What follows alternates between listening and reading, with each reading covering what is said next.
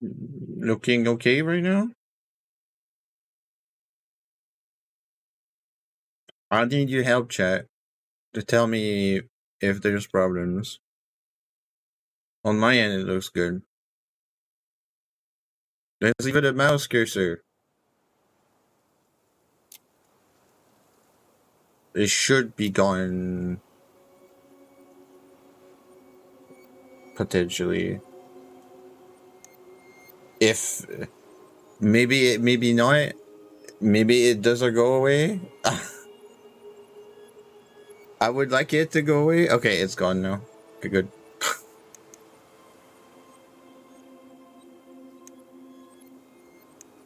Okay. I think the game. I think the game should run fine. I looked at the specs needed. And it doesn't seem to be too crazy. It's not like there's some crazy action and whatnot in this game, since it's very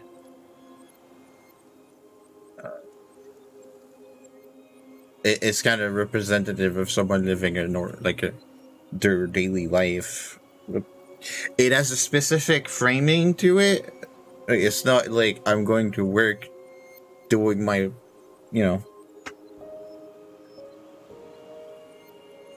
my boring routine, but it's not fucking Batman where you're flying around doing a bunch of explosions and shit. So I think we're fine, but I still need your help. Like, if there's any issues, like performance issues, because of this game needs to run smoothly. This needs to be as immersive as we can get it. It needs to basically feel like it's a movie, but I am interacting with it in the driver's seat. Okay, if it's not like that, please let me know.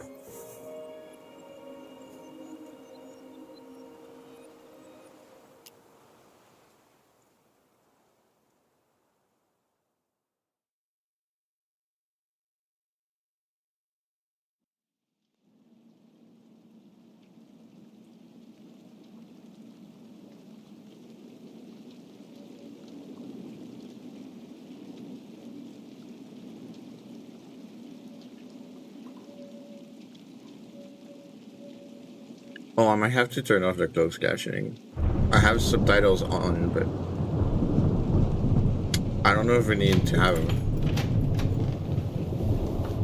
the key twisting and door sound effects.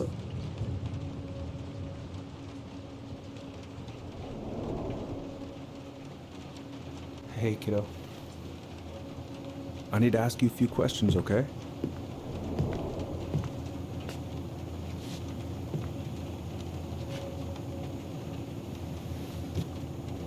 Can you tell me what happened tonight?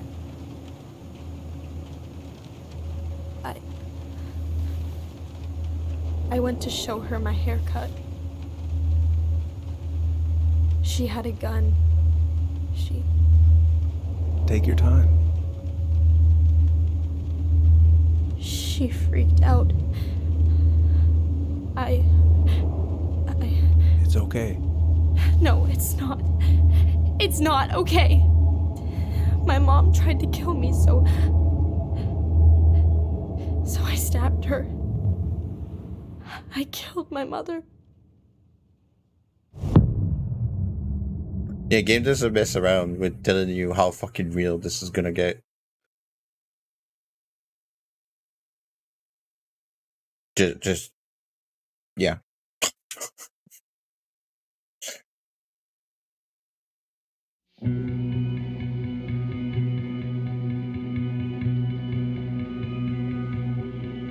I'm scared that if I try to pause, it's gonna skip. So I want to turn off the description, but yeah, I'll wait until I'm sure that pausing won't skip.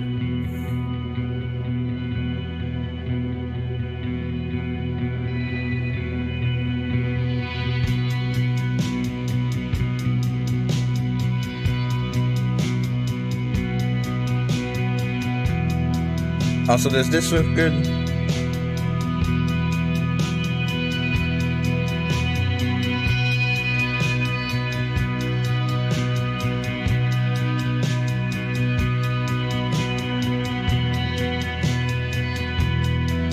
Thanks for letting me know.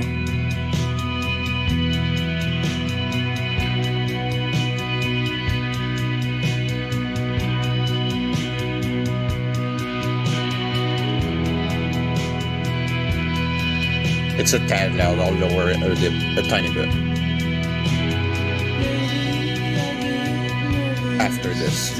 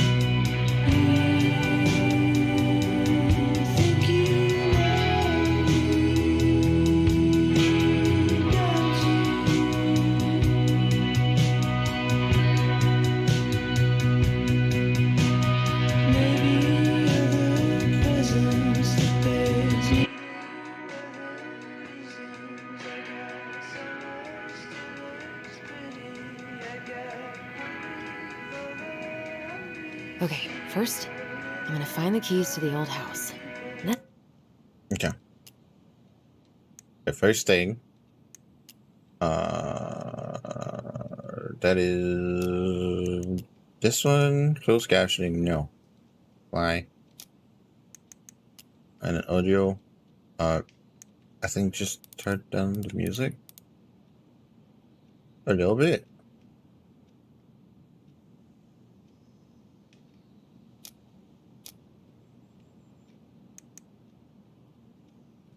Then, I'm gonna drive to Fireweed, and I'm not going to freak out.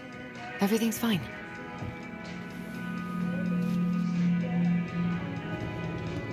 Oh, right. I stashed them down here. You stashed what down there? What is this?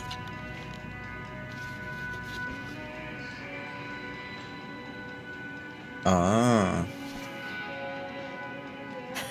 So that's where you've been hiding.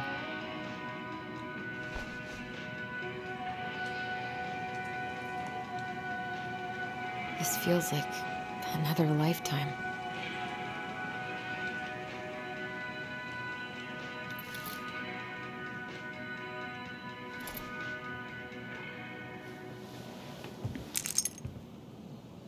All right. I think I'm ready to go now. Oh. Ooh, I can't wait to force Tyler to watch this with me. He's totally gonna hate it. I like there is a button to just write the text. I have got to make solid plans to see the Geminids. I wonder if Tyler'd want to go. Hey, you wanna freeze your ass off watching burning rocks fall through the sky? Yeah, I might need to work on my sales pitch. Yeah, maybe.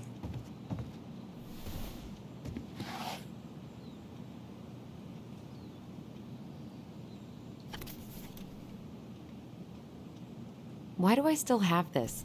Every time I look at it, it reminds me of how very single I am. Damn.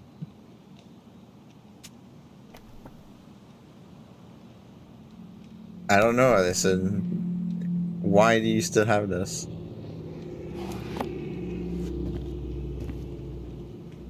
Oh, there we go. That's a warning. Maybe like don't look at it if you don't want potential spoilers. But I just wanted to make sure that people that may be sensitive know what they're getting into.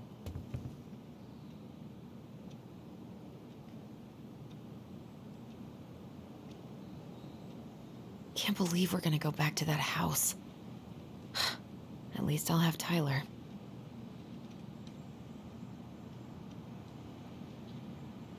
Okay. I should probably check my email one more time before I go. No, I've already done that 3 times this morning.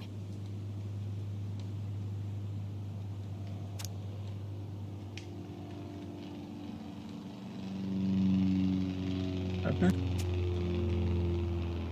Interesting books.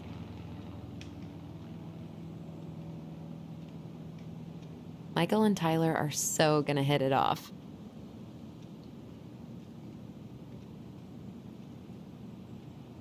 I like the art style. It's gonna be so crazy to see him after all these years.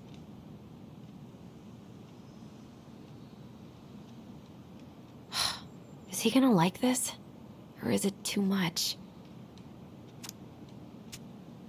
It's very adorable. I like it. You might not like this though. Like, I don't know.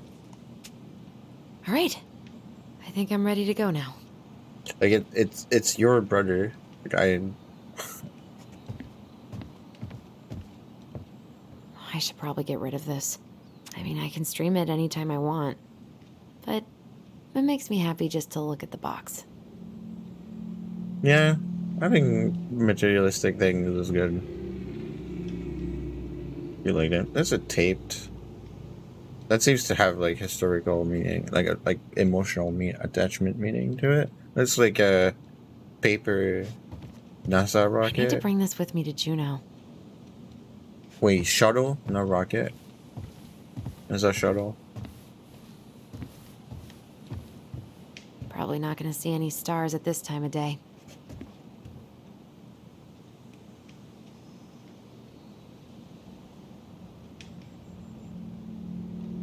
Okay. Well, I don't know why we can look at this. One more season. What am I even gonna do with myself when it's over? Get invested in the lives of real people? I could look at maybe this not. artwork all day. Not the prettiest of my creations, but she weirdly kind of looks like me in the morning. Damn.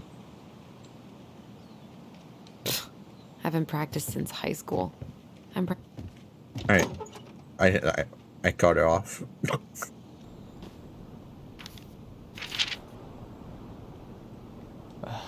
Allie. She's gonna be so awkward. I know what you're thinking. A letter? Why all weird and formal? What's wrong with email?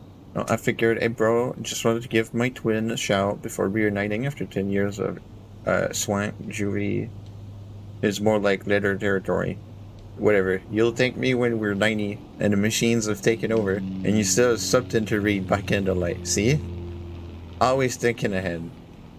Anyway, I can't believe you'll be out for real in a few weeks. What? Amazing. I'm definitely going to be awkward when I see you, so please try not to notice, okay? How's your last month going?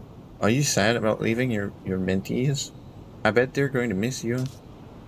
I got my tires replaced, so I'm all good to pick you up. And you can save the snark when you see my ride. She's been through a lot and we can't all be car guys. Anyway, the Vickies let me take the day off so we can go straight to the old house and get it ready for the sale and everything. Can't wait to never think about that place again. I really can't wait to see you. I don't know if I made that clear. Love you, Alyson. Okay. It sounds like they're on pretty good terms. Can't believe I'm about to leave this room for the last time. Okay, I'm pretty much done here. I just need to grab my goblin and I'm off.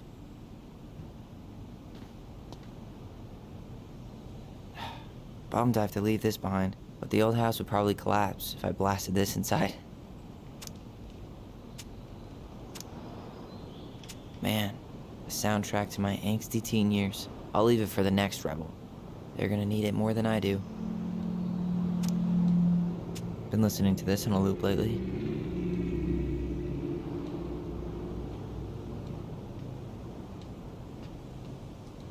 Man, he's going places. And I'll be able to say I helped him on his way. Youth Center, Grindhouse. Okay. Oh, Tinklet. Indigenous stuff. I don't know much about Ting literature. Tlingye. Sorry. Tlingye. Alright. I hope I'm pronouncing this right. Shit, I gotta do. Tutoring, help press, encourage mission essay. Call it her back, 3 counseling sessions. Is there any way I can? Nah, that's someone else's problem now. Okay. That's someone else's problem now. Man, I'm gonna miss that view. That is a really sick view. Holy shit. Wow. You had that view growing up? And you're... Okay.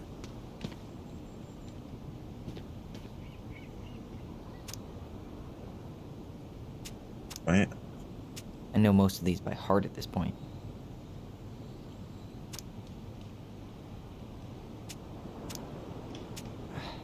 Wish I could have finished this before I left, but God, it was a slog.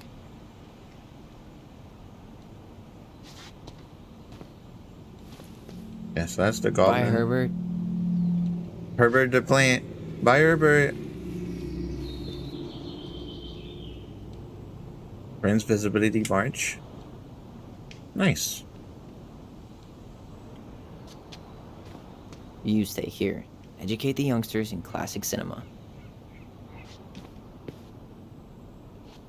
Denali. I need to get my application ready for next summer.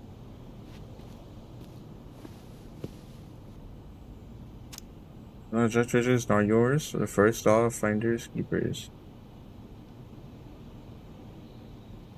Okay. Do we not take the box? 2015. Testosterone refill. Yeah, that sounds important.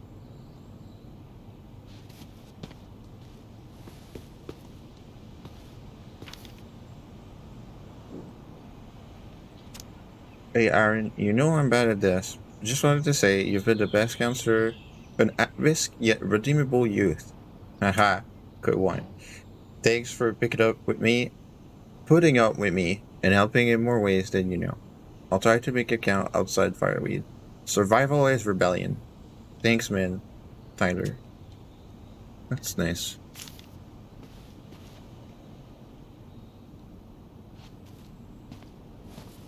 Aw, gonna miss these dum-dums. That's adorable.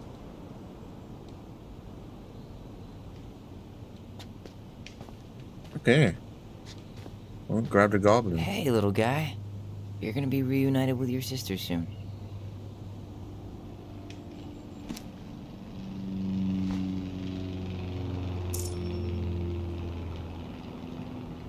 Cool. I guess I'm totally ready to go now. Can browse them in the pause menu. The crafty goblins are 2 cunning little thieves who live under the princess's house. They're always getting into mischief, but they have good hearts. Okay. That's cute. Okay. Well, I guess we go now.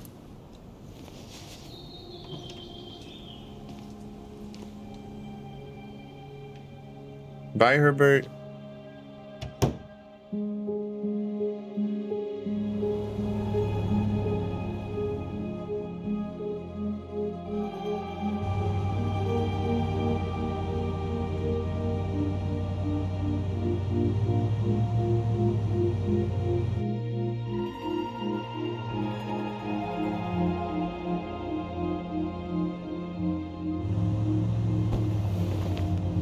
Oh, okay. Bye, plushie.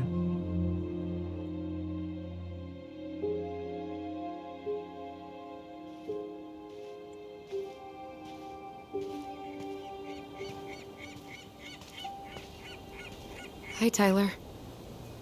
Hi. First time we see each other in 10 years, and it's hi, Tyler. Oh, sorry, It's fine, Allison. Hi is a good place to start. God, it's good to see you. Likewise. You have anything else you need to get? Nope, this is it. My last 10 years in a bag. Then we should get going. We just have time to make the morning ferry. You look good in that. Thanks. One of my mentees designed it. It's really good. Yeah, he's so incredibly talented. I got a couple of local coffee shops to hang his art. Tyler Ronan, shaping the leaders of tomorrow. Yep, we're screwed. So, are you gonna miss anything about this place?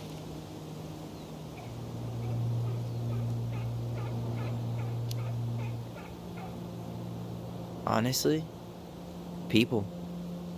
The other residents, my mentees, my counselor Aaron. It took me a while to fit in, but once I did, it felt like home. They made me feel safe. Safe enough to be me. That's so great. I'm really happy for you. We planning to drive to Delos Crossing or push? You are welcome to walk. Nah, I'll take my chances. Need one last look or anything? Looked. Let's go.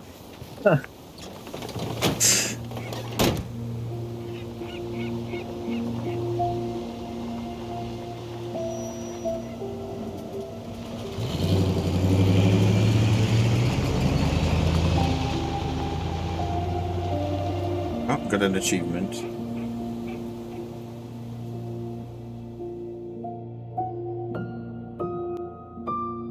If you're wondering, like, what the heck is happening right No, now, really. I am 100% not creative enough to make that stuff up.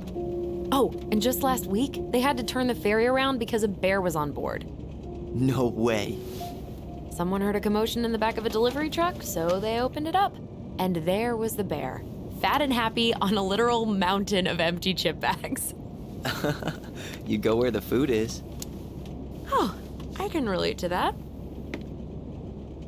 So then what happened? I'm not sure. I think they couldn't get him to leave, so they tranked him. Oh, poor buddy. Shot in the ass just for getting the munchies. Yeah, well, you know what they say. Safety first in bear country. Yeah, but prevention is best. Common sense goes a long way in keeping them from getting shot.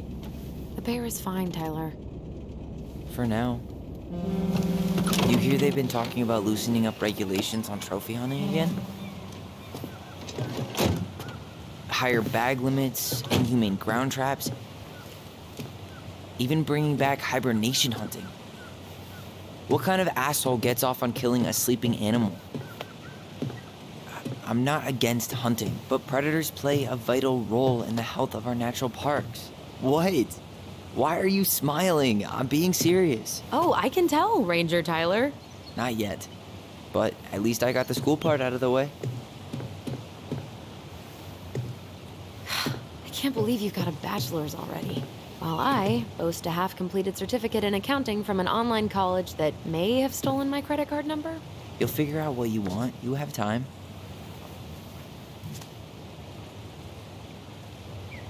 How are you feeling? Like I'm about to drive straight into a whiteout and my fog lights are dead.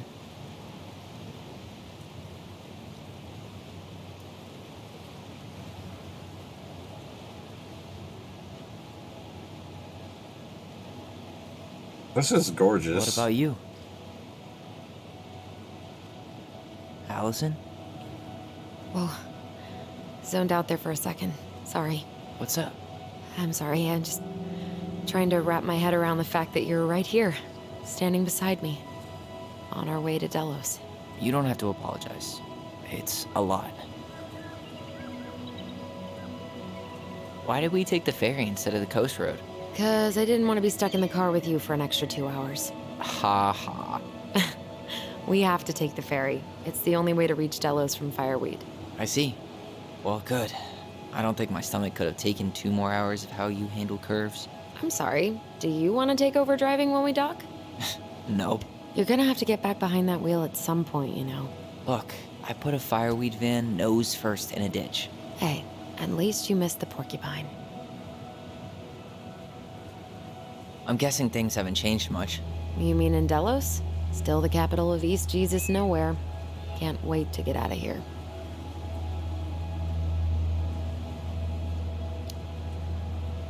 Was it really that bad? Pretty much. But it could definitely have been worse. Like if you'd been tucked away in a center for troubled youth? Right. At least you had Michael. Yeah. I don't think I'd have survived high school without him. Bet you're gonna miss him when you move to Juneau. How's he doing? Good. Good. But I haven't seen him much outside of work lately. He's been busy with his dance and helping his clan organize a potlatch.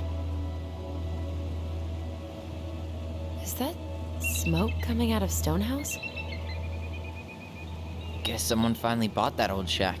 That, or the ghosts are cozying up by the fire. Think the new owners know it's totally haunted? I'm sure Tina did her best to keep them from figuring it out. At least until the paperwork was signed. Ugh. That house always gave me the creeps. Those windows are like huge gawking eyes. You think people talk about our house this way? Probably.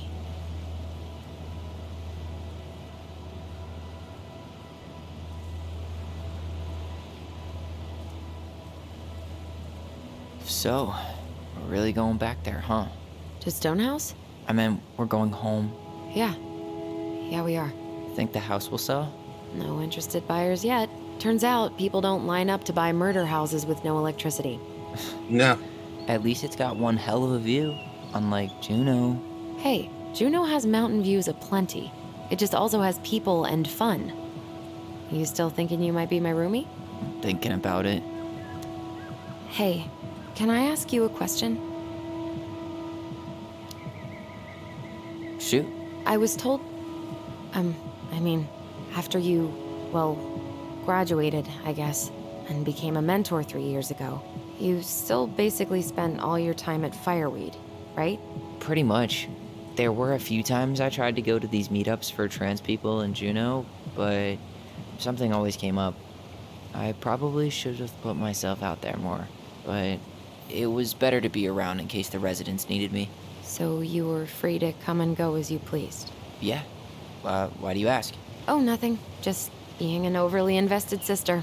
Curious how you spent your time.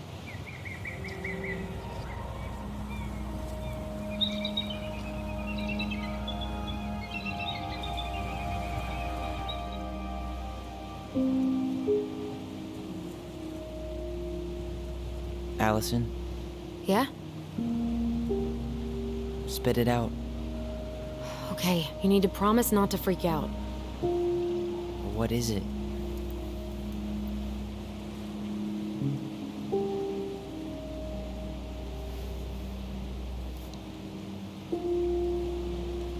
It's a gift.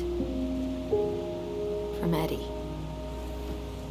I know he's not your favorite person, but I'm sorry. When you said Eddie, I thought you meant Chief Brown, as in the police officer who arrested me.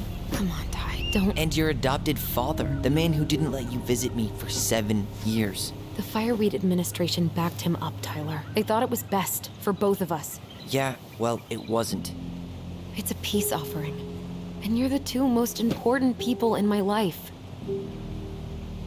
Please. For me. He can't buy my forgiveness with some cheap-ass trinket. It's a gift, Tyler. You know what gift-giving means in Tlingit culture. And what it means to refuse one. Link it. Okay.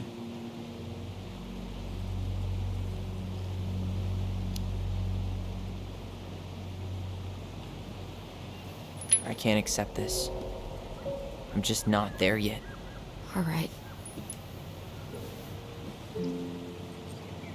You gonna mope about that for the rest of the day, or what? I just hoped you might make an effort. That's all. An effort? It's an effort not to punch something whenever you say his name. Can't you just cut him a break? He was doing the best he could with a truly shitty situation.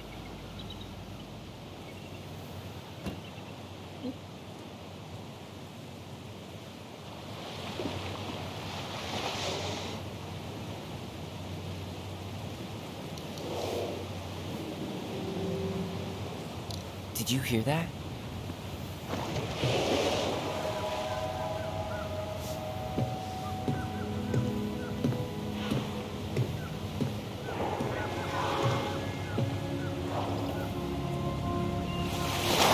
Whoa!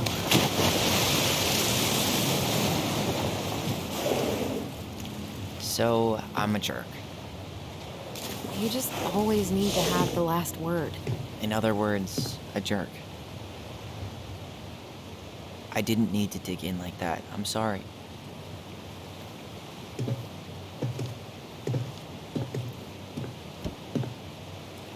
I'm sorry too. I just hoped we could wrap everything up with a grand gesture and move on to our perfectly normal lives. What? This isn't normal?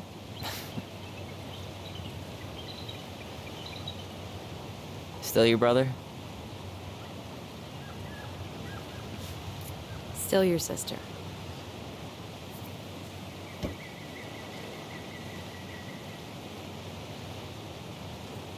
Would it ruin the moment if I said I needed to call home? Yes. Completely. Sorry. Go ahead and stop apologizing all the time. Okay, sorry. Thanks. Allison just channeling her Canadian. It's so weird being back on this boat.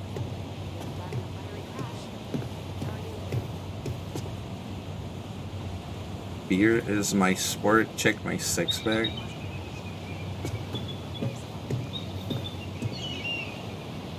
Yikes. Hey, I heard that. Yikes, Hey, indeed. man, it's your truck. You do you. Same to you. Live and let live. Just a sticker. Enjoying the ride? I don't think I could ever get tired of this. Agreed. Where you headed? Delos Crossing? Same here. You from around here? Born and bred. Ah, you don't say. I moved to Anchorage around your age. Delos was mostly Alaska natives then. Clay Kid, Hyena. Haven't been home in 5 years. My sister's planning to move to Juneau. Good for her. Most folks I know never tried living anywhere else. I'm Alex, by the way. Alex Gershwin. No relation. Huh? To George Gershwin. Gershwin, the pianist. Folks are always asking if we're related, so I try to hit it off the pass. Oh, What'd you say your name was?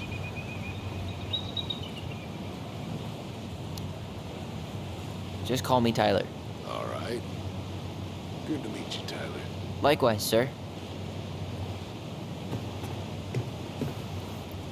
Yeah.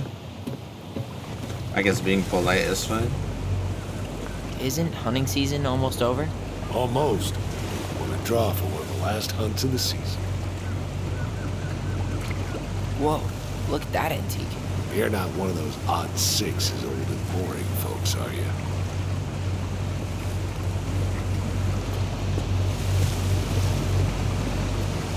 What a waste of a good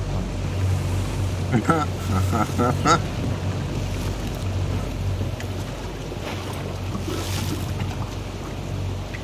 Yeah, that makes sense.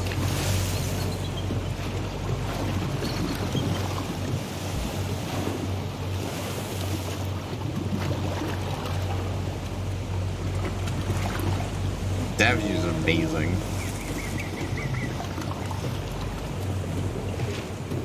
I really like the game so far, chat. Well, obviously not much has happened, but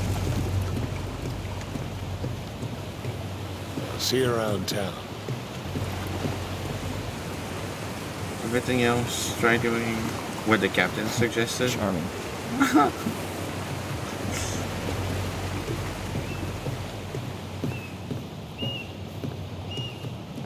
Hey, Allison. Can we take the scenic route instead of the highway? Tyler, we're almost there. Allison? Don't think she can hear you. Guess not.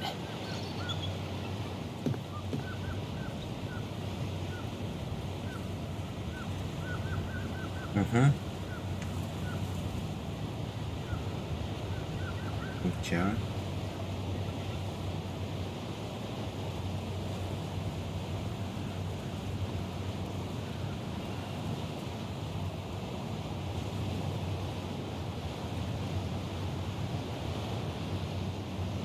Oh, nice. That dances.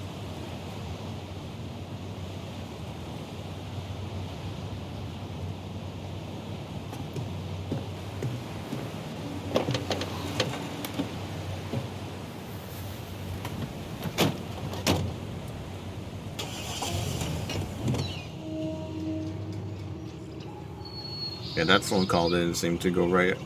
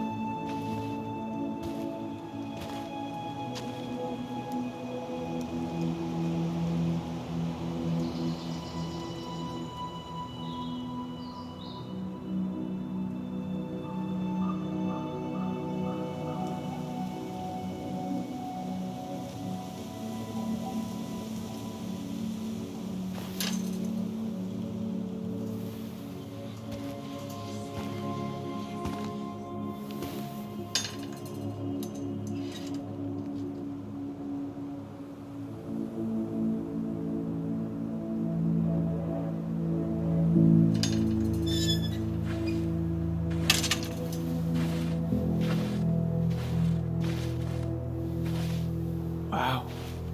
It's basically exactly like I remember it. Only faded. Like a Polaroid left on a windowsill. From the outside, it almost looks charming. Charm's not the problem. Structural integrity may be an issue. You think there's a chance whoever buys it will just tear it down? If someone buys it, they can do whatever they want with it. You wouldn't care at all? Would you? Sure. Everywhere I look, I see a piece of one of our adventures. Everywhere I look, I just see her. Allison, we could go grab a bite. Start this tomorrow? No. The only way to get this done is to do it. Okay. After you.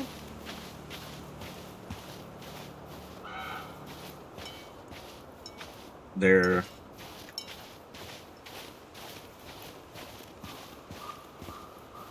Anything to look at? Remember how mad she'd get if we didn't use the compost? And she always knew when we were lying. Waste not, or kiss the planet goodbye. I bet we left all kinds of cool things in there. Maybe.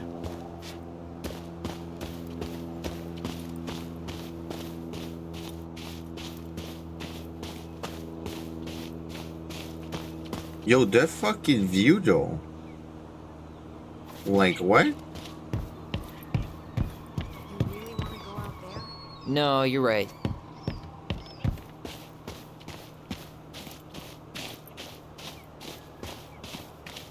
I mean, kinda. Kinda wanna go out there. I wonder if there are still fish in the lake.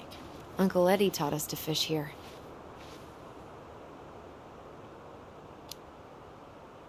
You still fish? Nope. You?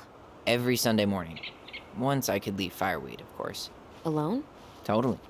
At first, it kind of made me crazy. And then I started to really like it. It was relaxing. Really? Yeah, you know, the lake, the water, the sky, me, just a speck in the middle of it all. A speck with a spliff? Always.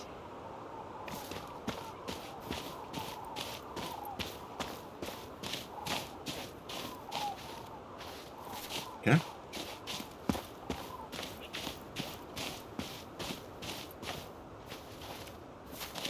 At least we don't have any use for this right now. Luckily. Remember the snowstorm in 2004? Marianne had us digging for hours. I remember she made it a game at least. That's right. We made tunnels to escape the ice troll. Gotta hand it to her. She could make us do anything if she turned it into a goblin tail.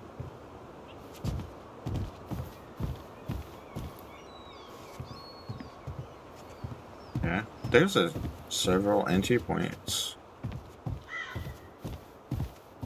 God, do we get over this view ever?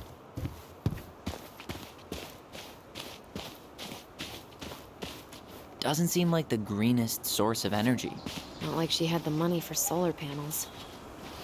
Not like solar panels were affordable at all. It says 2015. So in 2005, right? Hey, you remember that? Come on, Tyler. It's freezing out here. You're right. Sorry. Let's head inside. Alright, alright. There is electricity inside though. Like, Did you smoke something before you left Fireweed? The door's right there.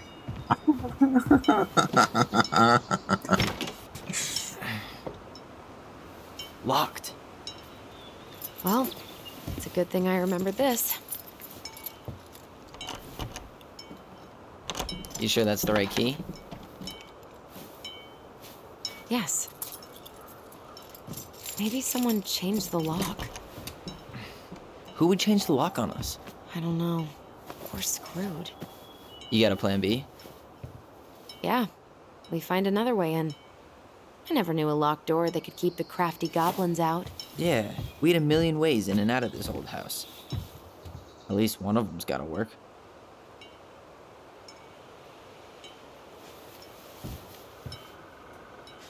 okay. The crafty goblins. I haven't thought about them in forever. Or should I say, us. We almost spent more time as goblins than we did as kids. Oh, do you remember all the other characters? The Moon Hag, the Ice King, the Old Bear? Most of them, I think. But the details are fuzzy. Hey, do you know what happened to the book with all the stories? No, no idea. But I'm sure it'll turn up when we clean this place out. What are you looking at?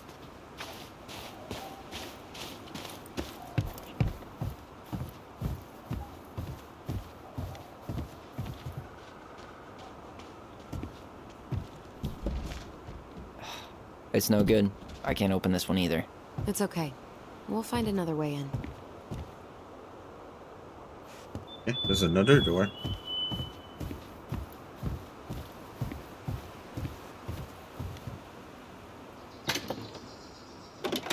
Open sesame. Let me guess. It's locked. Yup. Know any other secret passwords? Honeydew? Nope. So, any idea how we're gonna get in? We used to play under the house when we were kids. Yeah, we stashed all our goblin treasure down there. There was a hatch, right? That opened up into the laundry room? There was. Hope I can still fit. I'm a little taller than I was at 11. What'd you find? Our hidden treasure? Seriously? How do we think to stash it there? Goblin secrets are always well kept.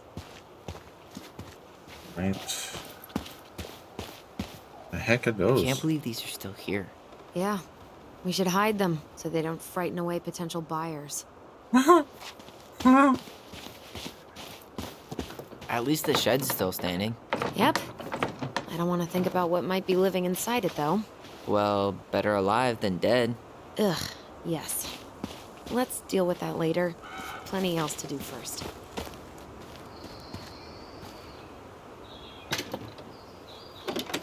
Hey, it's locked, all right. Oh, sorry. What was she doing out here that night? Come on. She did not like us using her tools. She was probably just afraid we'd hurt ourselves.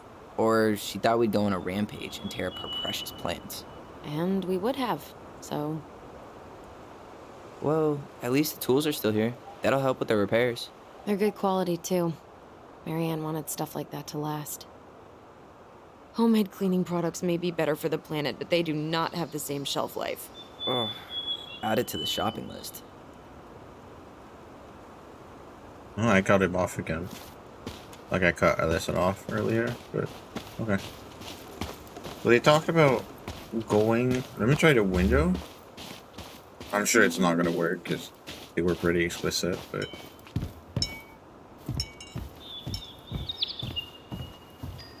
I could break a window. You know civilized people don't do that, right? Oh, so we're civilized now? Well, maybe not. But we are trying to sell this place, and broken windows aren't exactly amenities. Alright, let's try and...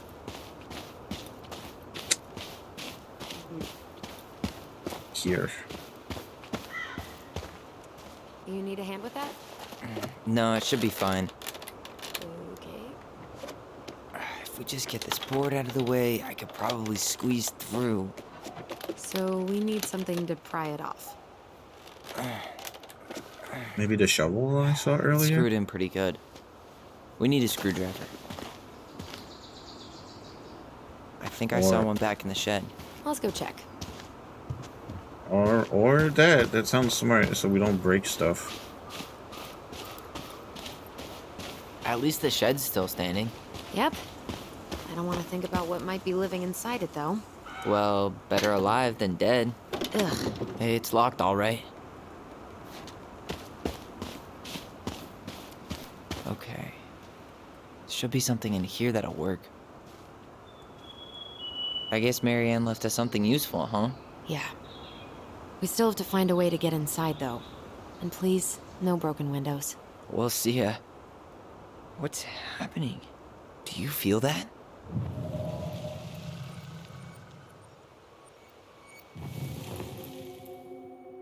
Oh.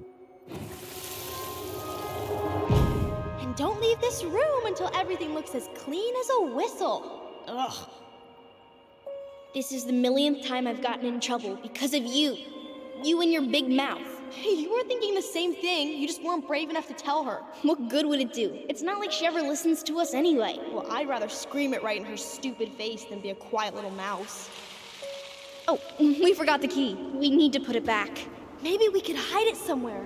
You know, for fun. Goblins are supposed to help the princess, not play mean tricks. Whatever, you're not fun. I'm only trying not to make her even worse.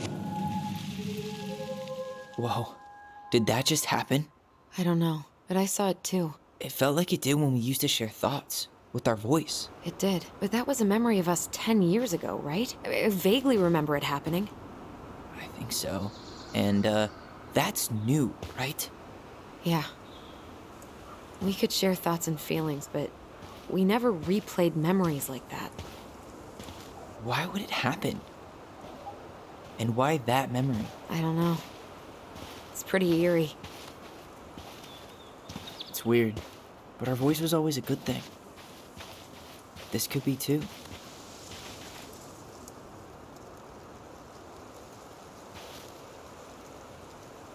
I'm feeling something again. Near the barn. Yeah, me too.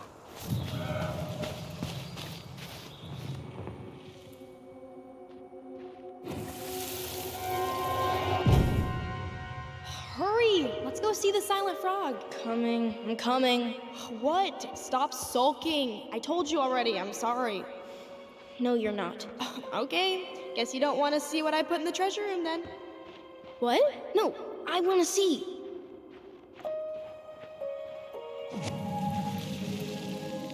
I guess we know where to search now. We just have to remember which one is the silent frog. So, which one of you is hiding the key? Hmm? Hmm.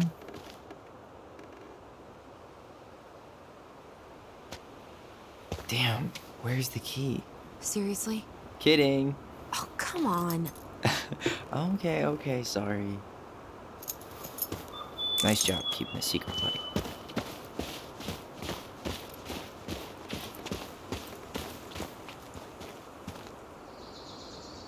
I'm having drift issues with my controller, but it's fine. Tyler just keeps walking left for no reason.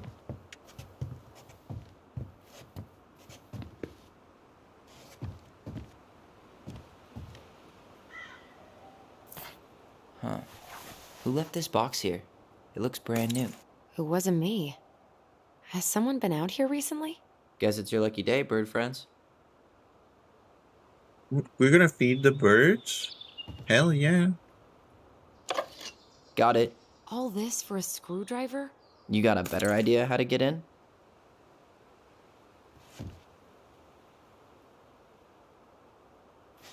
Yeah. Looks like we're done here.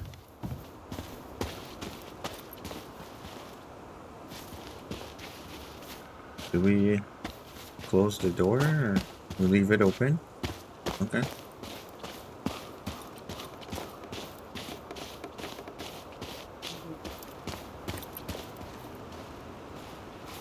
Can we use the grains for the birds or?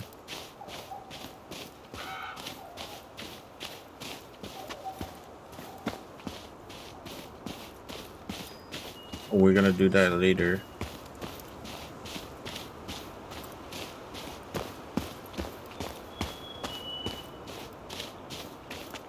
I still can't believe I convinced you to climb that raggedy ass tree with me. Yeah, not happening a second time. Oh, come on. I was the one who fell out. And then I had to walk all the way to Delos Crossing to get Tessa to drive you to the hospital. I was fine. You had a concussion. I mean, are you really living life if you haven't gotten a concussion or two? I think that's the brain injury talking.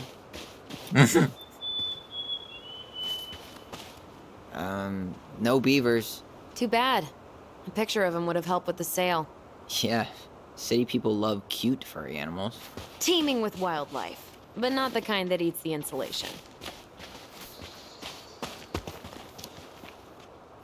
Full of unique psychotic memories. Comes pre-haunted, so you can live out your paranormal investigator fantasy. Yep, Yep. we should do this for a living. Yes. Yes, we should. Okay.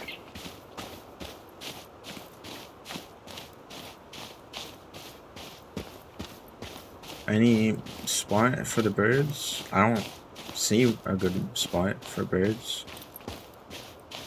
Not even sure that they are birds. Oh, looks like a neighbor came by. It's funny. I can't remember any signs of them when we were kids. Probably because our mother scared the shit out of them. Yeah. She scared everybody else off, too.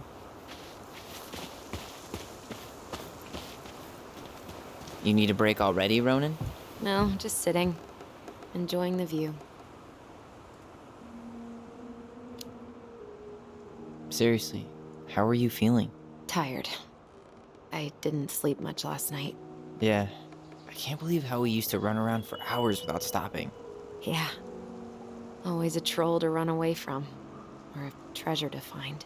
We definitely never lacked imagination. Marianne didn't either. It was the one thing that brought us all together. Even in the end. She told a new story, didn't she? That night? It was weird. She built this bench, right? If you're trying to scare me off so you can steal my seat, it won't work. No, I just remember us all sitting here after. I fell asleep and woke up really stiff later. I don't remember us sitting anywhere for more than a few seconds, which sounds exhausting now. Guess we're just old. At least we've got a few more years before we're... As old as her. Come on, that's enough rest for us. Let's get inside. All right. I thought we could maybe feed. Oh, nice.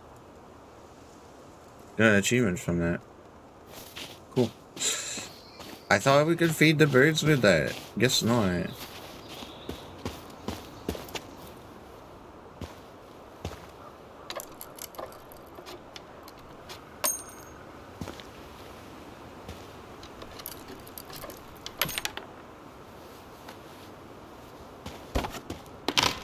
Just finish. Okay, don't finish. You sure you want to go in there? This was our very first den, remember? Who knows what lives down there now?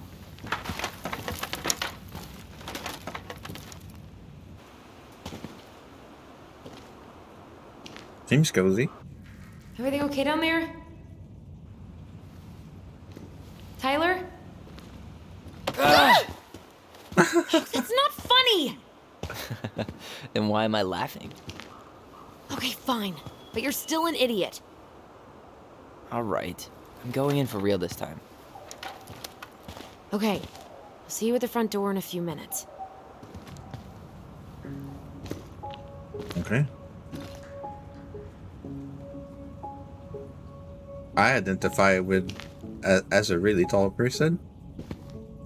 I understand what's this.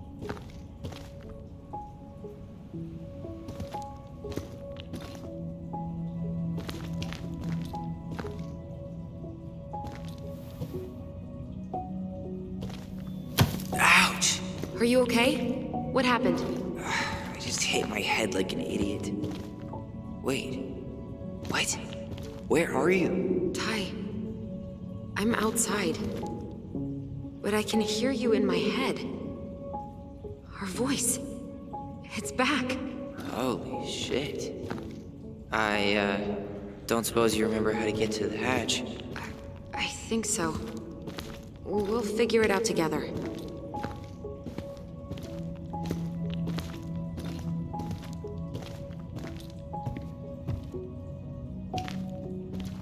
Dragons, straight ahead. Need to go left, I think. Alright, so that's You were not right. cool. Nothing here. Of course I was.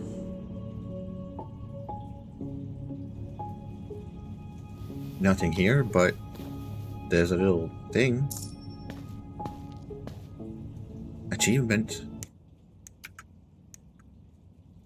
That thing is creepy. The Mad Hunter is a cruel and ruthless creature. Once he starts hunting someone, he never stops. He'll chase his prey to the ends of the earth if he needs to. No one can escape his piercing eye. Goddamn. Okay, that's why it's creepy. Holy shit.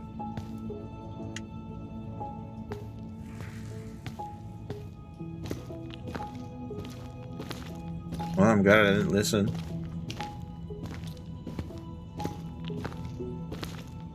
Then left again after the goblins.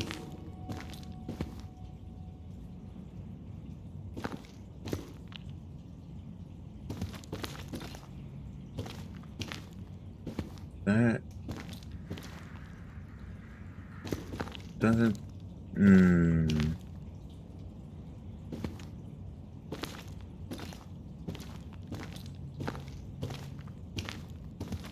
Wow.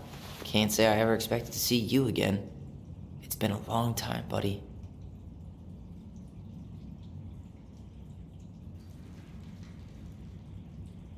Okay. Okay.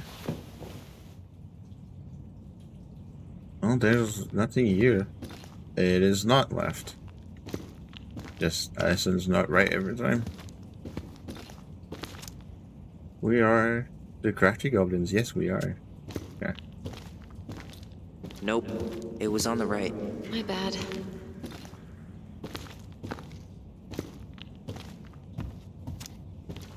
Goblin Den treasure room. Okay.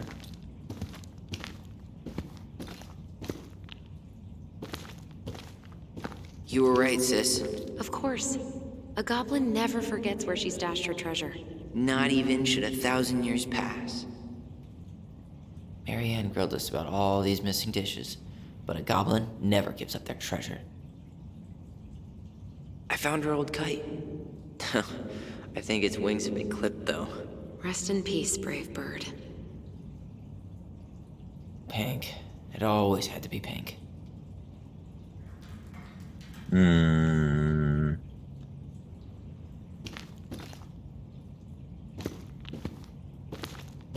Past the treasure. Straight ahead. You know, I almost convinced myself our voice was just another childhood fantasy. Me too. But we really are connected. Beware the Mad Hunter. Headhunter. Why am I still afraid to say his name? He was Mary Ann's creation. She made all the creepy characters.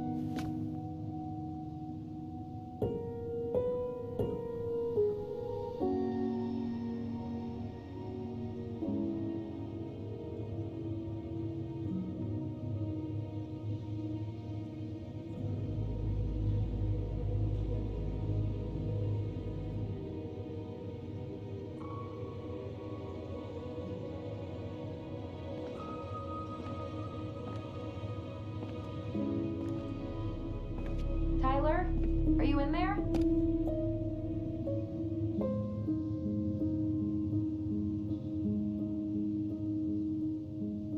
Tyler! Coming!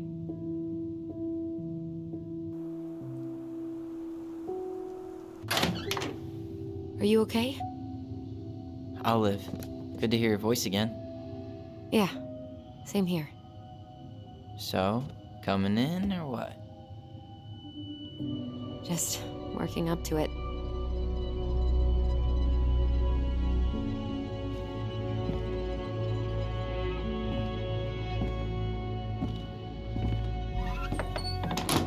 Well, we're here. Here we are. So, how do we get started? We figure out what to keep, what to trash, and see what else this house might be trying to show us. Okay.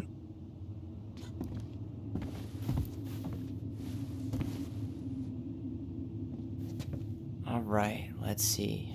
Broken shelf, broken jar, and the washing machine. Broken. The dryer never worked to begin with. Mary Ann thought dryers were straight up evil. Energy hogs. I hated hanging drippy laundry. I refused to change for a few weeks once, so I wouldn't have to do it.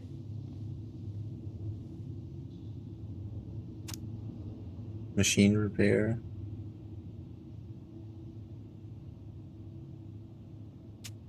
Okay.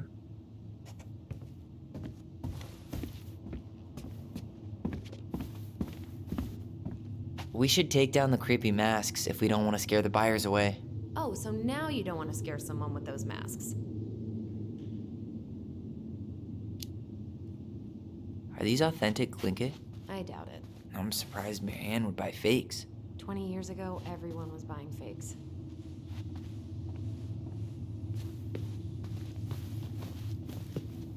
Huh. This bathroom still smells like Mary Ann. A good scrub and we'll be rid of that too. We were so competitive about who measured taller. Like, we actually had anything to do with it. And after all that, it ended in a tie. Yeah, none of that crazy stretching I did made any difference. I mean, you're twins, so it probably didn't make any difference.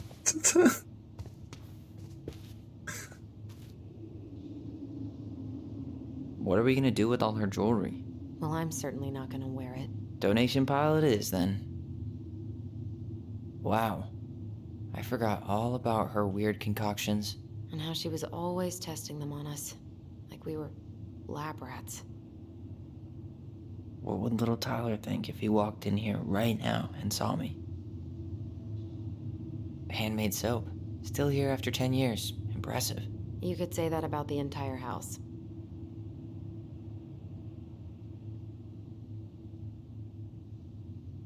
I tried to bury this dress in the backyard, but Marianne caught me. It was a pretty dress. Yeah, well, we both know pretty was never my thing. Yeah. Yeah.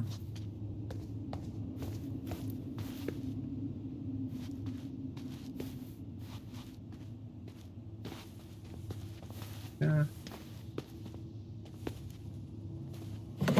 After all this time, I thought I'd feel more prepared to deal with this mess. String, glue, duct tape.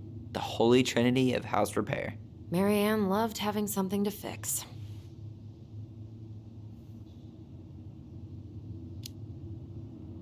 But not the part where it got broken. Especially if we were the ones responsible. I know. I'm just saying she liked to save broken things.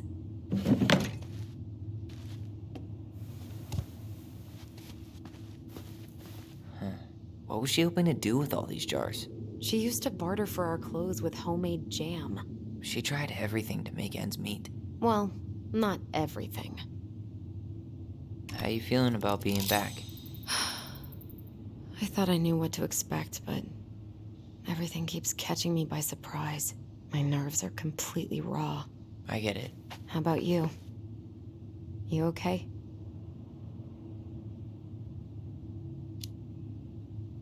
I'm honestly not sure how I feel yet. I'm just trying to think of it as an empty house. Yeah. An empty house full of actual ghosts. Hopefully they're friendly ghosts. Yeah. I have doubts. Guess we never had time to complete the collection. These came out of one of the prize machines at the Vecchi's store, right? Yeah, you'd slide the quarters inside on the little tray, and then magic, out pops a sticker. Magic.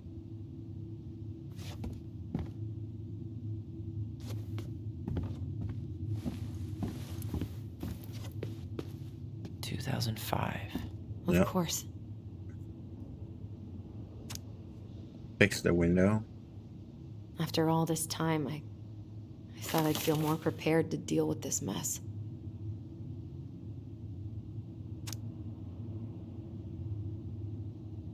The last few months are almost all blank. Only a few appointments, most of them canceled. What kind of appointments? Hairdressing, I think. Oh yeah, she did that for a while. Me too, but don't right here. Okay.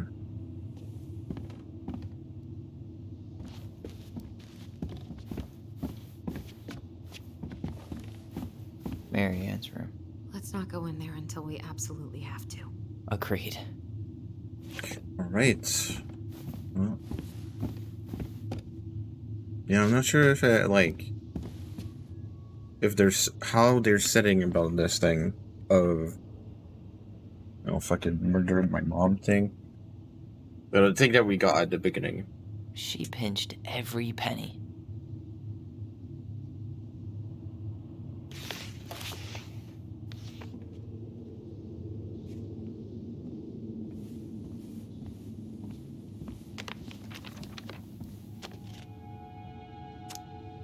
Hey mom, we're sorry the vials broke. We didn't know you love it so much. We need to be careful and not act up in the window room. Next time we will try to use good judgment. Judgment? Please forgive us for doing bad things. I'm sorry too. We should be more careful. I'm very sad that we made you cry so much. We should play outside instead. I will tell Ollie. Ollie? Is that the previous name Tyler went by? I'll tell Ollie not to be wild all the time. We're not going to do it anymore. We are sorry. I'm sure it's still there. I should check our bedroom upstairs. What are you reading? A letter we wrote her. To apologize for breaking that stupid vase, remember? Bore your kids into good behavior. Great parenting strategy. Old textbooks. Tessa gave them to us, right?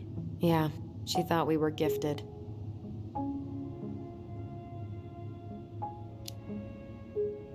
What about you? You think you're gifted? I wouldn't be here if I was. What? Like, in this house with me? I mean anywhere near here. I'd be working in Juneau or Seattle or something.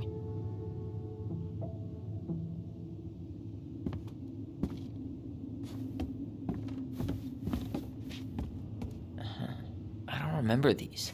It's probably one of Marianne's unfinished masterpieces. There's 2 of them. Maybe they were us. In some weird way that only made sense to Marianne.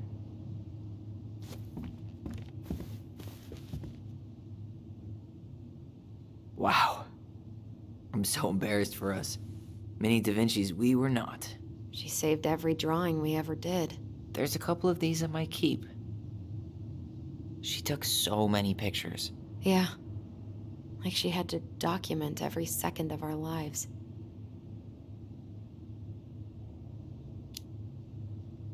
You can keep some of them, if you want. No thanks. I mean, I like the photos of us, but I don't think I can forget that she was the one aiming the camera. Rough.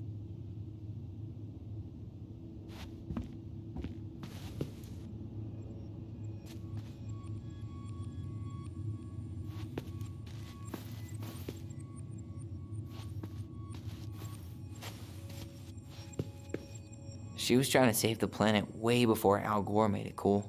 Has Al Gore ever made anything cool? Nah. I guess she was right about one thing, but you can't really blame anyone for not listening to crazy Marianne Ronan. I didn't realize how much I missed the smell of firewood. I miss the cold winter nights curled up here, with big mugs of hot cocoa. Yeah. Marianne was so tired she was usually asleep on the couch. Ah, that's why it was so nice. No Marianne. We'd use our voice so we didn't wake her up. And then we'd be up all night telling stories and watching the fire die. And Marianne was none the wiser.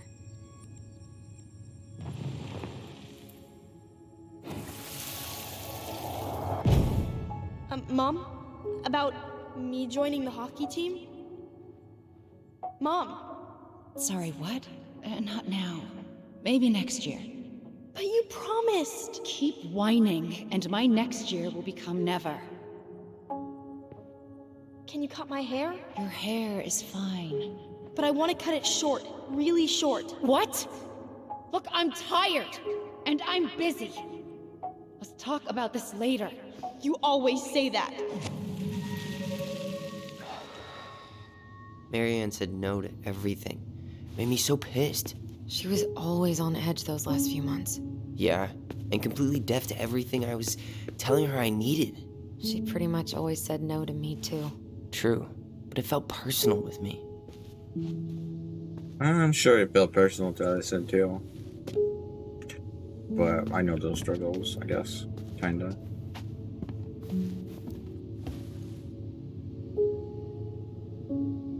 I don't think there's anything else down here, so we can go upstairs. No? Best mom. You think we ever really believed that, or were we just trying to make her happy? Either way, it wasn't true. Dang. Sponsorized by the local goblins. Yeah.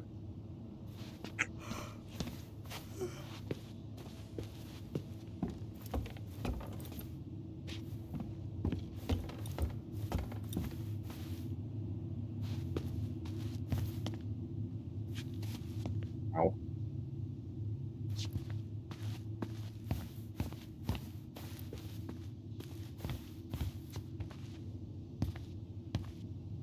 Yo, what are you doing down there? What do you think I'm doing? Trying to figure out if anything in Marianne's mess is worth keeping. Any progress? Not really. What about you? What are you doing up there?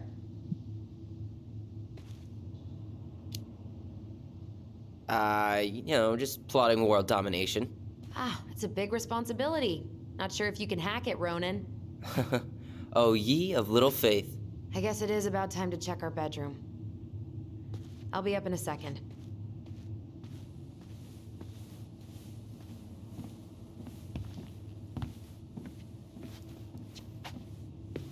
Where'd you come from?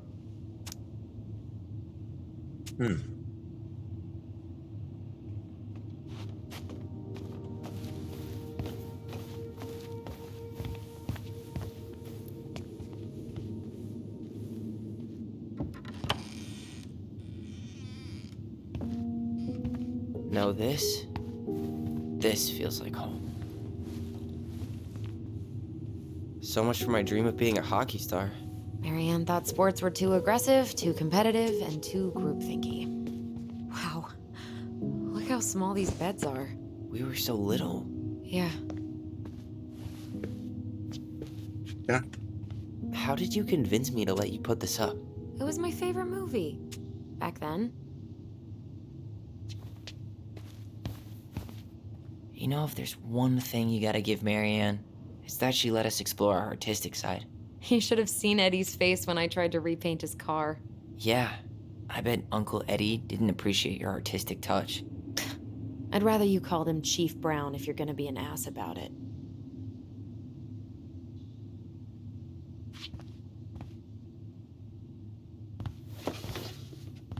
Look what I found! What? Only our greatest creation, the Book of Goblins. Seriously? It was in that chest the whole time? All these stories. I had ideas for so many more. Marianne wrote a lot of them. Yeah. It's one of the only times I remember her being at peace. Holy shit. How many of these is there?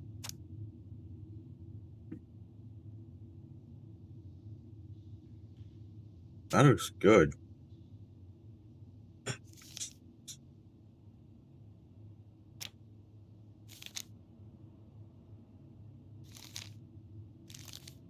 Wow.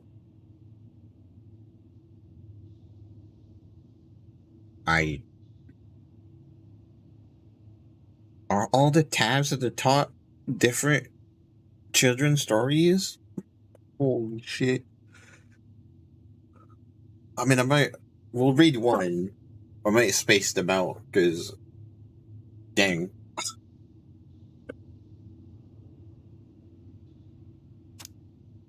Yeah. The frog earns the right to speak. Once upon a time in ancient and deep forest, there lived a big frog in a small pond. She was a peaceful creature who spent most of her time eating, swimming, and sleeping. From the morning to the evening, she did everything the small frogs did, except she did it bigger. She ate more, she jumped farther, she was smarter, and she made much more noise. Everybody in the forest could hear her loud croaking, and everybody was happy that they could. You see, it was easy to get lost in the forest, but thanks to the frog's loud noises, you could just as easily find your way back to her pond. Maybe it would not have been the same if the big frog had kept singing during the night, but she was much too lazy an animal to stay active after dark. One day, an unknown visitor came to the forest for the first time. It was a young woman, dressed in a beautiful gown. She was walking fast through the woods, as if she was running away, and she never looked back. Many eyes spied the princess pass by, but no one dared to help her, for the Mad Hunter was on her trail.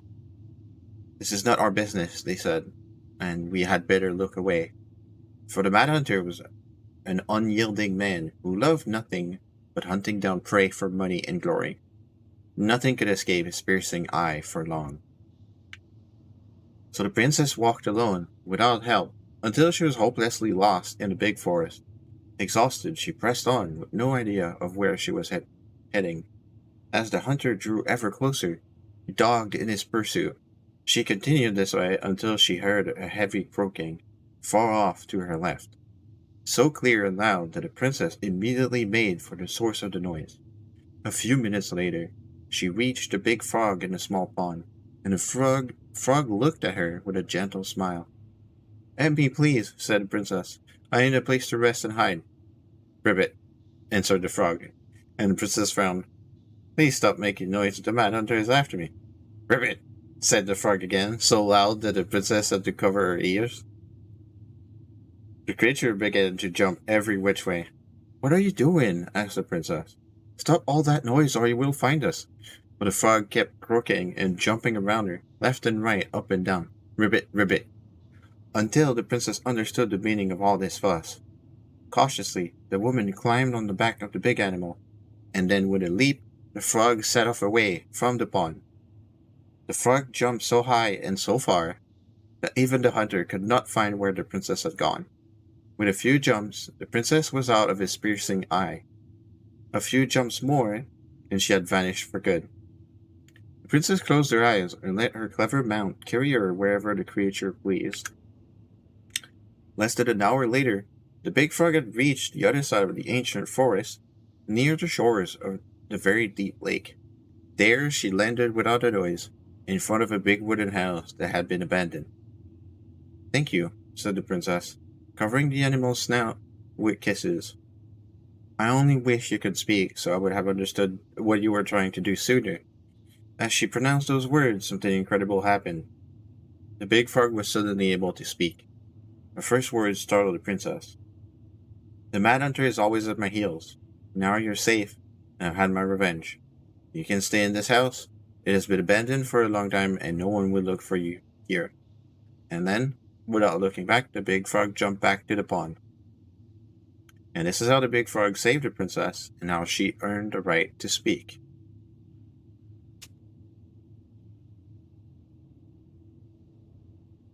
Frog earns the right to speak. Cool. Alright, I won't read the other one. Where is it? You looking for something in particular? My diary. You never told me about it. Yeah. With the way Marianne was, I tried extra hard to keep it a secret. Marianne. Yeah, that day she found out about it.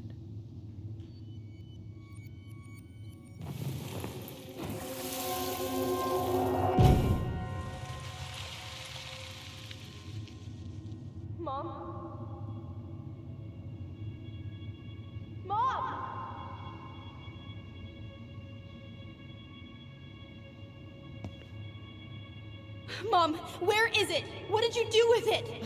What now? I can't find my diary. I know you stole it. Give it back. Sweetie, whatever I do, it's just for your benefit. You read it, didn't you? You had no right to do that. I have the right to do whatever I need to protect my little girl. I'm not your girl. I hate you. You will always be my little girl. And no matter how hard you fight me, I'll fight twice as hard to keep you safe. Here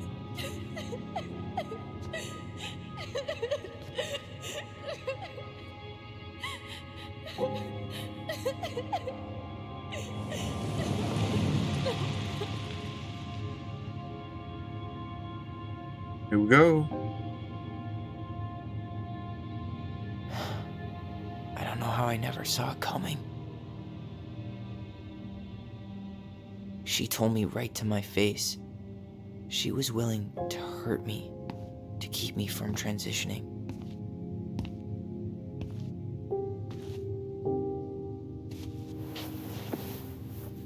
Tyler, there is no way you could have known she'd go that far.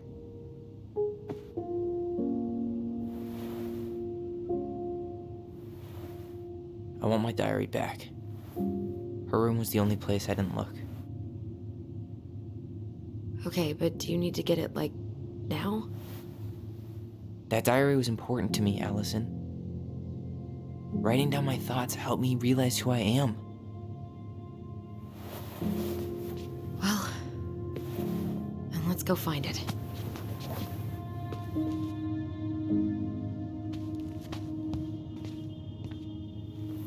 You think her room is still locked? It always was. I'm not looking forward to going in there. I know, but we'll have to eventually, and I need it back. Ugh. Some of our old toys give me the creeps. What the fuck is that? You're right. Whenever we asked for a TV, she'd just bring home a big stack of books. I think she did us a favor with that one. You may not agree when we start digging into the HBO back catalog. We'll see.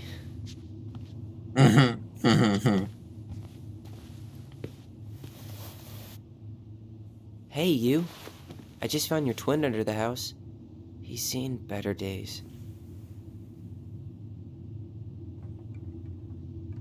Alright. Oh, this one wasn't mine.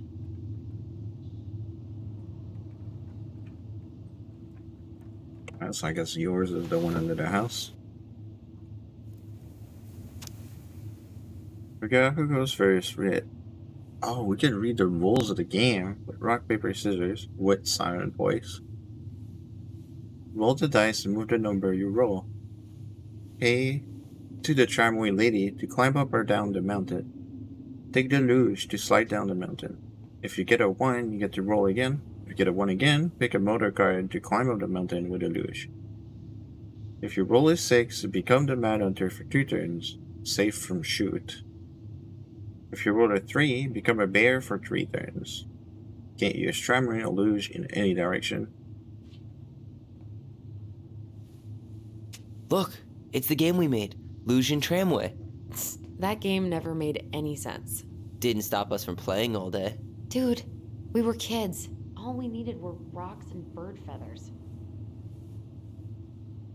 I mean, I'd play that game. That looks nice. I kind of want to play it. I mean, it doesn't sound like the most like exciting game because it looks like it's very close to chutes and ladders, but like.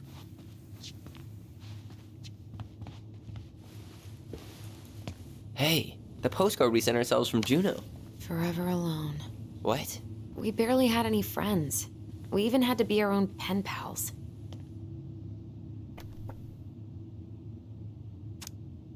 Hello, Allison and Ollie.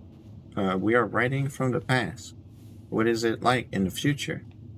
Anyway, Juno is super cool. We took the tramway all the way up. Ollie was scared. Liar. We got some books, but Bobby went to the restaurant at night and forgot them. It was cool. There were a lot of whales on the ferry. No, there wasn't. They were in the water, stupid. Anyway, here's a postcard to remind you how awesome we are. Especially me. Yeah, I know. Okay.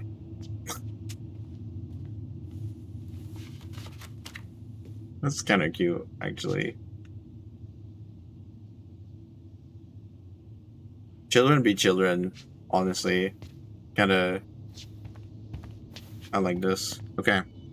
Well, honestly, before we get into more emotional shit, because it sounds like that's where we're going. It is lunchtime. So, and I almost cried. Probably in Marianne's room. I should go check. Yes. We're gonna do that, Tyler. I almost cried just from that one. So, yeah. I'm gonna put some music. We're just getting started. I know not much happened. Yeah, this definitely feels pretty immersive. I really like it so far. I hope you're enjoying it too. Definitely a big story, and not much, action or anything like that. But I like it. Anyway, enjoy the music, and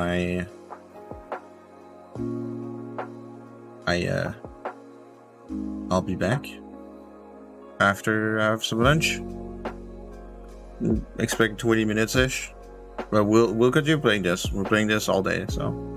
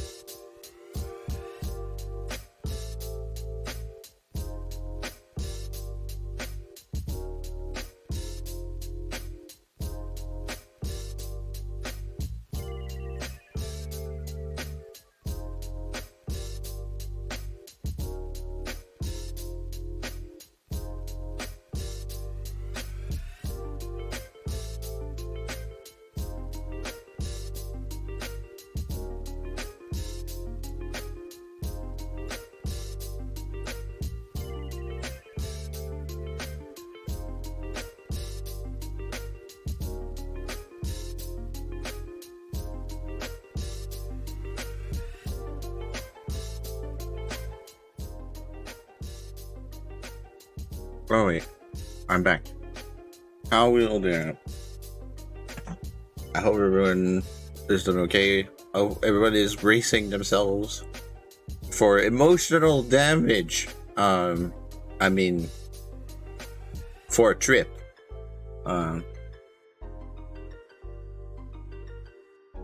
Yeah. Because that's where we're going. To a trip. I might read another story just to delay it a bit more.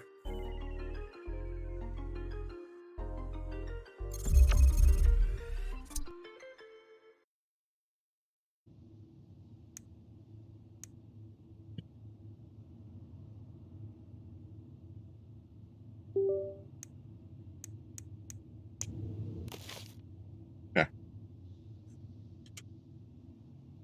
The Bear and the Princess. Once upon a time, in the ancient and deep forest, the old bear stood on the bank of the river, swiping at salmon on their way to the spawning grounds. Just as he got his paw on a particularly fat one, he heard a woman shouting for help.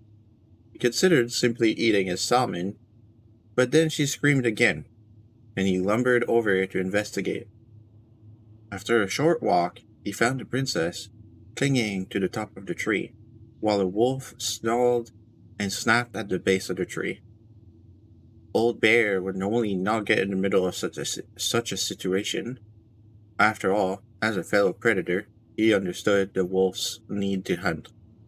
But when he saw the princess, he was struck by her beauty, and he knew he had to help.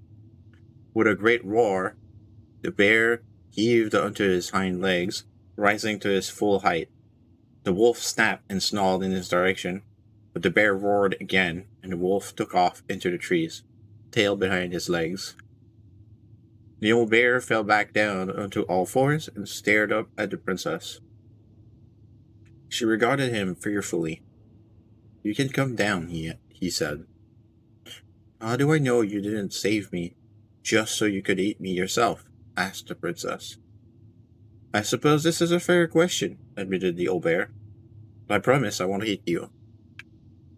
The princess had no reason to trust the old bear, except that he had kind eyes, and so she slowly made her way down the tree. When she reached the ground, the bear only watched her, and so she supposed she was not going to be eaten today. "Thank you," she told the old bear. "Of course," he said. "Can I walk with you back to your home?" "Of course," said the princess. And so the princess and the old bear walked together through the forest, back to the big wooden house. After that day, the princess would occasionally find gifts from the bear: a fresh caught salmon, a handful of ripe berries, a newly bloomed bluebell. One spring, when a sudden thaw flooded the path out of the princess's home, the old bear was there, and she rode his back across the river. The old bear began to think that the princess should be his mate. After all, she had no mate, and she needed one, and he could keep her warm and provide her a much more suitable den, and catch fish for her, and protect her from wolves.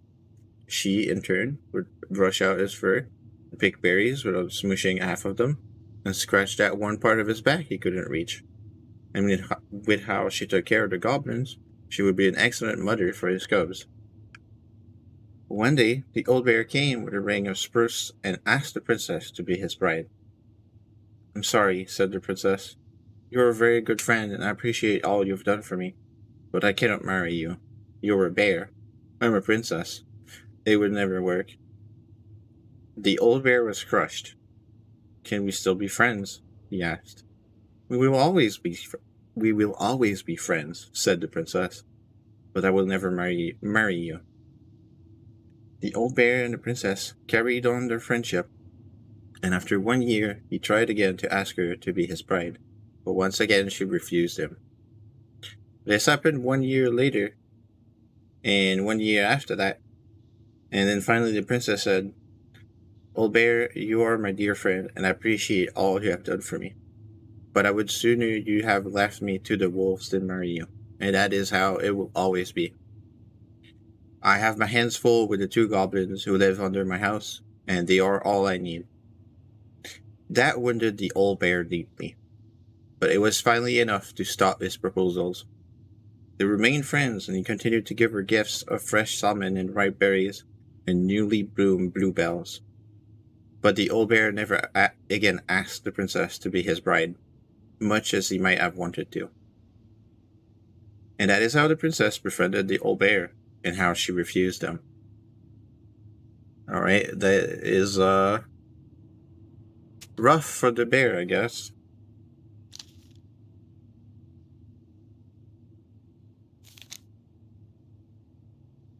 Yeah, I won't read this one.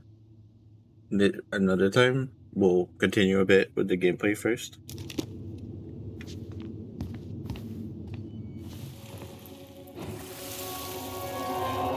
Ice King finally caught the hag. His furious voice could be heard throughout the forest. For your wickedness, you will be eternally bound to the lake. What? No way. Quiet, let me finish. You will no longer be allowed to leave. Not even under a full moon. The moon hag was imprisoned in the lake, and she never again tried to escape. And then the title.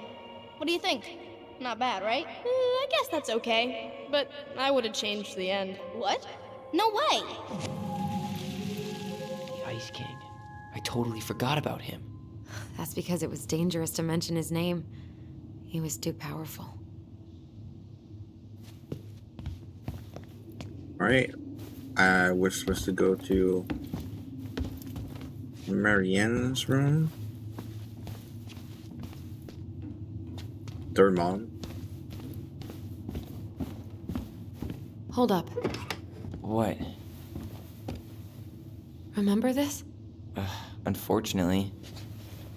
You must solve my riddle to earn the right to enter the princess's sanctum. Nothing a good hard shove won't take care of. I mean, yes, we could brute force it, but it might be kind of fun to finally solve it, right? We have different definitions of the word fun. Okay, well, if we break it, we're just gonna have to fix it for the sale. So let's at least try not to. You have the Book of Goblins? Yep. Hand it over.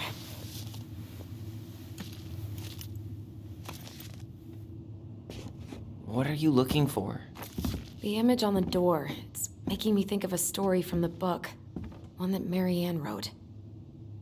You have a way better memory than me. Well, the Book of Goblins was my creation. And you'll never let anyone forget it. Here it is. The one about the princess's party.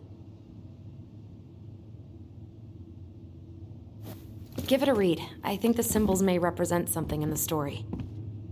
I guess we're gonna read that. First ghost memories, now storybook puzzles. What a weird day. What a weird childhood. Touché.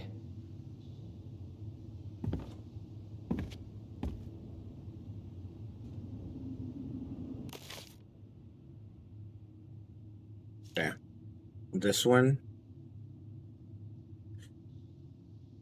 I'm scared of forgetting to read this one. So I'm gonna just read this one. And then, I said I would weigh it, but since it's the very next one, I'm scared I'm gonna forget. Plus, this one's only like 1 page. Oh no, I'm wrong. But yeah, I'll just read this one. The beaver fixes the house. Once upon a time, in an ancient and deep forest, there lived a wise princess in a big wooden house. One night, a particularly violent storm shook the house. It shook the shingles on the roof and the planks in the walls. It even shook the beams on which the house stood, blowing the whole thing near to the ground. The princess hid in a closet, fearing the house would come down on her as she slept. In the morning, the house was still standing, but it was badly damaged. The storm had blown shingles off the roof and planks off the walls, and even bent the posts upon which the house stood. The first 2 things she could fix, but the last concerned her.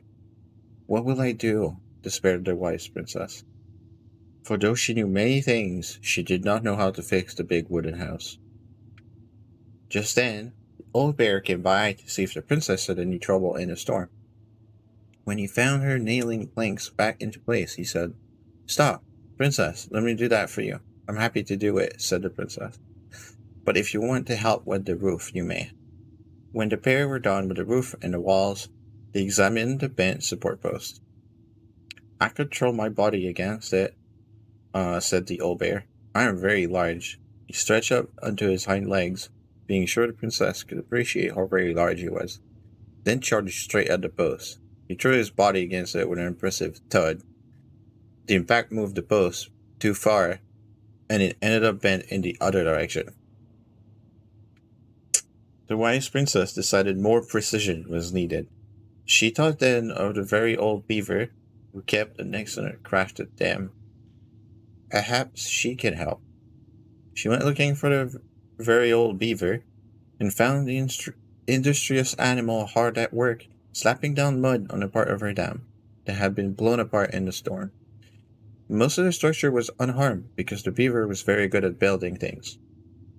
The princess knew she had come to the right place. "Beaver," she said, "my house was damaged in the storm. Would you help me fix it?" "I believe I could do that, yes," said the very old beaver, and she paused at fixing her own den to follow the princess. The very old beaver examined the big wooden house and nodded. "It will be an easy fix," she said, and she set about riding the post with loud slaps of her tail. When she was done, the wise princess stroked the beaver's head. "Thank you, beaver," she said. "The wind blew the shingles off the roof and the planks off the walls and even bent this post. Now, thanks to you, I still have a home." "Think nothing of it," said the very old beaver, who returned to work on her own den once again.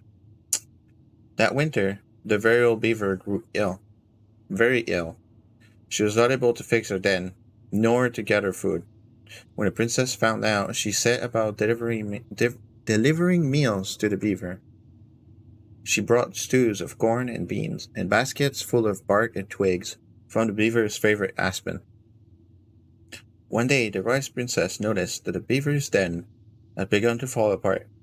She set about fixing it, and thought she was not as talented as the very old beaver. The fix kept the creature warm and dry. "Thank you," said the very old beaver. "Of course," said the princess. "You helped me when the storm blew my house near to the ground. Thanks to you, I still have a home, and I am happy to do the same." The princess continued to nurse the old beaver until the day she came to the dam, and the forest was still.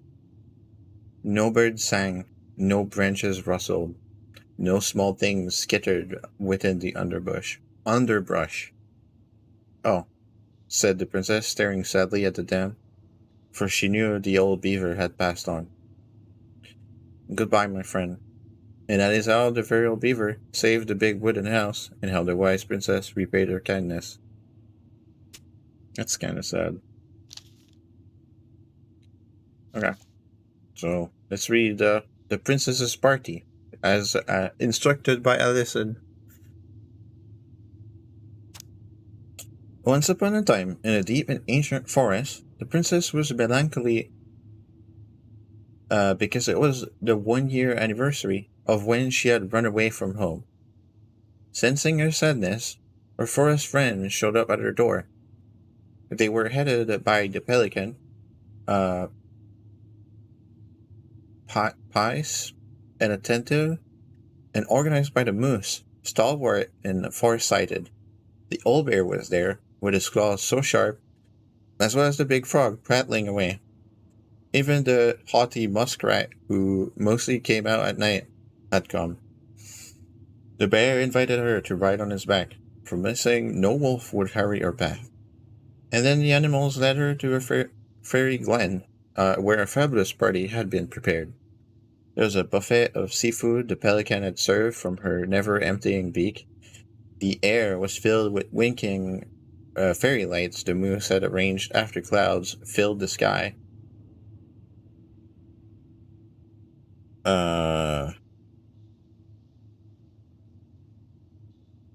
Okay. Yeah. Arranged after clouds filled the sky. Okay. And the gregarious frog mixed up fizzing drinks. Only the muskrat had done nothing in particular, mooching off everyone else's artwork. The princess had a very good time at her party. Such a good time that she forgot to say thank you to any of her friends. Noticing this, the fairies devised a bit of mischief. When the princess went to open her gifts, she found 3 identical boxes at the edge of the glen. Puzzled, she turned back and gasped. The entire party had vanished. Because you have taken your friends for granted, called the naughty fairies, we have hidden them from you. But we like games. Guess who has given you each of these presents, and you'll get your friends back. The princess opened the first box. Inside there was a torch, which, when lit, revealed the truth. Said the princess. Someone wants to make sure I don't get lost in the woods when it's dark, and that I always see right from wrong. Which of my friends would give me a gift like that? She opened the second box. Inside there was a magic sword, which would leap right out of the bearer's hands to defend them. Said the princess. Someone wants to make sure I am protected if I'm ever under threat. Which of my friends would give me a gift like that? She opened the third box. Inside there was a bag of coins that always provided money if it was for something the bearer truly needed. Said the princess. Someone wants to make sure I have money to buy food when I am hungry, and foods when I'm cold. Which of my friends would give me a gift like that? The princess thought about her friends, and then she smiled certainly. Fairies, as she said, I may have been thoughtless, but I appreciate all that my friends have given to me, and all that they have done for me. She gave her answers, and the vexed fairies were forced to restore the party in a flash of colorful light. One by one, she gave the animals a hug and thanked them for the presents. The party and all they had done to help since she'd moved into the forest. And that is how the princess celebrated her first anniversary in the woods. Okay.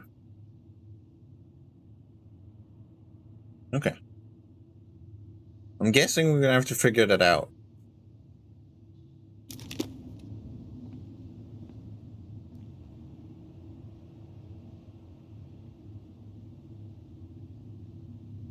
Yeah, that sounds... Okay, so the first one, I guess, is the first dial is the torch, and the second one is the sword, and the third one is the bag of coins.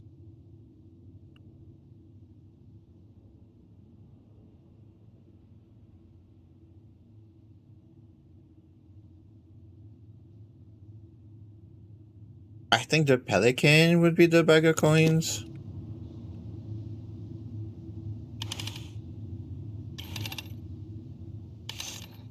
As it sounded like the pelican was the food provider with a never emptying supply of fish. The sword, I think, might be the bear. Based on previous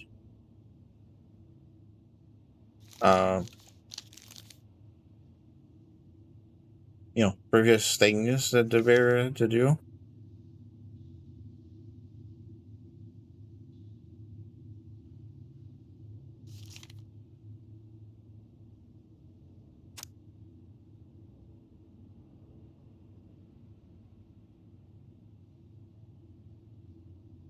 Yeah, he has his, and the bear had his claws so sharp. Yeah.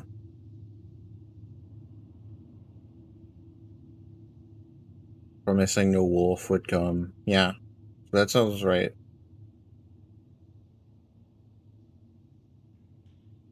And the moose arranged the fairy lights. So I'm gonna guess the moose is the one with the torch. Okay.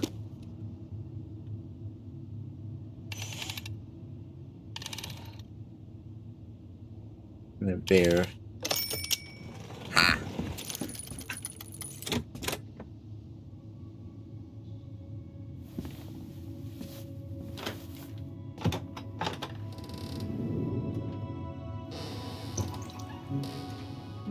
And Ooh, boom, that's pretty.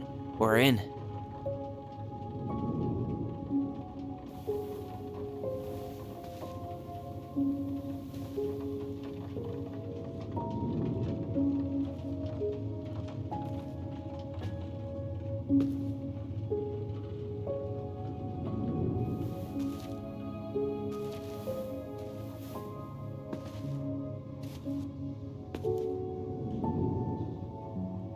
so many years, I expected this to feel more, you know, like a win. Speak for yourself. I'm the one who solved the riddle. Why do I feel like you're not gonna let me forget that?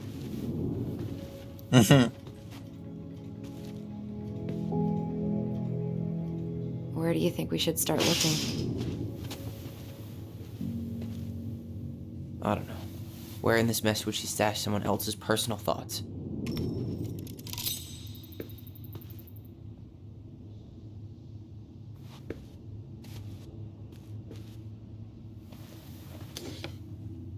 She and Tessa were best friends. Until suddenly they weren't. Wonder what happened. Either Tessa got sick of Marianne's moods, or Marianne got sick of Tessa's judgment.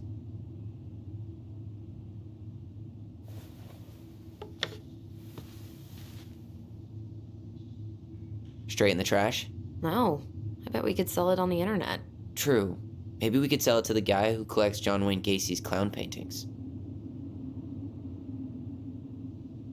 Good morning, Kim's dad. Hope you're doing good.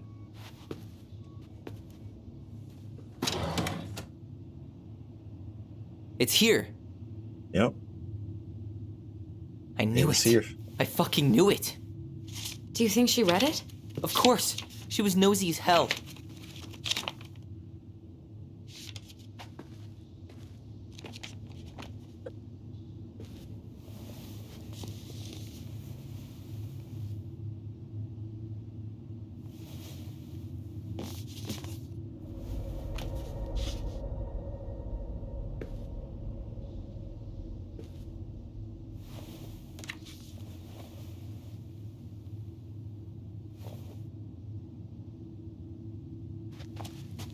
That looks important.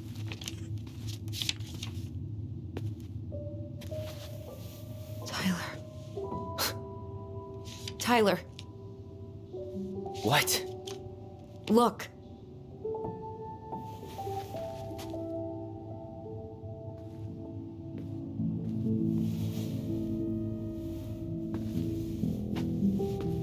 What? Where did you find that? It was on her desk with her papers. Seriously? Are you fucking kidding me? Look, we gotta be really careful not to overthink this. But it doesn't make any sense. She was mad, right? She was mad I cut my hair. She attacked me because I cut my hair. She was mad and she attacked you. We both saw it. Then what is this shit? I don't know. I don't know. Tyler, come here. She can't do this to me. Not now. When I've finally made sense of a few things.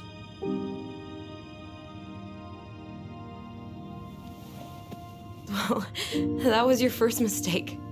Thinking the world made any kind of sense.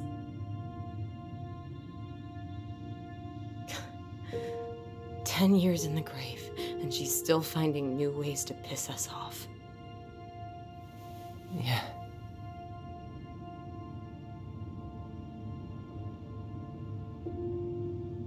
I think I need some air.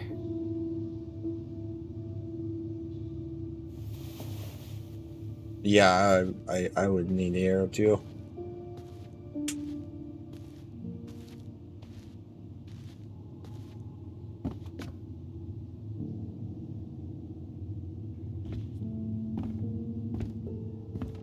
I kind of wanted to explore the rest of the room. There was a memory I could have had, but yeah, this is perfectly good. I like the flow of this.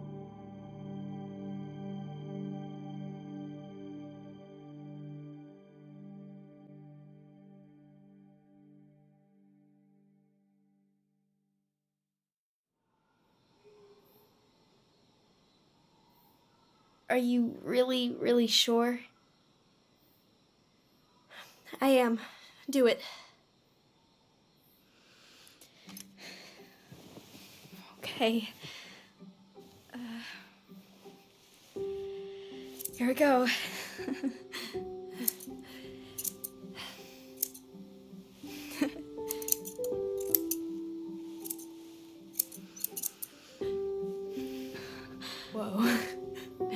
Is it all gone? Yeah. It looks amazing. Really? Yeah. I can't wait to show Mom. She's been so sad lately. More than sad. She's been scary. Yeah, but not tonight, though. It was almost like a party. Thank you, Allison. You don't have to thank me. You're my sister. I feel more like your brother. Brother, sister, we look out for each other. But I'm pretty sure I just gave you a really bad haircut.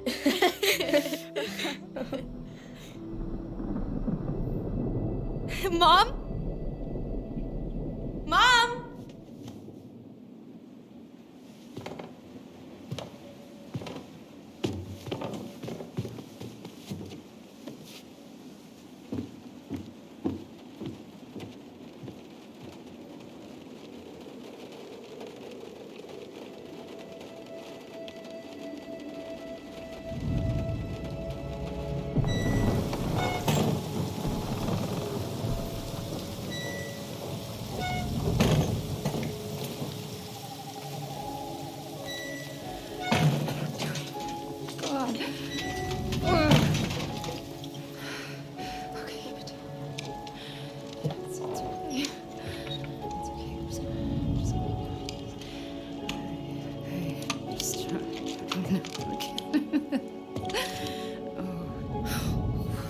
Mom? Oh no. No, no, no, no, no, no. This is wrong. This is all wrong. Holy fucking shit. Stop!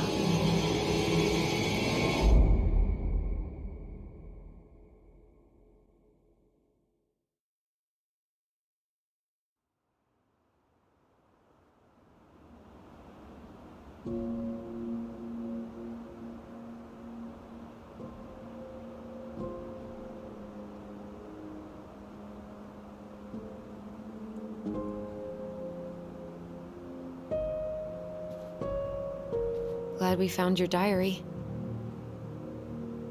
Me too. I guess she was trying to figure out where you were at. Yeah, well, she should have asked. I wasn't some goddamn research project. I was her child.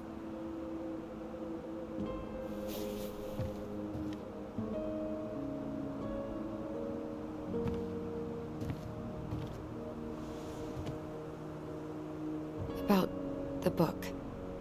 Raising your transgender child? Do you even know how rare these books were in 2005?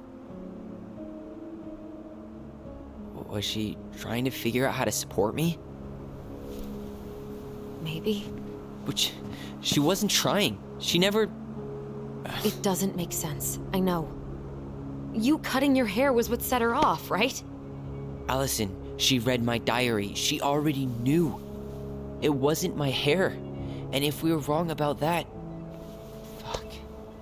You think she read it. It's possible she never even opened the diary, and that things are exactly like we always thought they were. But if she did, and they aren't... God, Tyler. Sure. I mean, we could have been wrong. But what good does it do to ask the question now?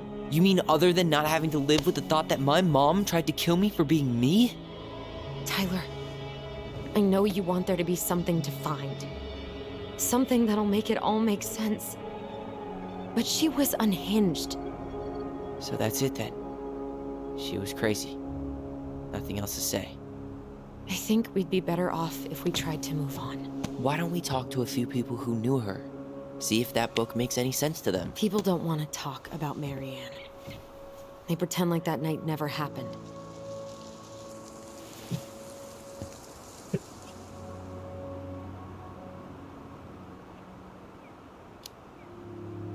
Must be nice to be able to forget.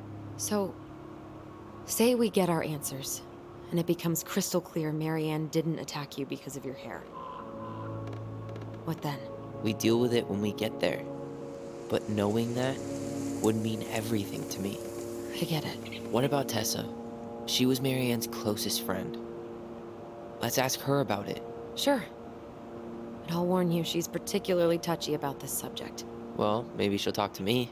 I was always her favorite. Operative word was.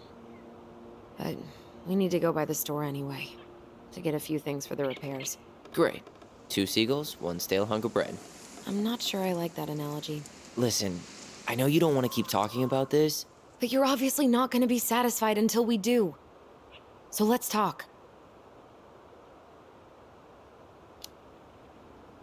So, I was thinking... Do we need to be in such a rush to sell this place? Oh my god, Tyler. Really? What? Everything we thought we knew about Marianne just got thrown out the window. Maybe it did. Or maybe nothing's changed and we dig up that nightmare for no reason. So, it's not worth the risk to you? Not if it means throwing away all our plans. Your plans. It's your plan to sell the house. Your plan to go to Juneau. Me? I'm just looking for some goddamn peace of mind. How about we start digging without putting off the sale? And if it seems like we need more time, we'll talk about it then. Okay. So, we have a plan? Yep. We ask around about Marianne, but we also stick to our repair schedule. Sounds good to me. Okay. Molly's diary. It's been a long time since I heard that name. Was I the only one who ever called you that? Actually, no. I used it at Fireweed for a while, until I settled on Tyler. Most people were pretty chill about the switch. Not everyone, though.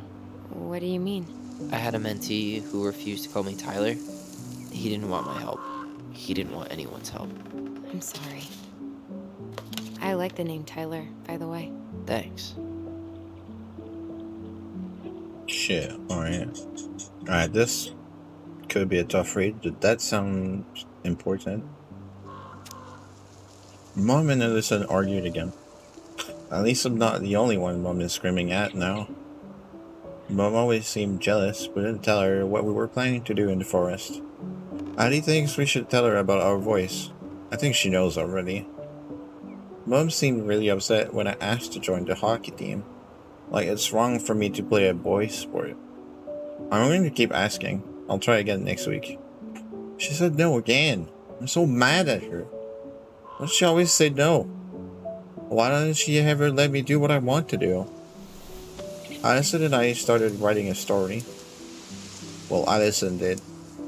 She didn't like it when I tried to change anything. Why can't one of the goblins be a good why can't one of the goblins be a boy goblin?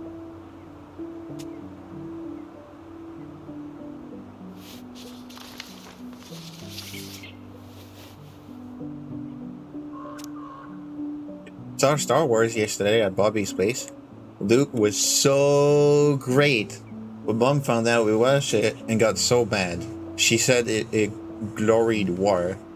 Zoom zoom. Oh, okay, it's zoom zoom like the lightsaber sounds. Zoom zoom. Would Mom be happier if I could do what she wanted me to? When she looks at me, she just doesn't see me. I wish I could show her. I wish I could make her understand. I think she doesn't want to. Alyssa told me again that it was my fault Mom got angry at us. She is such a sucker. Mom's barely said anything to us in a few days. Addie said she saw her throwing away pages from the Book of Goblins. Do this, do that. I am sick of her voice. I am sick of that dumb name too. I'm Ollie the Goblin. Alright, so here's a reference of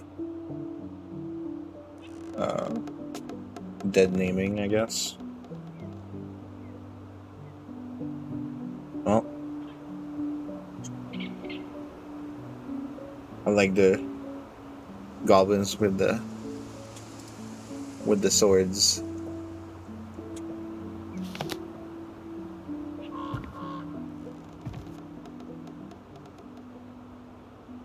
Not a bad view, right? I forgot how beautiful it is. It's amazing. Remember that time we tried to cross the lake after it froze over? Oh, yeah. How can I forget? Marianne lectured us for an hour. Well, she wasn't wrong, at least. It was really dangerous. If we'd fallen in, no more goblins. We grew up on this lake. We know how to spot thin ice. That is so fucking At least the amazing. glacier's still there. You have to wonder just what kind of stories it could tell. You know, if it had a mouth. Marianne thought it'd be gone by now. It won't be long. I once told her I didn't care because I wouldn't be here to see it. Really? You really said that? Yup, and I got slapped for it. Too bad Congress doesn't have a Marianne. If you squint, you could almost forget Talos Crossing's only a few miles away. I'm sure Marianne tried to. Can't blame her. We're headed there for supplies later. You ready for that? Yeah, but I was really enjoying a day without assholes. Just a little longer, and every day will be asshole-free. That might be asking a lot.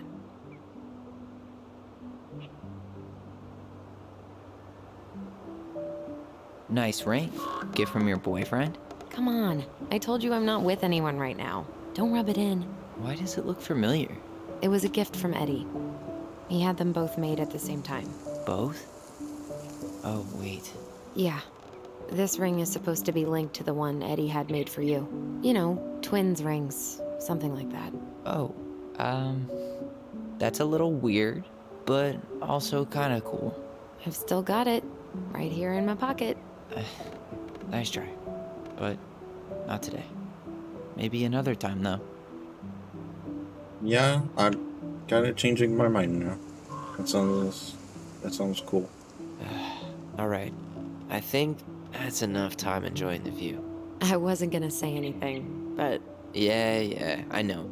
I was the one all eager to go, and then I started waxing poetic about the landscape. Go ahead. I'll catch up. Need to respond to a message. My sister, the social butterfly.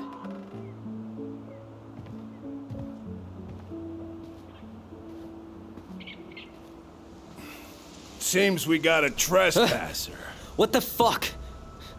You got 5 seconds to talk me into defending my property.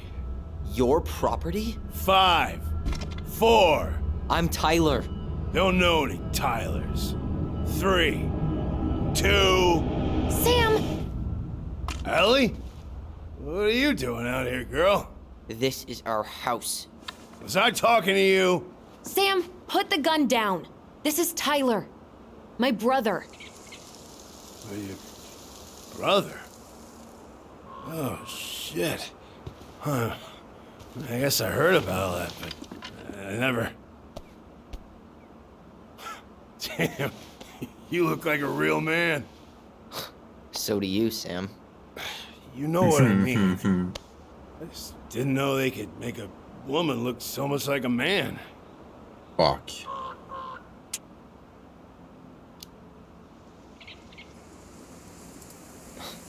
Not a woman who looks like a man, Sam. A man. A real man, just like you. Oh, shit. Guess I'm the asshole again. Yep. You gotta excuse us old guys. I really don't. No, really Come not. on. You kids keep changing the rules. You can't expect us to keep up. Just respect the people are who they say they are. It's not hard. No, it ain't hard, but it just takes some getting used to. We'll get used to it, because we aren't going anywhere. So, what are you doing here exactly? Oh, well, I've been kind of keeping an eye on this place for you, you know? It's like patching the roof, checking pipes, and all that stuff. Thank you, Sam. Oh, yeah, that's no big deal. I just, you know, your mama, she was a special lady. She deserved much better than, you know, what you got. Didn't you used to help Marianne with repairs and building projects? Oh, yeah. Yeah, seeing as your mama never had a man around, I just took it on myself to help her keep this place standing. How antiquated of you. Thanks. I guess you two are still aiming to sell the place? That's the plan. Which, by the way, we need your keys. Since apparently you went and changed the locks. Oh yeah, absolutely. But, selling your mother's house? Are you sure? Bad or good? It's all you've got left of her.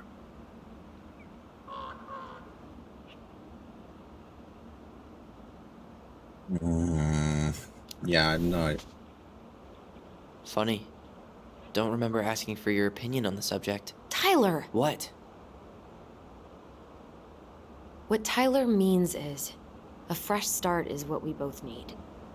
Of course. This place has got to be full of all kinds of bad memories. You think? But maybe some good ones, too?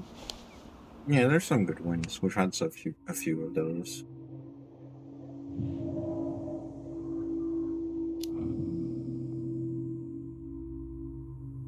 Allie, can you hear me? Ty, we can't do this when we're in the middle of talking to someone. But this is pointless.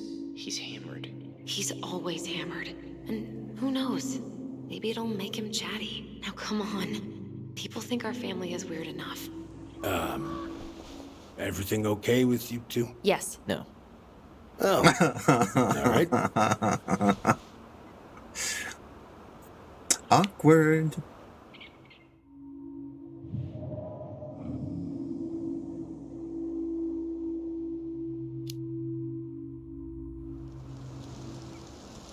How well did you know her? Not as well as I thought. When I heard what happened that night, well, I figured people were bullshitting me. It really surprised you, didn't it? Much as anything ever has. Other folks say they saw it coming. Not me.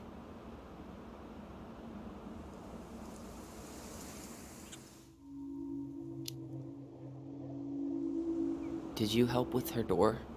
Her door? The puzzle on her bedroom door. Oh. Oh, yeah. Yeah, you two kept sneaking in, giving her no privacy, huh? You ever solve it? Yep. Better late than never, I guess. Never solved it myself. I mean, not that I wanted to. Guess you know all your mama's secrets now, huh? Well, she may have one or two left.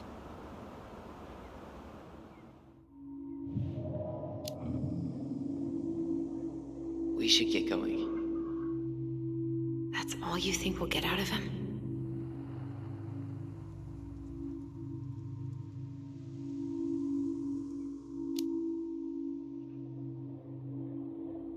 He's too wasted to be of any more help.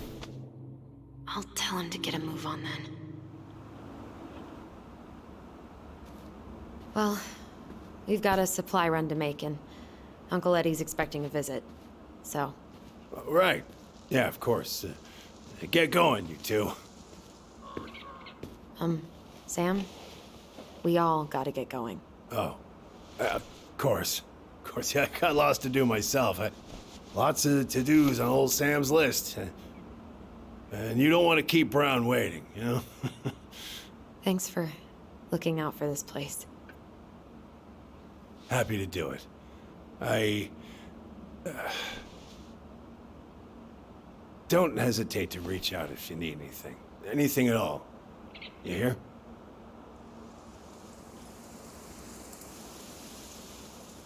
Sam? Huh? Sam? Huh? The keys? Oh, yeah. Of course. Of course. Yeah, they're yours. This place, it meant a lot to your mother. It almost felt like it was a part of her, and it's like some part of her is alive here still. Hopefully the house doesn't turn out to be a murderous psycho that tries to kill us in our sleep, huh? Yeah. Yeah. Well, take care of yourself, both of you.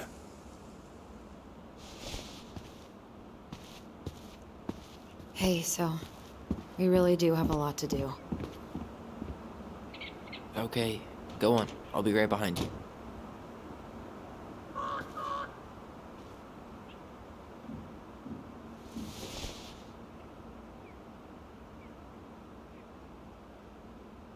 Yo, this couch is sick with the bear engravings.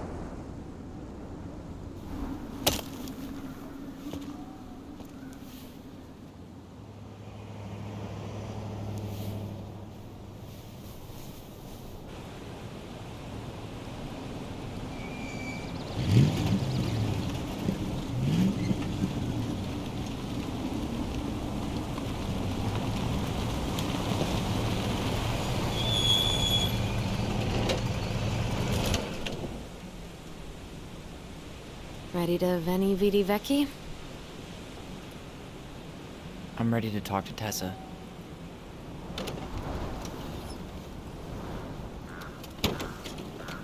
Just try to keep in mind that your memory of her is 10 years out of date. Yeah, well, it wouldn't be if she reached out to me while I was in Fireweed, which she didn't. So I'm guessing this is Michael?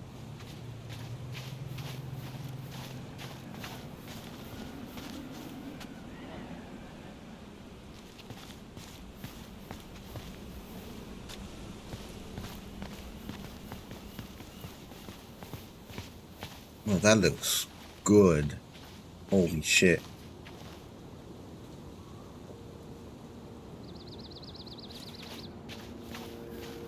Hey, you. Hey, isn't it your day off? Yep, we're here as patrons. Tyler, meet Michael. This is the annoying coworker I was telling you about.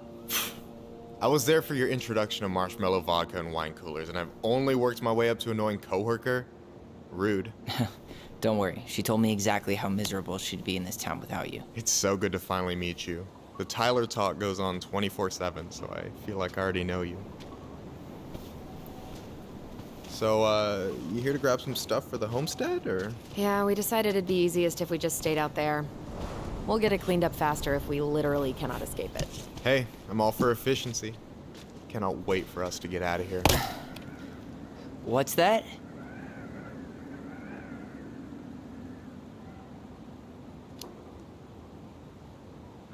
Oh, Michael is moving to Juneau too. Oh, and did you guys plan on moving together, or? Well, I mean, yeah. It'll be cheaper to share a place, but nothing's set in stone. Makes sense. There could be room for you too. For sure. The more Ronins, the merrier. I'm studying to be a chef, so, you know it'll be good eating. And hey, I only snore during allergy season. And baseball. How can I say no to that? You okay? Dead on my feet, girl. Got up at 4 to fish before work. It's been a day. Oh, you like to fish? Yeah, there's this spot called Buzzard Hole I go to at least twice a week. It's like an hour drive, but it's so chill, especially first thing in the morning. Shut up. I used to go there all the time. For real? Yeah. Hey, well, if you want to go sometime, holler at me. I don't mind sharing. Cool. Most guys I know get all Smeagol about their fishing spots.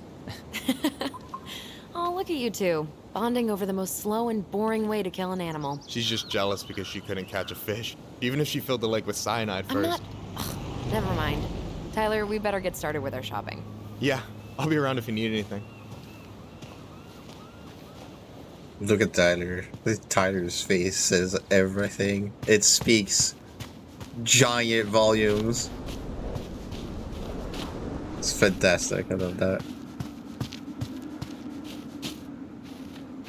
The future mayor of Delos Crossing. Tom Vecchi? Yep. Is it really that big of a shock? He owns the only store in Delos Crossing, and he's chummy with the Old Boys Club.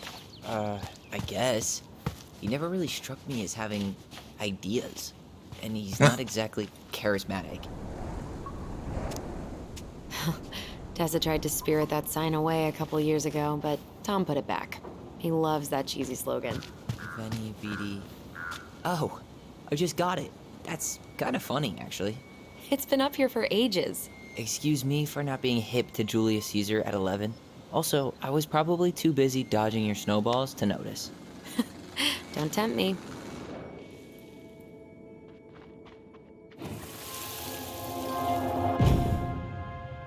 I want to have the crispy tocino, and noodles and spring rolls.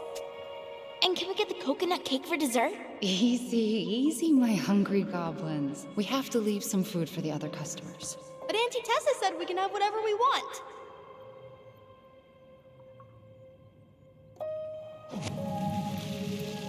Man, I miss Tessa's cooking. She still make those, what are they called? Fried banana rolls? Tehran? Right. Holy shit. No, I'm pretty sure she made them special for us. Fried banana rolls? Are you Turn that kidding thing me? into a billboard. Yeah, Tessa didn't want to get rid of her old food truck. Too many memories. Great marketing, though, right? You can't miss it.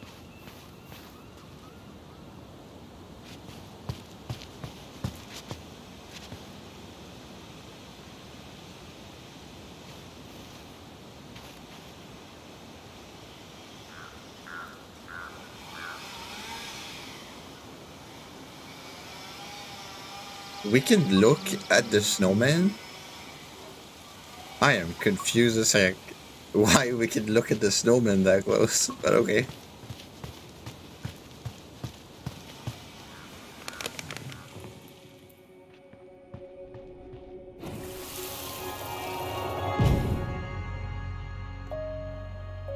Hey, Ollie! Look! I'm the ruler of this kingdom! Get it? 'Cause it's a dome? You're gonna fall, stupid. That was funny.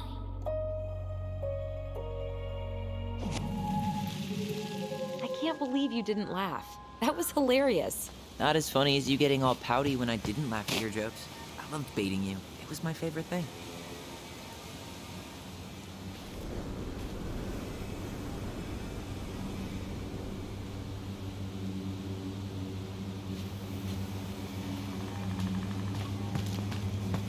Wait, how the fuck did you get there? You were sitting on the bench like a second ago.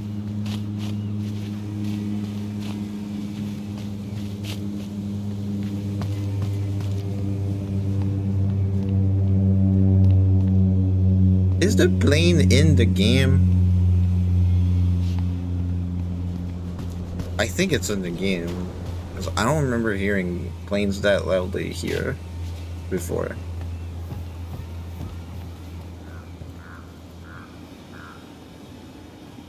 Tessa's still doing that Bible study here every Wednesday?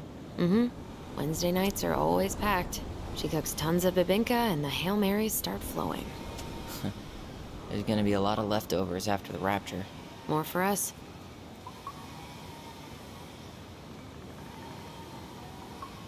I really hope they get enough Alright. signatures on this. On what? They want to build a fancy hunting lodge up the river. It's gonna totally screw up salmon migration. I'd sign that right now. I'd sign that in a heartbeat. Even the Steiner that likes to fish. Crazy that they haven't caught him yet. Multiple incidents of mail theft occurring in and around Delos Crossing. Residents have reported letters and packages stolen from mailboxes. All residents increase awareness and consider purchase of locking mailboxes. Okay. Who the fuck steals mail? Like, seriously, you don't have anything better to do. Like, fuck off.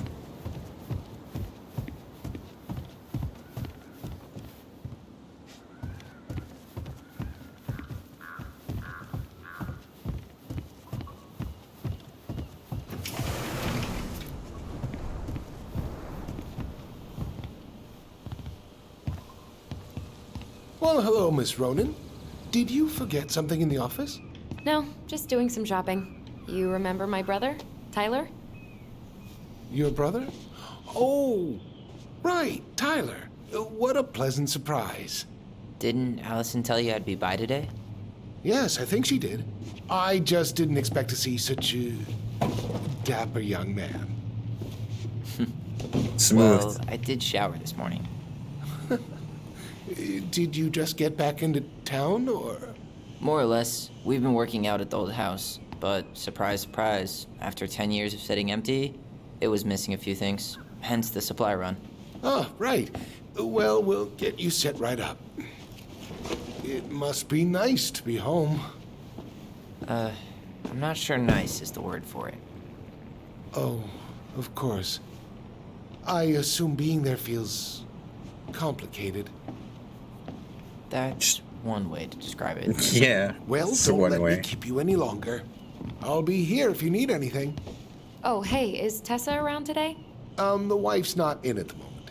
I'm sure she'll be around later, though. I don't know. Okay, so we need candles and an all-purpose cleaner. Plus snacks and drinks. I'm starving. I just killed my mom No way. when I was a Tom child. King is still here. It's totally fine going back to my childhood home after 10 years. After that happened in it. Michael, you want me to pick up some birch syrup for you? Is that some roundabout way of asking me to make you two my world famous pancakes? Ooh, busted. Let's see. Fresh cut peonies, triple layer chocolate chip cake, toasted marshmallow. Are you doing a dramatic reading of a fancy-ass cookbook? Nope, just browsing these fancy ass candles.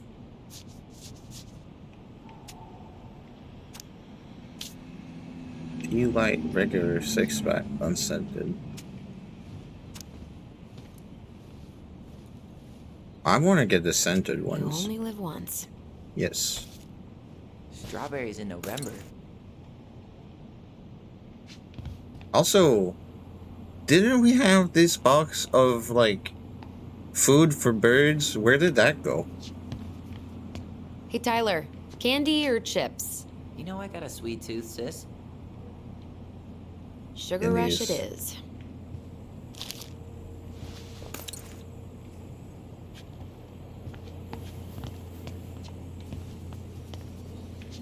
Gotta treat him after spending 10 years in fucking juvie. Need help with something? No, just doing inventory. You don't want in on this. Trust me. Hey Tom, when'd you get that new California plate? You remember that nice young couple who came through town last summer? With the funky van. They sent you their license plate? Their van got impounded. And I pulled some strings to get it out. So by pulled strings, you mean you gave Eddie a discount on those new waiters? I've got friends in high places.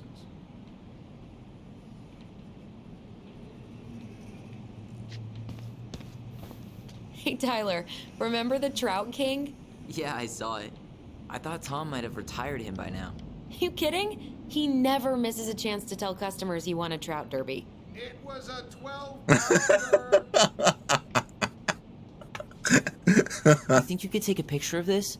Look, all the good fishing spots are marked.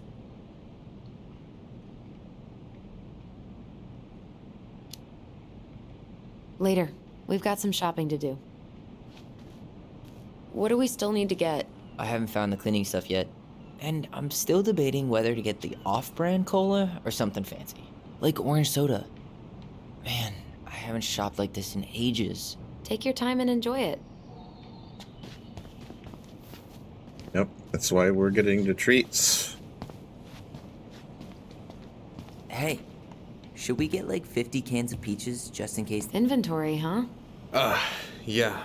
My mind is so numb right now. Anyway, how's the shopping spree going? Finding everything you need? Yeah, I'd be done already, but I'm letting Tyler browse and take it all in. Must be weird for him to be back here. Yeah, I don't know. But today's been crazy. Define crazy. We found some stuff in Marianne's room that really threw us for a loop. Do you want to talk about it? I do, but not here. Yeah, I not think it here. also might not be my story to tell. But maybe all of us can hang out later and you can get the whole messy story. All right. Well, I'll be here if you need me. Michelson's nice.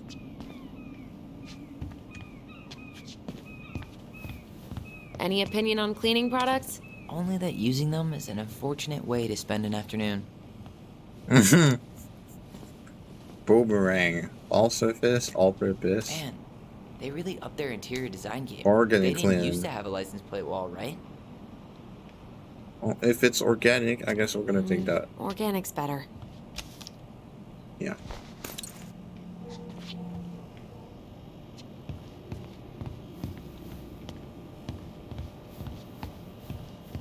That pumpkin's huge. Wet pumpkin?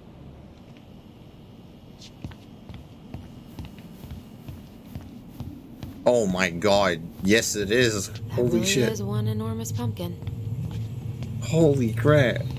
Did they always sell this much produce here? I mean, kale. In Delos Crossing? Yeah, Tessa was paleo for a hot minute and her whole gaggle of church ladies followed suit. The madness spread from there. The madness. Alright.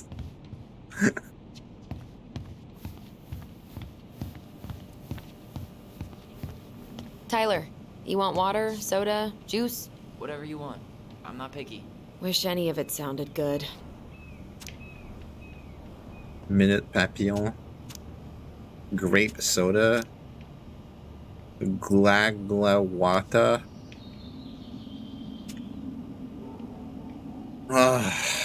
Well, if it all sounds terrible, I guess we're gonna go with I'm water. grabbing some water. You do you, girl. Okay, I think we're done here. Tom will ring us up at the counter.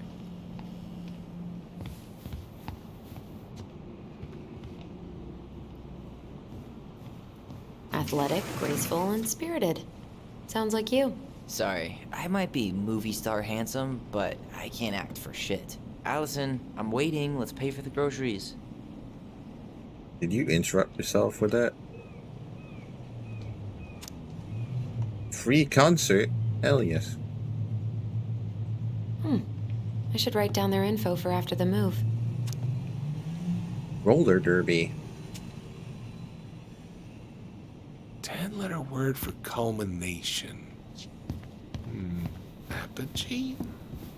It's not 10 letters, Tom. Can you believe Tessa and Tom were ever young? I heard that. I may have a little less going on in the hair department, but you should see the rest of Delos High, class of 81. Fair enough.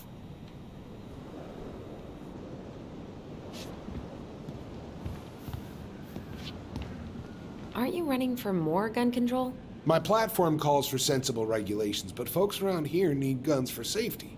And as you know, we run extensive background checks before each and every sale. Also, you know, this is Alaska. You need a gun. Like, I'm not joking. You need a gun. Regardless of humans. It's Alaska. Come on. If you don't have a gun, you need to at least know Allison, I'm someone waiting. that has Let's pay for the one. groceries. But I think you need a gun. No joke. Will that be all? Yes. Thank you, Tom. Oh, hi, Tessa. We were just meaning to come talk to you. Hi, Tessa. Long time no see. My God, you look like a completely different person. It's me. Plus beard. Yes. So we were out at the old house today. Heavens, why would you go there? Surprised it's even still standing. We found some stuff in Mary Ann's room that took us by surprise. Oh, really? We want to ask you some questions about her. You're the only person who might have known Mary Ann better than us. I don't know about that. It's been a decade, kids. I know, but I need to ask. What is it? Did she ever talk about me being a boy? No. It never came up. I found out much later, just like everybody else. Marianne was obviously concerned. She really didn't confide in you at all? Your mother was intensely private. She didn't need anyone else, and she made that clear. But this was about Tyler. She was always willing to ask for help when it came to us. Not at the end. Look, I have a lot on my plate today. I'm sorry. My advice to you would be to try to move on. It's not that easy. What happened that night? You can't understand something like that, but it was God's plan. That's all we can know. I need to go now. Best of luck to you, truly. What the hell was that? I told you she wouldn't talk. It's like she's got CIA training. Something's weird here. It's weird, right? Yeah, I feel it too. It's like something's on the tip of my tongue.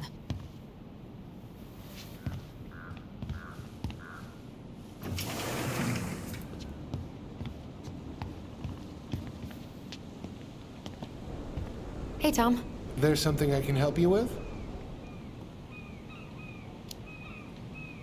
How's business? Oh, a little light on customers, but that's given us time to finish up the inventory. I think we might close early. Maybe catch the final of Survival on Ice live. Don't tell Tessa, but I'm rooting for Butch. She thinks he's too cutthroat. I say that's the game. You tried that new chocolate bar we got in last week? Oh, no, not yet. I didn't think I'd like it. Habanero and chocolate. But That it's sounds not amazing. bad. What'll they think up next, huh? What's next on the campaign trail? A rally down at the harbor. The fishermen are getting pretty fed up with business as usual. I've got some ideas about how to keep the fish populations up, but also put food on the table. Grab some flyers. Help spread the word. How's Tessa today? She looked a bit overloaded earlier. She's a real busy bee. Ever since I started campaigning, she's picked up the slack around here. She's practically running the place. I hate to break it to you, but she always kinda has run the place. Well, now that's a matter of opinion. Okay, I'll talk to you later.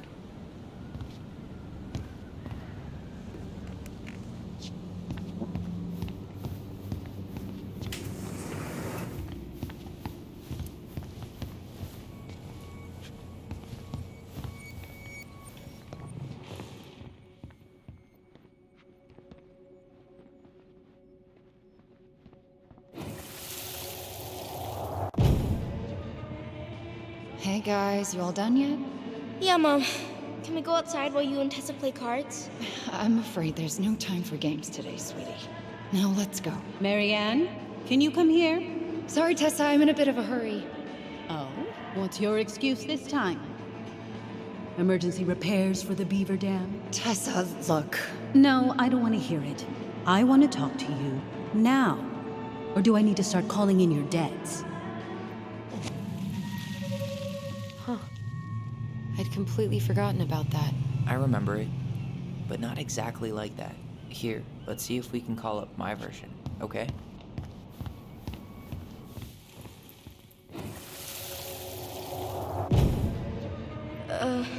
Mom? Can we go outside while you and Tessa play cards? No, there's no time for games today. Marianne, can we talk? No, we can't. Just leave the groceries, kids. Let's go. Don't. Please, let's just talk for a few minutes. Okay? Okay, we remember that slightly differently. I guess that makes sense. Rashomon, you know? But whatever happened, after that, they walked to the counter, and then Marianne lashed out at Tessa, right? No. Marianne defended us because Tessa got all preachy. Which is it going to be?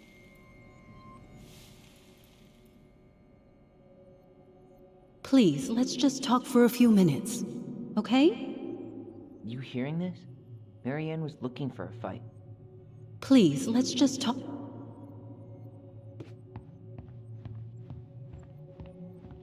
I want to talk to you now. Or do I need to start calling in your debts?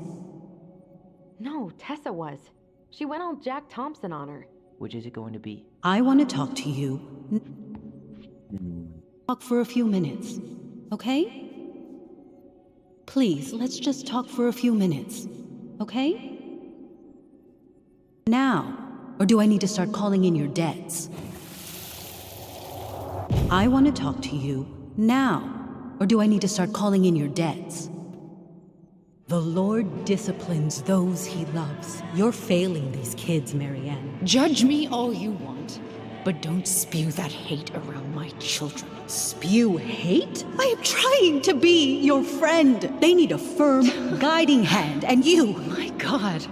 You actually think you're being a friend right now? Talking about my children that way? Yes, you might find this hard to believe, but friends aren't just for loans, Marianne. You really want to get into this? Fine. Let's go to your office. I'll be right back, kids.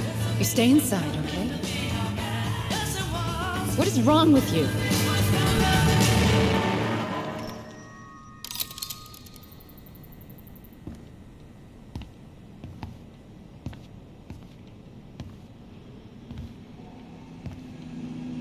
I wish you would have trusted me on this. I really don't think Tessa was being that harsh. You don't know her. And regardless of who started things, once they were in the office, they both went at it. What do you think they were arguing about? Me? Don't know. It was impossible to hear over the music. But hey, now that we know she was lying to our faces, let's ask her.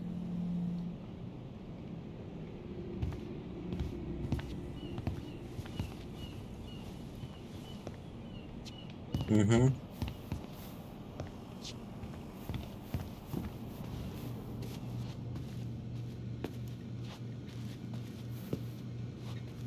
Can I help you, Allison? Oh, no thanks. I'm good.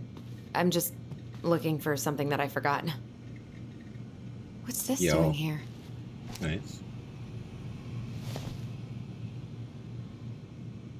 Man, Tessa keeps track of everything in these notebooks. Like what? Any loans she's given out, the stuff she lets regulars take for free, even her tithes. And then what? She starts passing out horse heads if people don't pay her back. I think she just likes having a record. She's gonna hand it off to St. Paul like a resume.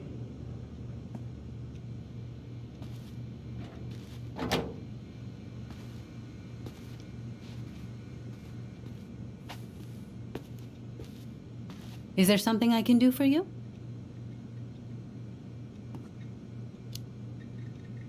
So what are you doing there? Oh, just inventory. Guess I'm lucky I had the day off, huh? Yes, what a lucky coincidence. Earlier you said Marianne kept everything to herself. But you two had a big fight a few months before her death, didn't you? We argued all the time. You'll have to be more specific. This wasn't about who cheated at Canasta. This was intense. You locked yourselves in the office so we couldn't hear. I'm sorry. It was a long time ago. Now, I was in the middle of something. Okay. We'll leave you to it. Damn it. I'm guessing that's a game. She's letting on. Duh. But there's no way to nail her down when we don't even know what we mean. If we could pinpoint what it was about, she'd be out of excuses. Sure, but how do we do that? The music was too loud to make out what they were saying. Marianne and Tessa were obsessed with that song. It was on all the time. What are you thinking? We've been getting these visions whenever we see or hear something really emotional. Maybe listening to it will trigger something. You may be onto something here, Ronan. We can't go back to her with anything half-assed. We should go talk to Tom. Make sure we build as strong of a case as possible. Okay. Let's see if we can figure out what song it was. This game is this game is some really good stuff. Like, I don't know if you've noticed by now, but there's a ton of attention to detail to like the characters, and making it feel like they're real people. And I guess that mentioning shit like Canasta is just part of all the details that were put.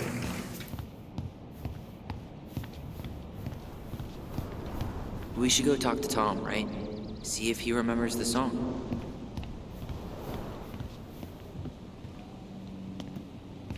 Hey, Tom. There's something I can help you with?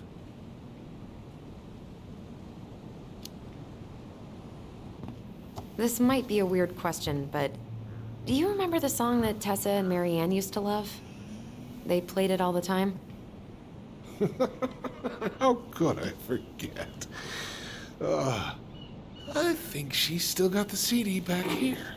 A little worse for the wear, of course. Hold on. A CD? Here it is. I was happy when it got put away, to be honest. A bit cheesy for my tastes.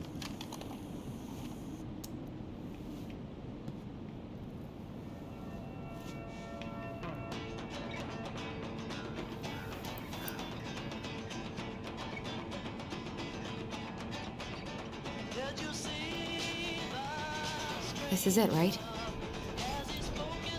I think so. 2005. It wasn't a cassette.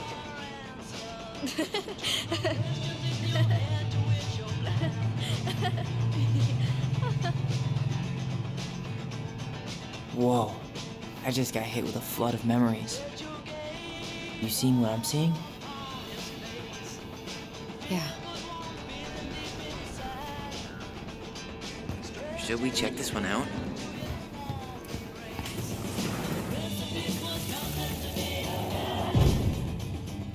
Mom, stop! That's so embarrassing!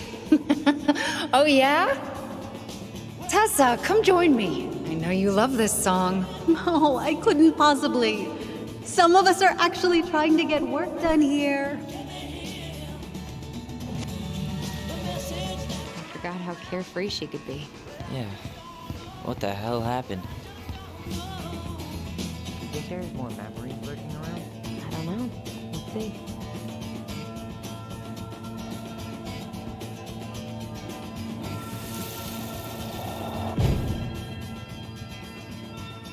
The kids keep pestering me for these candies, but they're so expensive. I'll just grab a bag. It's fine. Oh, no, I can't, Tessa. It's nothing. Okay. But write it down in your little notebook. Okay, okay. Whatever you want. There. Happy? Yes. And I'll be by on Wednesday to help you close, like I promised. Tessa acted like she was Marianne's mom sometimes. I think you mean Tessa was self-righteous and treated Marianne like a charity case. She was trying to help. We should go find that notebook she was holding. Pretty sure I saw one marked 2004 in the office closet earlier. Yep. We did. We should see if we can find that notebook she was holding. Yeah. I think they're all piled up in Tessa's office somewhere.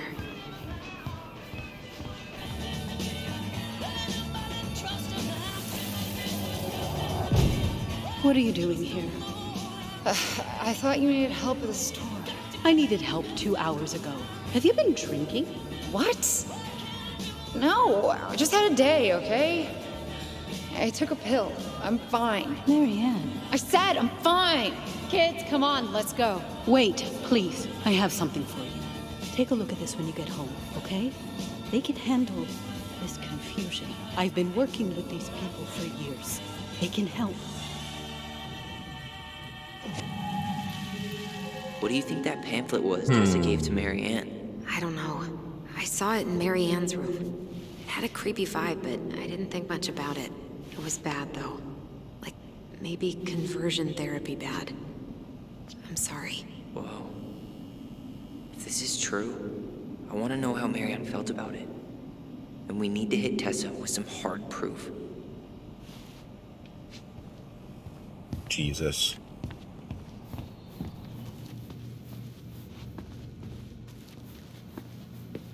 Tessa?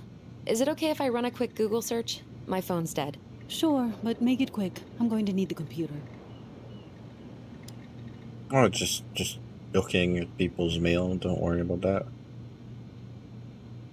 This is not a loan. This is not a scam. It's sure it's not that Linda at deafnotascam.com. Virtue Seekers Youth Camp. Wait, what? Is that what she recommended for Tyler? I don't know what to say. I'm sorry, Tyler. Yeah. Let's see how Tessa explains this one away. Yeah, that's. Oh my god. A parent's guide to preventing same-sex attraction. Holy shit. Yeah, that's. Yeah, we found it. Holy crap, I didn't expect to have that just propped like that on me. Garlic peeler kitchen tool. Went from workation, I found the girls in bed, sleeping like happy logs. Adrian said they were riding high. When he picked them up from your place today. Apparently you got them both to eat care. Please do what saint you prayed to pull that off. All morning they've been going on and on about their camping trip with Auntie Tessa and all the s'mores they ate and bugs they got. Can't remember the last time they were both this happy at the same time. Usually it's one happy, the other one crying. I know you're busy with the store and getting ready to be First Lady, so thanks for making time for them, and so sorry about the last minute drop off. You know how work has been. The girls say we love you, Auntie Tessa. P.S. You and Tom should come for dinner sometime. Adrian's been dying to show him the new media room, which will keep them busy while we drink wine in the kitchen.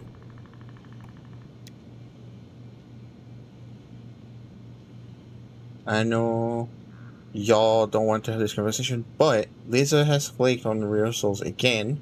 She hasn't shown up in weeks. I know we were all moved beyond words by her performance of Danny Boy at Carl's funeral, but what good is a beautiful voice if she can't show up on time every week like everybody else?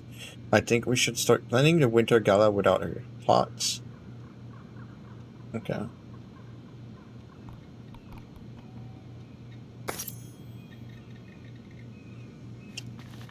Yeah, we have information. Can I help you, Allison? Oh, no thanks. I'm good. I'm just looking for something that I forgot. Ah, 2004.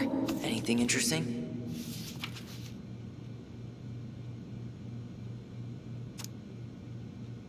Elijah.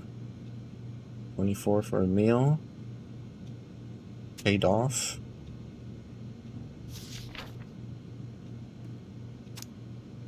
Eric B. Paid off. Gas paid in full. No show. It looks like Marianne started flaking on her debt in October 2004. 5 months before that night. I think we've seen enough. Yeah, we've got a good sense of what went down. Let's talk to Tessa. For gas. Paid off. Up a store. Medicine. Groceries. Washing machine repairs. No show.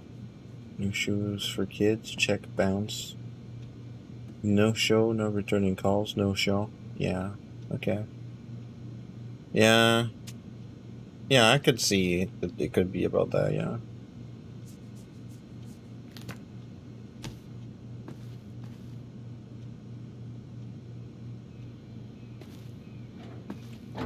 Alright. What are we waiting for? Let's go talk to Tessa. Yeah.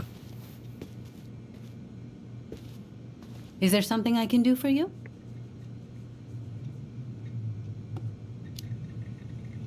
We're back. With details that should help your memory. Oh, really? Yes, really. We were buying groceries, and then you stormed in, threatening to call in debts and demanding that Marianne talk to you. It turned into an argument. So you guys went into the office and blasted that song you used to dance to all the time. Call in debts? I never. Like I'm some kind of loan shark.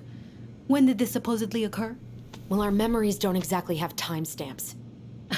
I can't be expected to take these accusations seriously if you can't even recall basic details.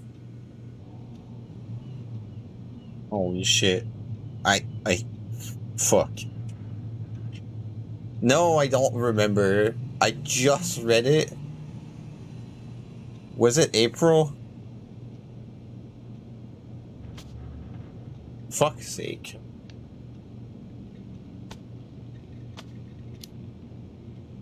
April 2004. Isn't that when she stopped trying to pay off her debts? No, that doesn't sound right. I'm sure we never fought about money, though. I was always forgiving with your mother. I could see how she was struggling. Yeah, and you loved lording it over her, didn't you? Allison. Excuse me? Young lady, I help others because it's the right thing to do. You all would have starved if it weren't for me. And we're grateful for that. It's just an emotional subject for us, right, Allison? Yeah. I never said you two were arguing about money.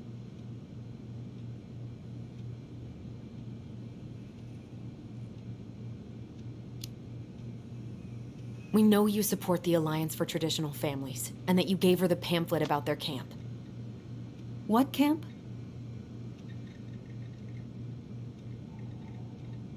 I think it's the first one. The Virtue Seekers Youth Camp. It was conversion therapy. You told her that Tyler should go there. I really have no idea what you're talking about, and I was never cruel to Marianne. I did everything I could to help her, to help you all. Even when she fought me, even when she screamed and spit in my face for the effort, even when she didn't deserve it. What the hell is that supposed to mean? Calm down. Look, we know you took care of us, and we're grateful. But I really need you to answer one question. When you two fought, was it ever about me? It was always about a lot of things. She was struggling with everything at the end. Did you try to convince Marianne to send Tyler to some kind of program? No, and I think you should go now. Tessa, I'm here to figure out if Marianne tried to kill me because of who I am. Do you get that? I do. Then why won't you give us a straight answer? I truly don't know what went on in her mind that day. And it will always be my deepest regret that I didn't see it coming.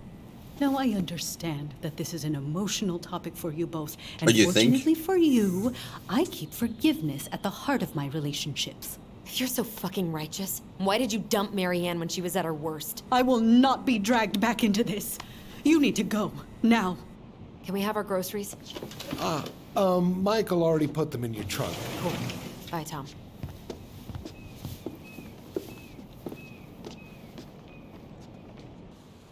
What are you thinking? Just trying to wrap my brain around all that. You know, we might have actually gotten to the truth if you hadn't lashed out at her. Are you serious right now? You were on her case the whole time. Don't turn this on me. It's obvious she's guilty of something, and that's why she doesn't want to talk about it. Ugh, that sanctimonious bitch! Done now? You get all that out of your system? Sorry I got so worked up. It just makes me crazy that she would play dumb like that. She knows how important this is to us. To you. Yeah, but you know you're onto something with the guilt. She didn't want to admit what they thought about, which makes me think it was me. You spooked her with that talk about the program. I think Marianne really was trying to figure out how to support me before whatever the hell happened that pushed her over the edge. You may be right. Yeah. She stood up for me, Allison. She was still crazy Marianne, but she saw me. I feel lighter. Like I've been carrying something around for the last 10 years, and now it's gone.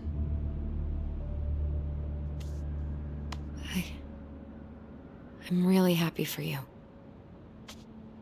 But that just opens a whole new box of Pandora's, doesn't it?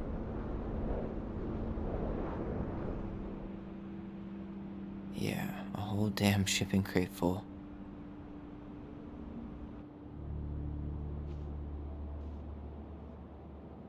Well, it's a good thing Eddie's expecting us.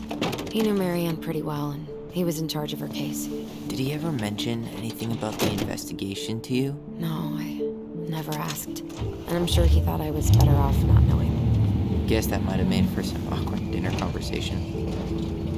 Exactly. But I mean, he's a good cop. Thorough. I'm sure he's got something. Let's go.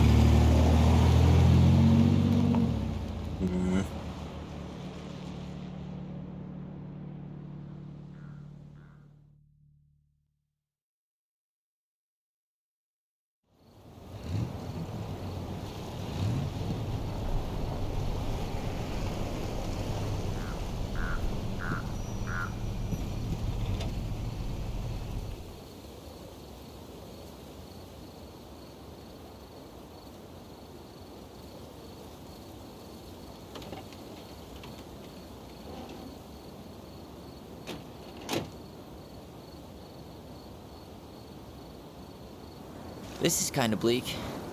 It's usually more crowded, but the other officers punch out at 6 o'clock sharp. There's no crime after 6? In the mean streets of Delos Crossing, just bears and drunken disorderlies. And Uncle Eddie can usually handle them on his own. What a hero. Anyway, he's probably in his office, upstairs.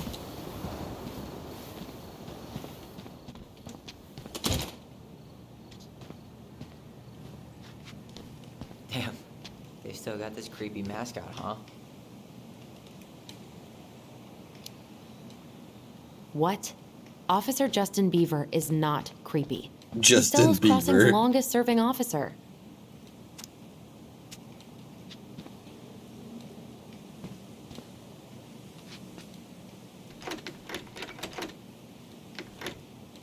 Hold on, I want to catch up. Of course, it's locked.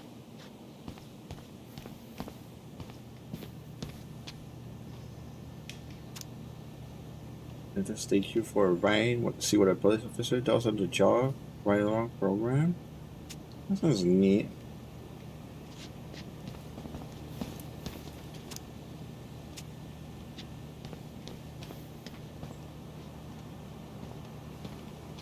Well, should I decide the wild world of accounting isn't for me? Can't really picture you in the uniform. Really? I think I could pull it off. 100% college tuition paid? Damn. Maybe I should have joined the National Guard. Beats having your credit card stolen by an online college. Too soon, Tyler. Too soon. Too little, too late.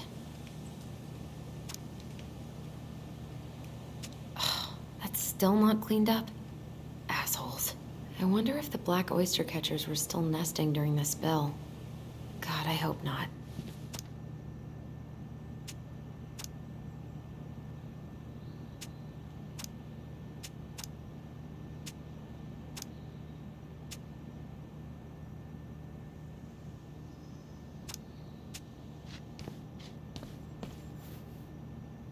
I am the law.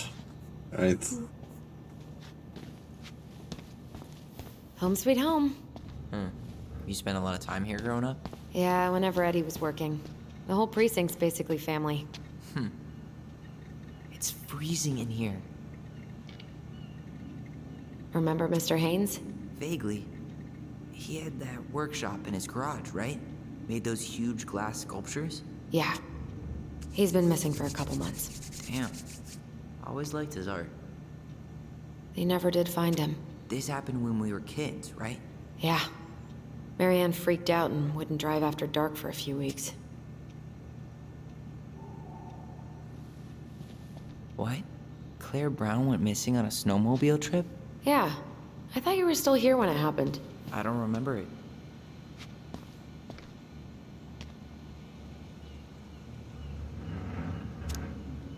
All police department personnel. Nation transfer. Mission is Dean Becker, Kevin Sutton.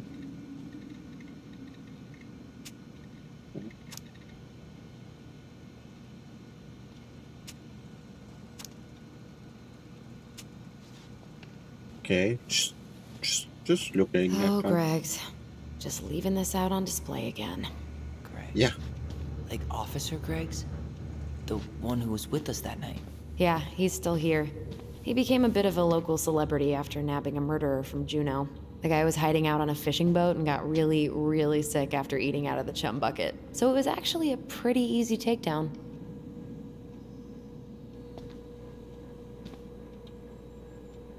Huh.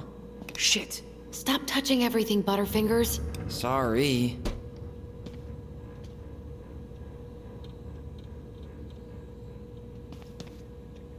Wait, I didn't. Wasn't there something else to look at? The Delos Crossing Raiders. They got a basketball team now? Yep. A few cops from this station and some firefighters from the next town over. How good are they? Eddie's within earshot, right? I think so. Then they're great.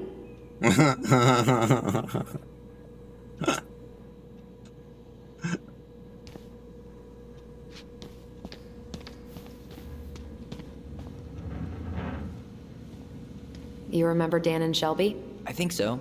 The high schoolers who were always pissing Tessa off because they would blast fish and make out in the Vecchi's parking lot? Yep. Dan's a cop now. They're married and have a kid, a dog, the whole shebang. Damn. When did everybody decide to become an adult?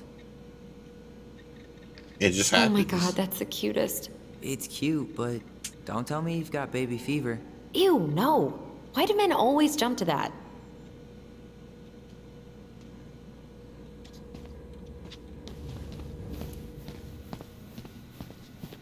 Because society. Whew, that is going to smell lovely tomorrow. It's from Tessa's restaurant, right? Uh-huh. Everyone eats there all the time. It's as exciting as food gets in Delos Crossing. An extremely small town.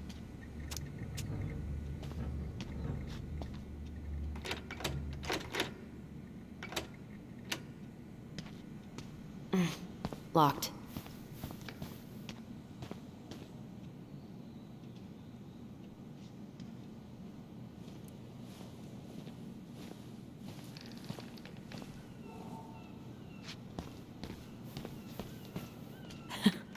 Man, they are never gonna catch this guy. What exactly did he do? This guy keeps stealing out of people's mailboxes.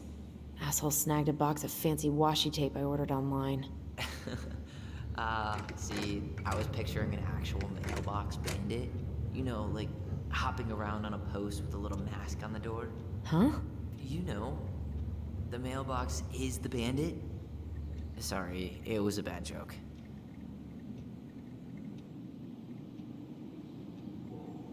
I barely see this, but okay.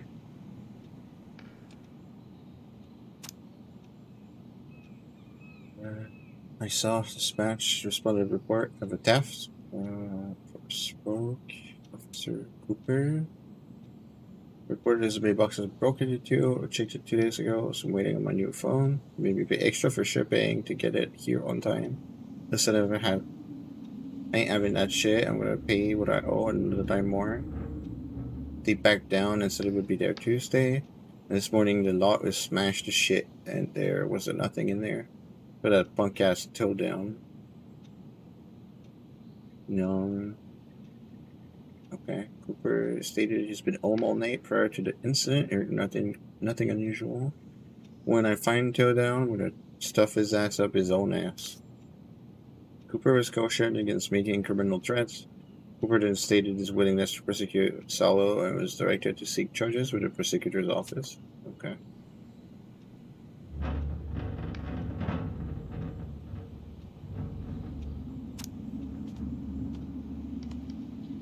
Chief Brown and staff letters to inquire about the mailbox bandit. It has been 9 days and I still haven't had any mail. My granddaughter Madison is on her honeymoon at Grey House Resort in Jamaica.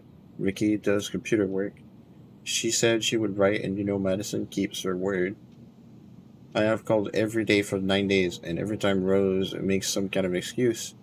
If this is because I didn't write the recommendation for her son, tell her that has nothing to do with doing her job. Sending my mail may not seem like much to you, but getting away with crime makes the criminal more bold. How soon before you're after the mailbox killer? I remind you we donate to the policeman's fund every year, and it isn't easy for us, but we do it because we believe in law enforcement, unlike some others. But if this is the type of service we can expect, perhaps the firefighters could use our support. Okay.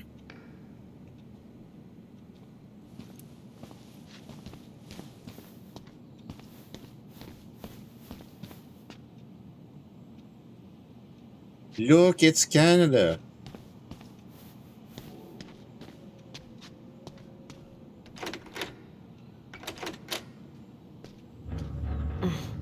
What do you know? Still locked.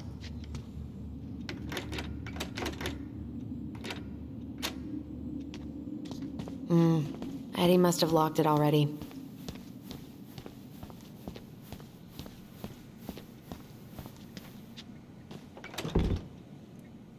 Oh, well, that's not locked. Something's in the way.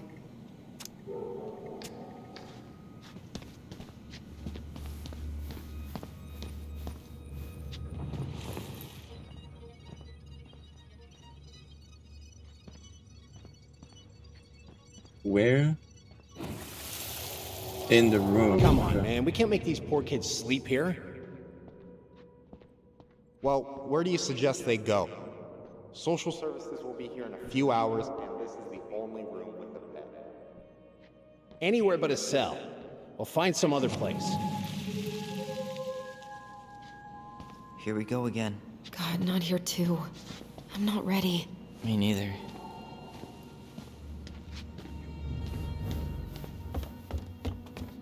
Tyler, you coming?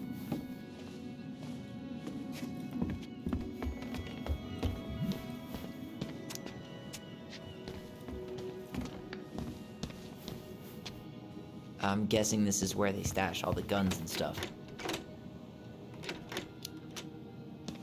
Well, it's not exactly Fort Meade, but yeah.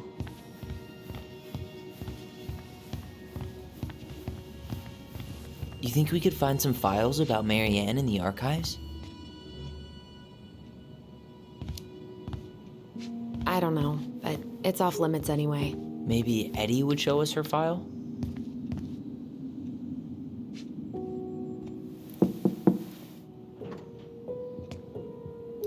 Allison, hey.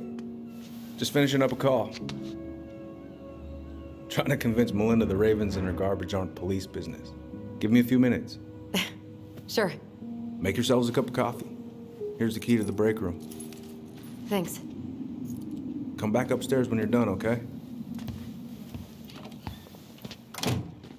Coffee sound good? The machine is in the break room downstairs. Uh-huh.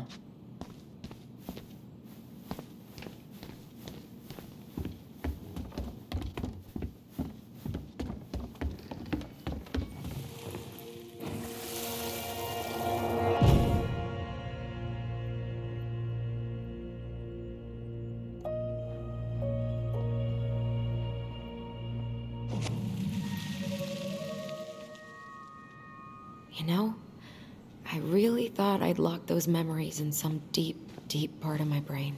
Same here.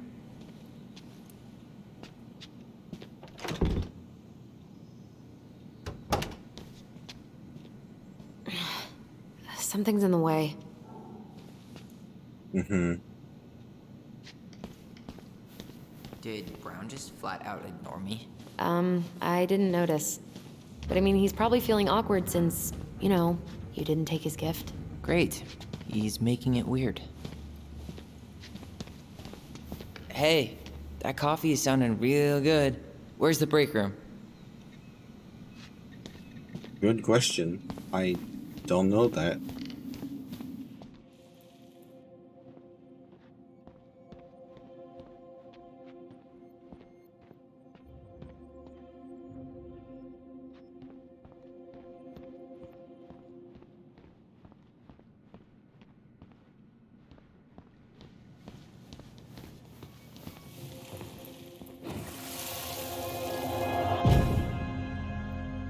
Where are we going? We're just gonna sit down in here, and I'm gonna ask you a few questions, okay? Okay.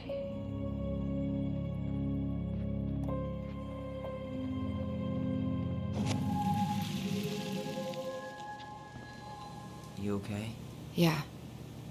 I just usually try my best not to remember that night when I'm here. I would too. It sounds very legit.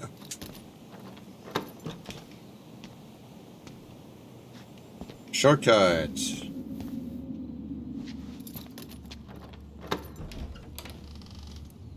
Okay, let's go in.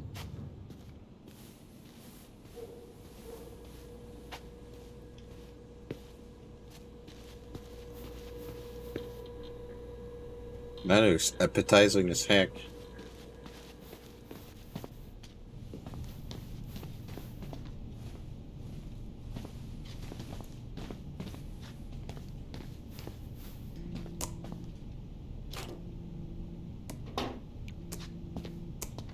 Yep, it's locked. Why can I open that one? Didn't Tessa buzz Dawn for smoking weed behind the store once? Yep, but Uncle Eddie let him off with a warning. He and the other officers still tease him about it. I wonder if he has some in here.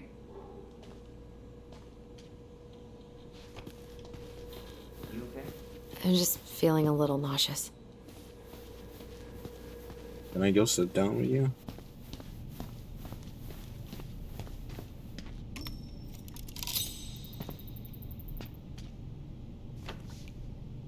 What's on your mind?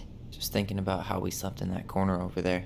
Yeah, on that paper-thin mattress from the cell. It could have been a pillow top and I wouldn't have slept a wink. I don't know how you come here every week. I've been here 10 minutes and it's already fucking me up. It never really stopped hurting.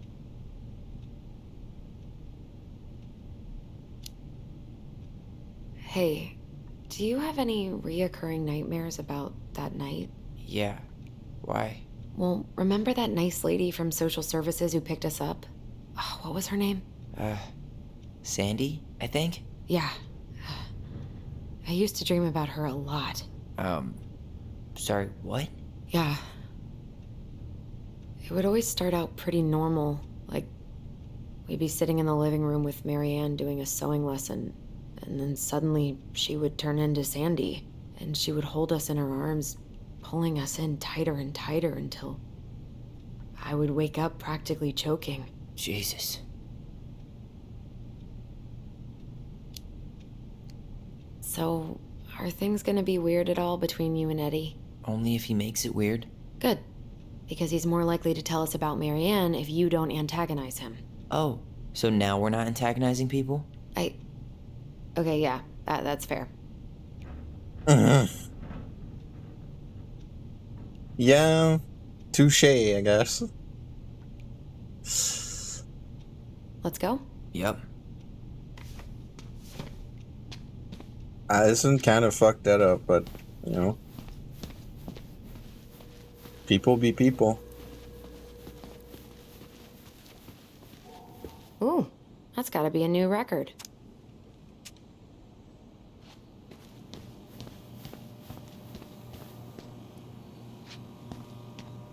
Okay, well, that's the coffee. I'm not that hungry. Yeah. Check out this masterpiece. You made it? Uh-huh. I glued it to the pot one day when I was bored, and nobody has bothered to peel it off.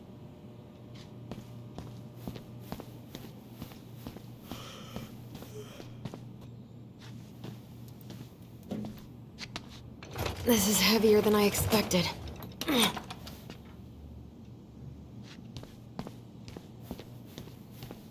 I'm not going in.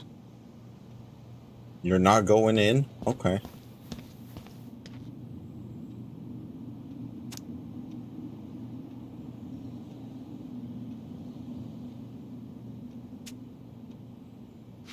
Yeah, I saw the news earlier. Alright, let's make How is coffee. it still warm? You sure you want coffee this late in the day? You'll be up all night. I don't think I'll sleep much anyways. Too much on my mind. Those dusty couches won't make it any easier. Yeah, I don't think I would sleep Hey, much either. You okay?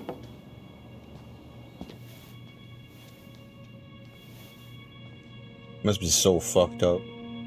I would be fucked up in my head right now. I can't do this. Calm down, Allison. Stick to the plan. Come on, don't freak out on me now. I can't. Please, I can't lie. We already lied. It's all gonna be fine, okay?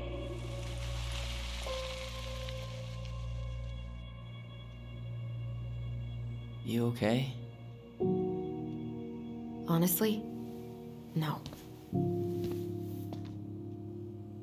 Do you ever regret? No. No way. Well, maybe once or twice early on, but now, no way. I mean, look where we're at. Look where I'm at. Uncle Eddie's probably done by now. We should go find him. Do you mind if I go inside that room for a second? You sure?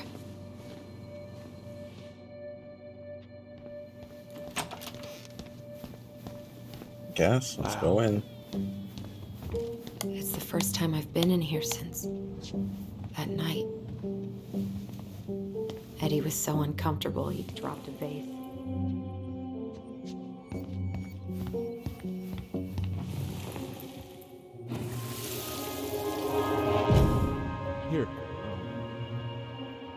a seat. Alright.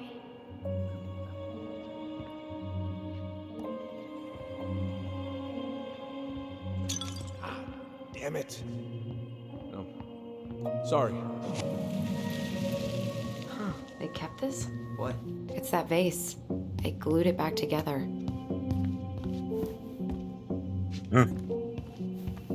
What's this? Another collectible friend? What's that back there? No way. Have you been hiding back here all this time?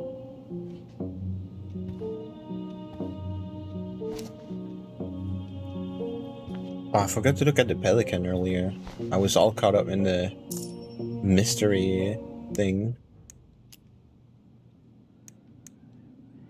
Object not found. I fucking knew it.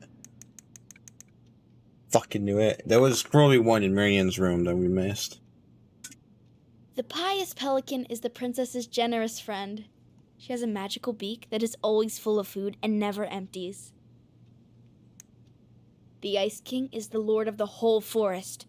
He is so powerful that no one dares to challenge his commands.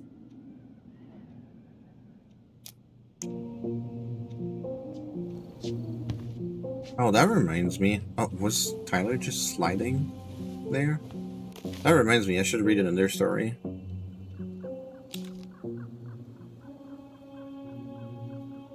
The Goblins and the Ice Cave. Once upon a time, in a deep and ancient forest, the crafty goblins were playing near the glacier when they discovered a hole in the ice. They crept through a gradually widening passage and found themselves inside a spacious ice cave. Light spilled down the undulating blue-white walls in a way that made them look like electric waterfalls. And a column made up of hundreds of icicles stood in the center.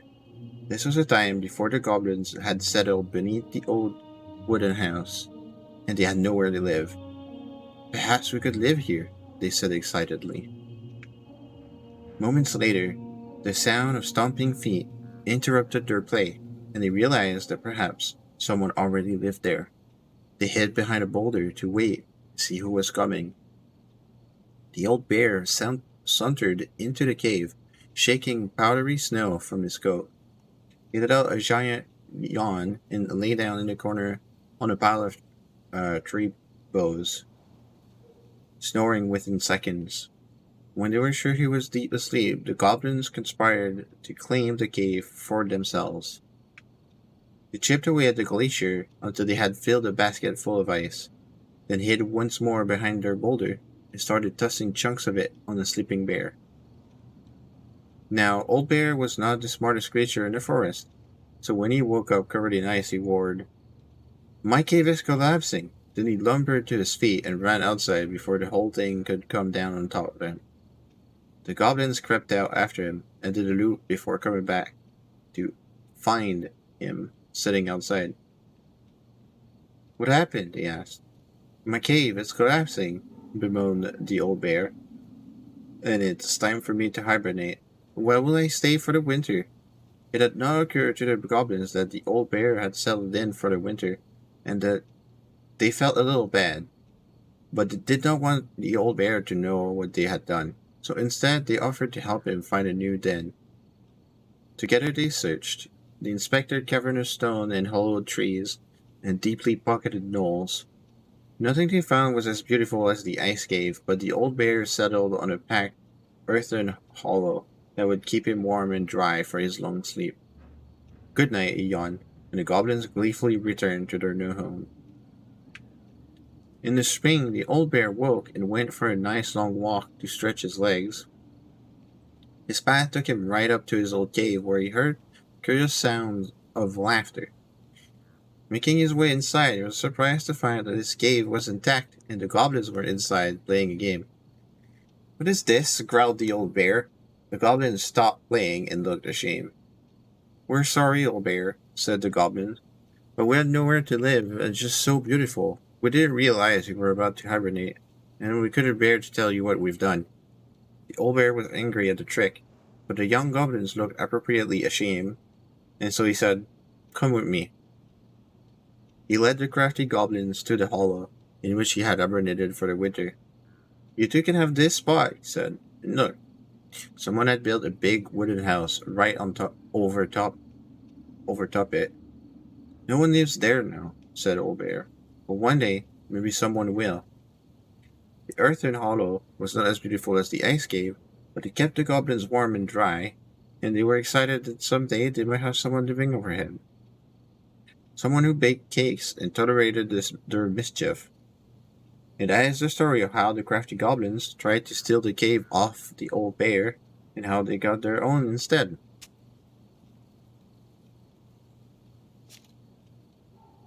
Okay.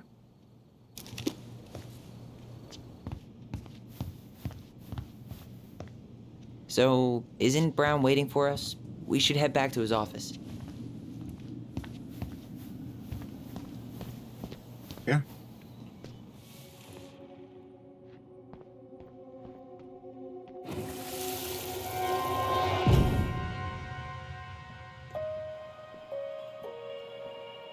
Why did you separate us? Is Ollie okay? Ollie's just fine, honey. They're all in the other room having cocoa. Everything's gonna be okay. I need to ask you a few questions now. Come with me?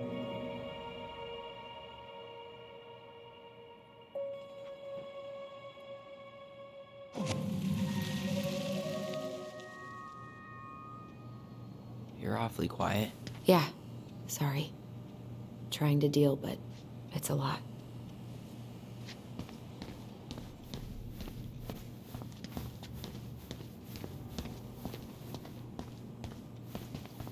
Trying to see if we can find another one of those.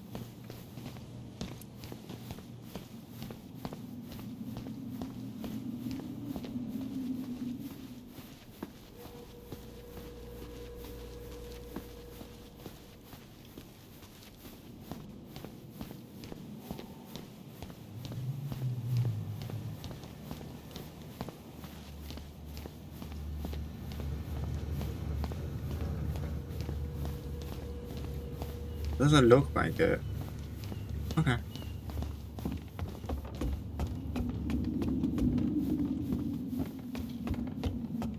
Hey, sorry that took so long.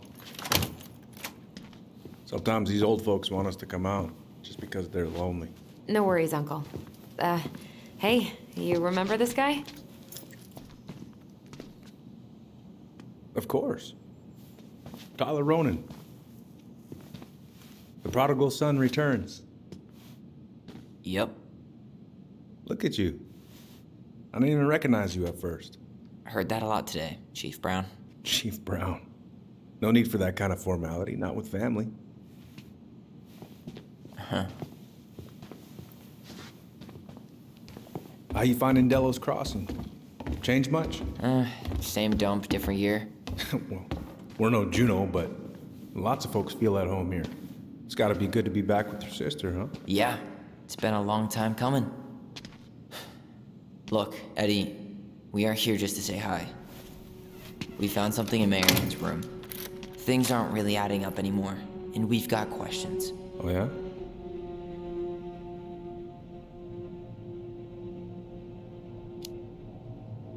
Did she mention anything about us that might have been worrying her? About Tyler in particular? No. She dealt with those kind of worries all on her own. Kept the rest of us at arm's length. I see. I will tell you one thing, though. Your mom. Never knew her to hate anyone for being unconventional. Usually, it's the other way around.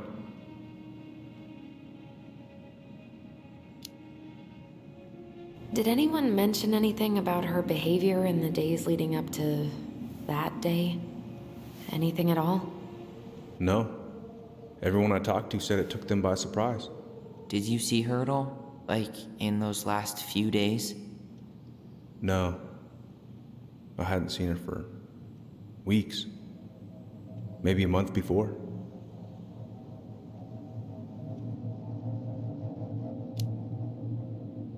Thanks, Uncle Eddie. If you want my advice, nothing good comes from stirring up old memories. We don't really have a choice about that. There's always a choice, son. I know sometimes it doesn't seem like it, but there is. Can we take a look at her file? Maybe we'd see something you didn't. Her file? Her case file, her police file, whatever you call it. You keep those pretty much forever, right? We do, but I can't just pull it out right here, right now. There are procedures. But you're the chief. Which makes it even more important that I follow procedures. Look, Chief Brown, are you gonna help us? Or are you gonna be a cop about Tyler! this? No, it's fine.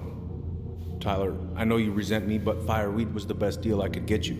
I'm not mad about fireweed, but I may be a little salty you kept my sister away for 7 fucking years. That's what this is about? Look, that was the court's recommendation. They're the experts. I just went along. Yeah, sure you did. Trust me, son. We all believed that what happened that night was self-defense, but we couldn't be sure. I can't believe this. Look, we couldn't be sure, okay? I was trying to protect you both. So you still not sure? What? You still think keeping us apart was the right call? She was traumatized. We needed each other to heal, and you took that away from us. So why didn't you let your sister visit when you turned 18 Uncle, then, huh? please. Let's move on. She's never gonna tell you how much that hurt her, but it did. That was about me. It wasn't about her. Allison gets that, and 3 years is nothing compared to 7. Right, Allie?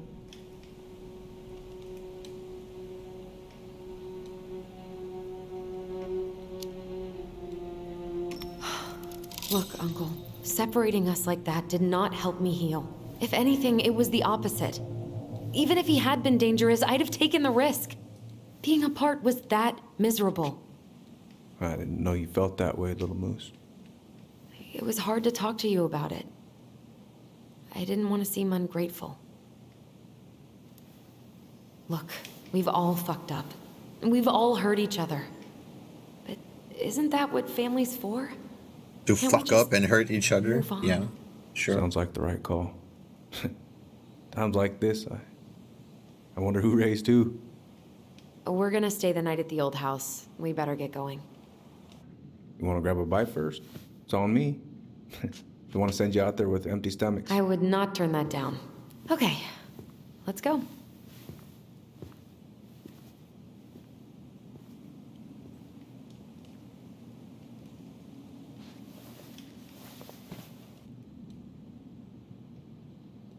Yo, what the fuck? What the fuck is that?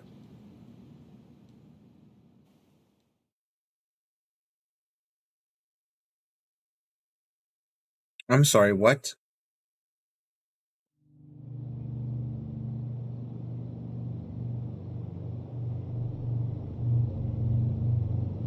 Stop!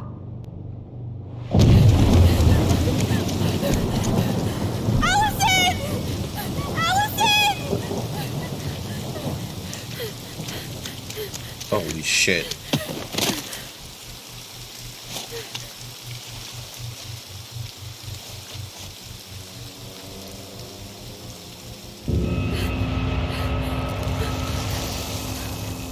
Manhunter.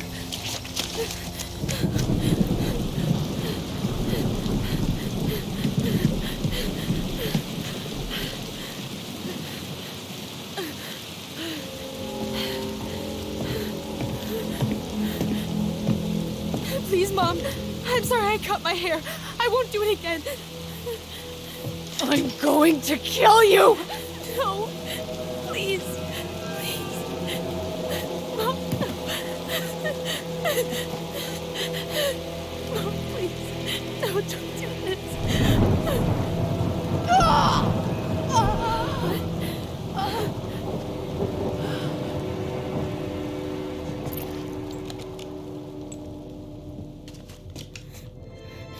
Allison.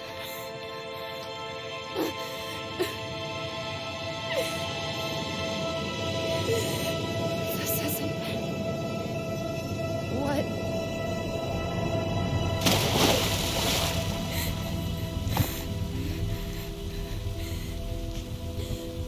Allison. I killed her. I killed her.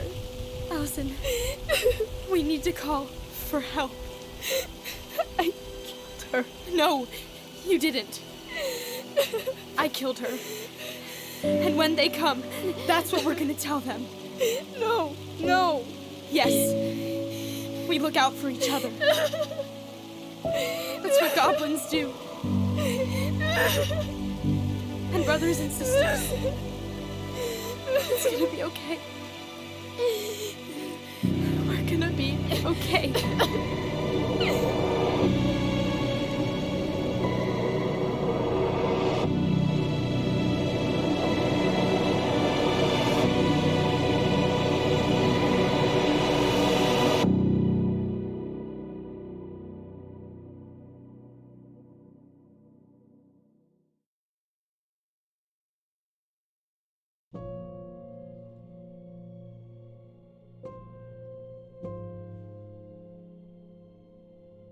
No, the game is not done. The game is cut into 3 chapters, so that's the end of the first one.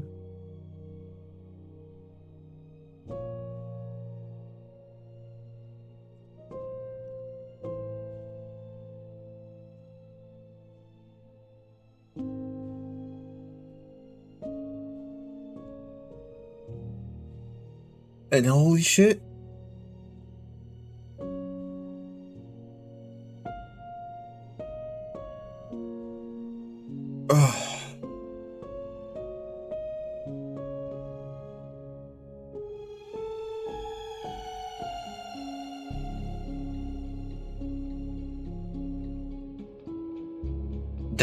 That hits hard. I have seen that cutscene before, and I don't think I can forget that. But fuck, that it still hits extremely hard.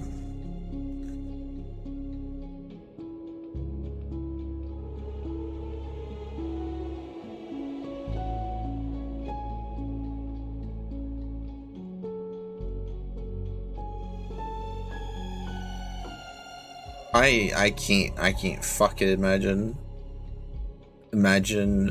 thinking you're like, look mom, I got my hair, and then running for your fucking life, and your mom comes after you with a fucking shotgun saying, I'm going to kill you, pointing the gun at you. Like, nah.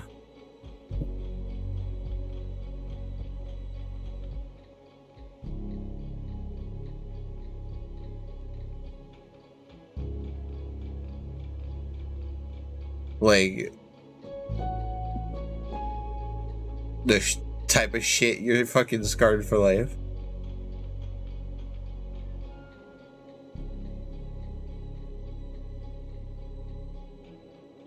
I have my share a bit of being scarred for life about certain things.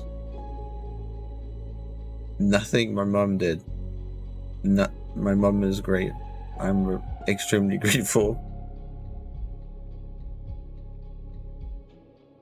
that I've had to deal with any shit of that regarding my mom. I'm not saying a lot of people have to deal with that, but holy shit.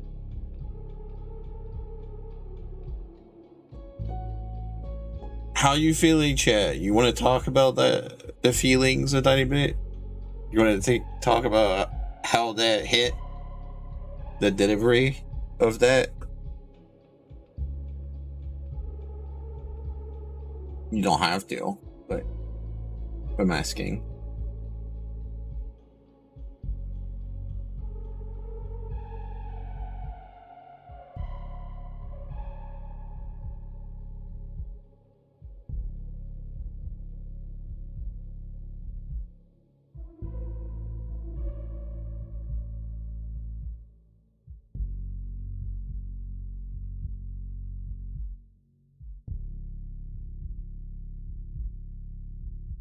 I'm grateful for the credits. I know I can skip them, but I really don't want to. I want the little break.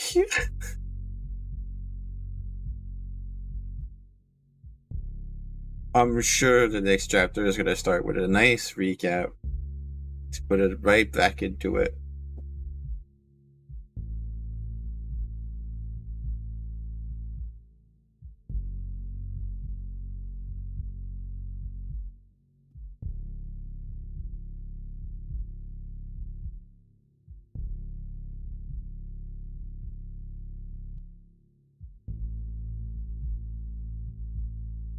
I think the last time something hit me that hard was when I played Life is Strange, and I'm not gonna tell any details on that. I don't want to spoil it for anybody, but holy shit, that thing when I play Life is Strange, when that moment happened, I literally stopped playing, and it took me quite a while before I wanted to pick up the game again. And the first time I saw this cutscene, not now, I think I'm okay. I won't stop. But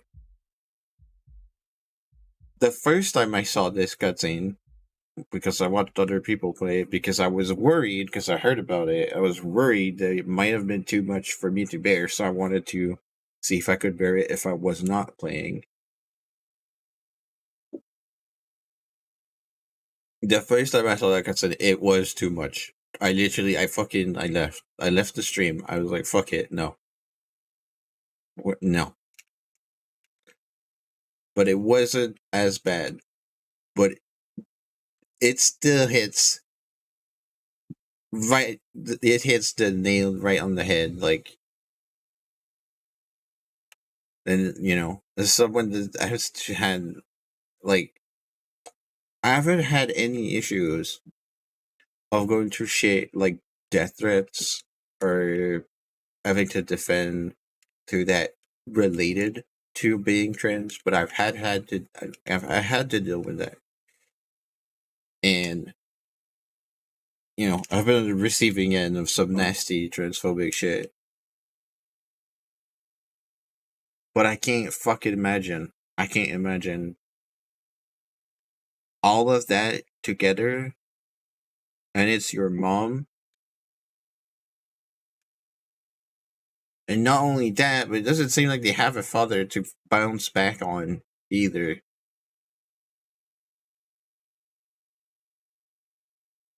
Like as a small child, like I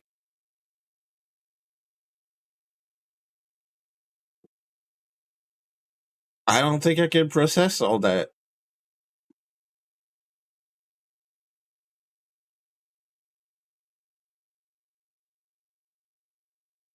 Just the thought of a child having to face life without a parent is like horrifying enough. And then the guilt of you killed it. You killed your parent. Um and then like thinking that they were a monster all this time to then be fucking slapped back 10 years later after you probably had nightmares all your fucking childhood about this shit that is never let you sleep properly. Of wait, there's more, and actually you can't even begin. Like yeah, this is intense.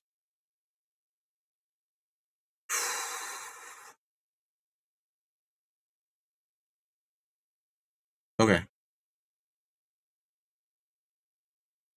Okay. Alright, so look at the choices.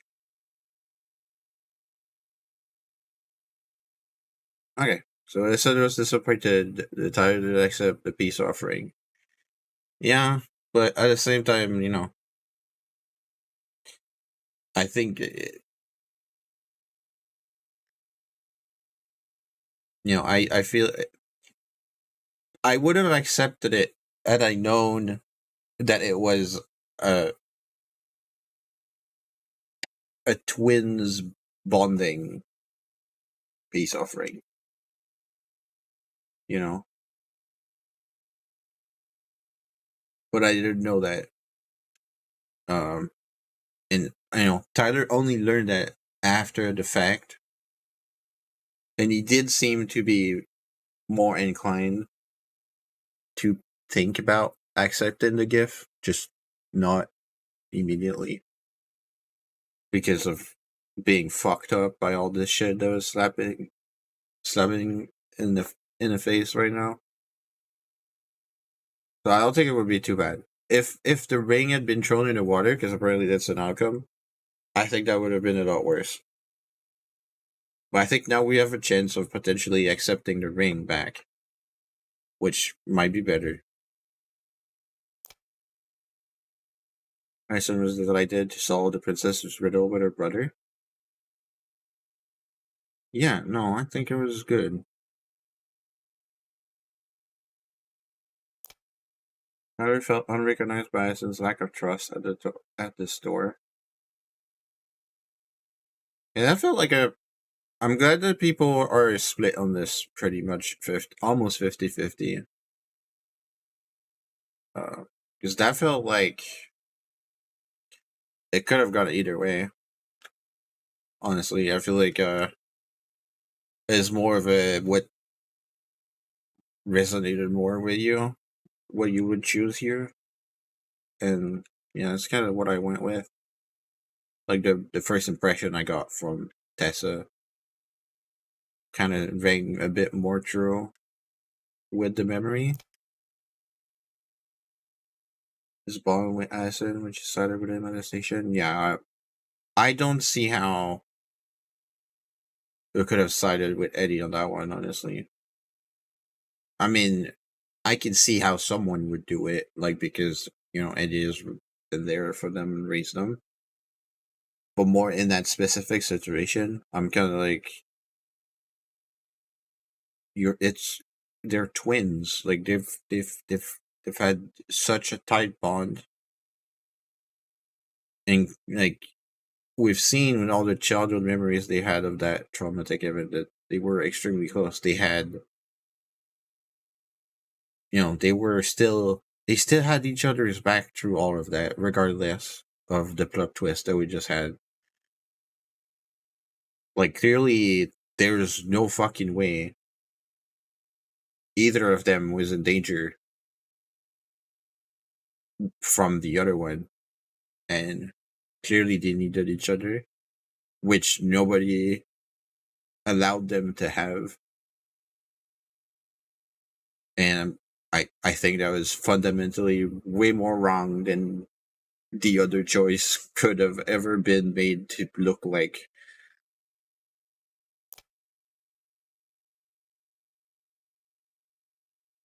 No, you call all that shit.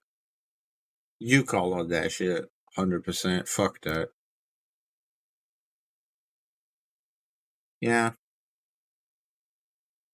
I didn't take a nice Tessa. You can learn the truth. That's cool. That's pretty cool. That it's possible to actually learn the truth. I'm sure that's gonna have a significant impact on outcomes down the line.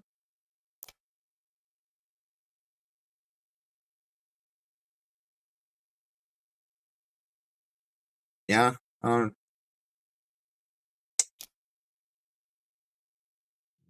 Can't do much about that.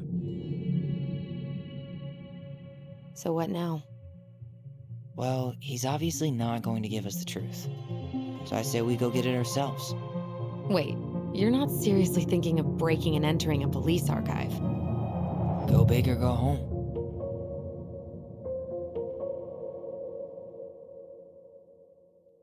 Exciting. How far would you go to get the truth for something this huge of a pile of shit, chat? Do you think you would go and break into a police archive.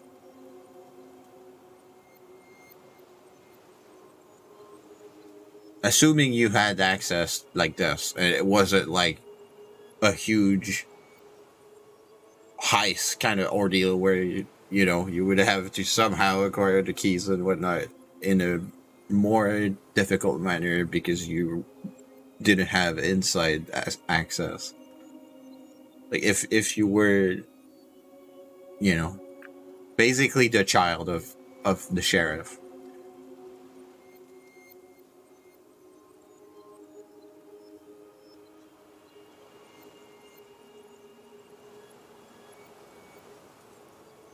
I don't know what I'd do. Honestly, it is. I can't wrap my head around how bad that could be to have to deal with. I think I might do it. I don't know. Like, the archives are still just like a fucking piece of paper, and I still have to deal with this shit all my life. If the answers are there, I think I would want to have the answers.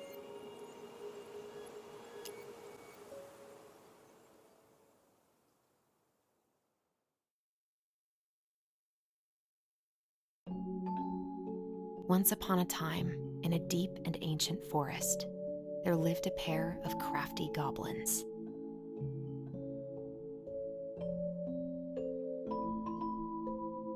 The crafty goblins did everything together, until one day, when darkness overwhelmed the big wooden house in which they lived.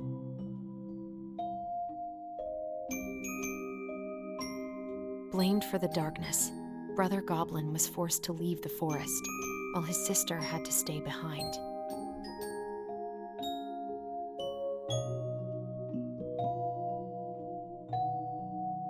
Years later, they were finally reunited, and together, they decided to confront the darkness in the big wooden house. Damn, I love this art. Though they sought the help of their friends in the forest, they found that no one wanted to delve into the long-gone past. This is how the goblins found themselves alone in the woods, trying to discover why darkness had submerged the big wooden house.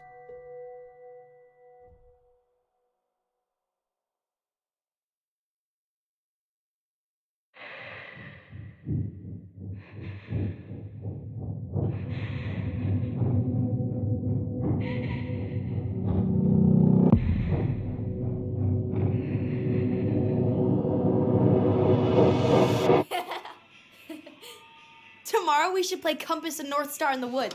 Be sure to wear your hat then. You be sure to wear your hat.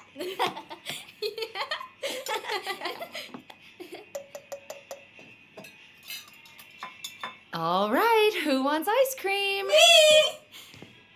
Eat up.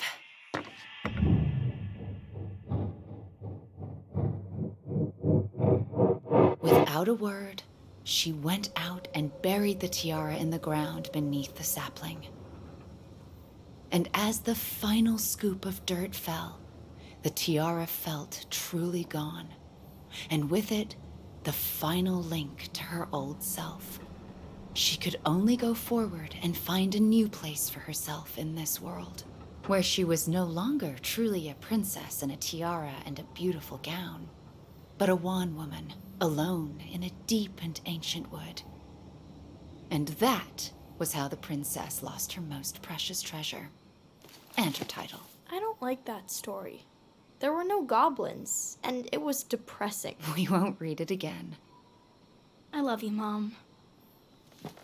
Not me. Just kidding. Love you, Mom. Mwah. I love you too. Sleep well and dream, my doves.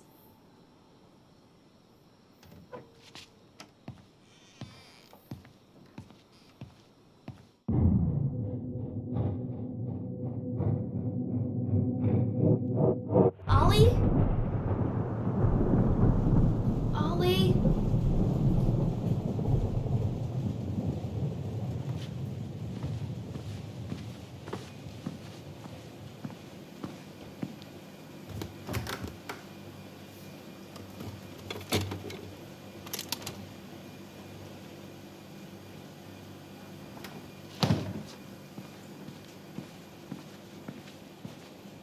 The ice cream. What a waste. Oh, jeez, alright. Allison! Ollie! Allison, help!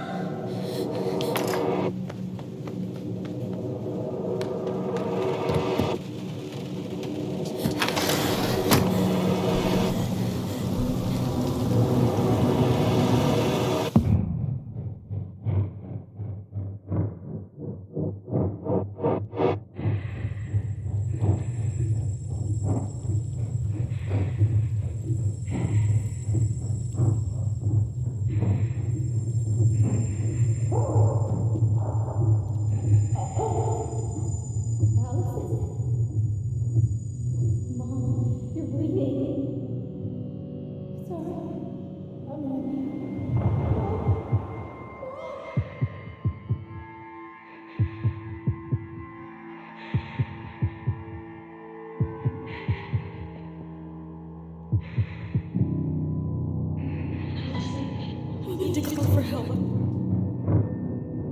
Allison.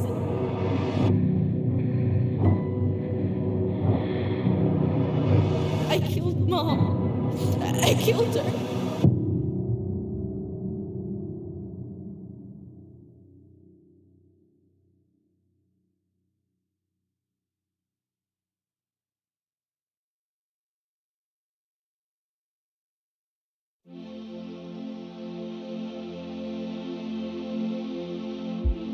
I'm okay.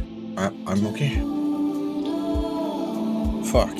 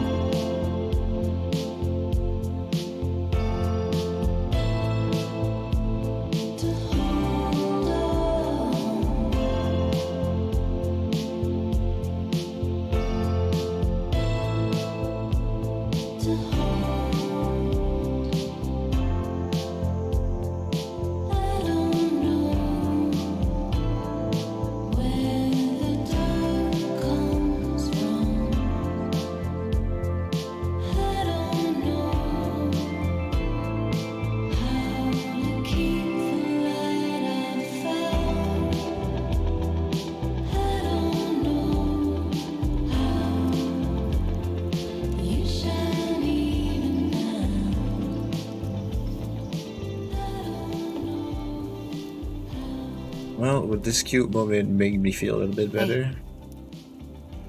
You doing all right? I thought coming here would be closing a chapter of our lives, you know? And instead, Hell we no. spun off a whole miserable prequel trilogy.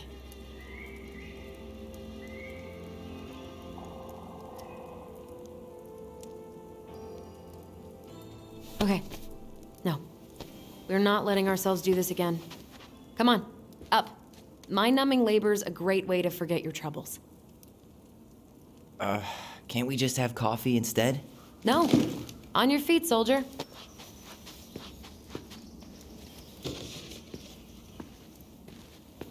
Let's take a break from packing and sort out the furniture.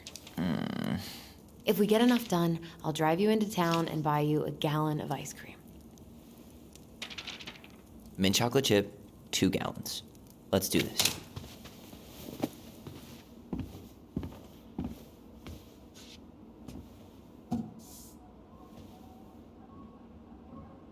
Good start. Goblin face is keep, $ is donate or sell, and trash can is, well, trash. By the way, I cleared out most of the stuff in the bathroom this morning, but I left you the toilet. How very generous of you. Alright. First thing is, we're gonna read another story.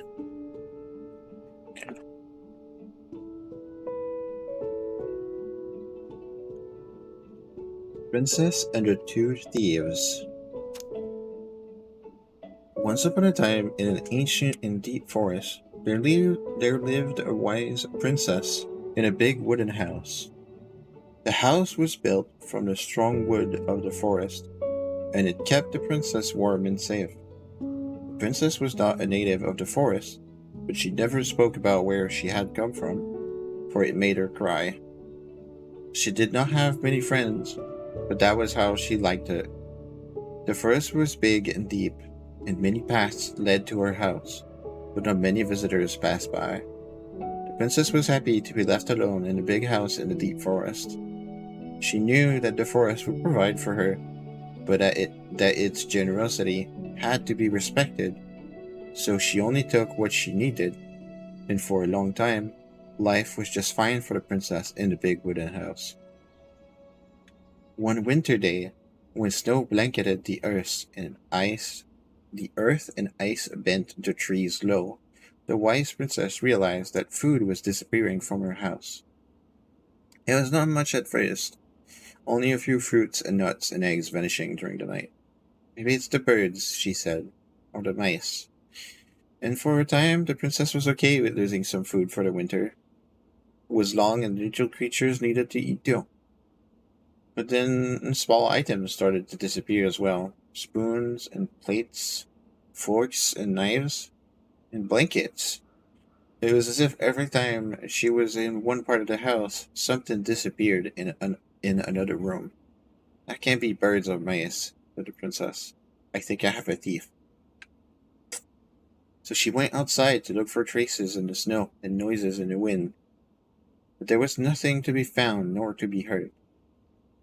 That's strange, said the princess.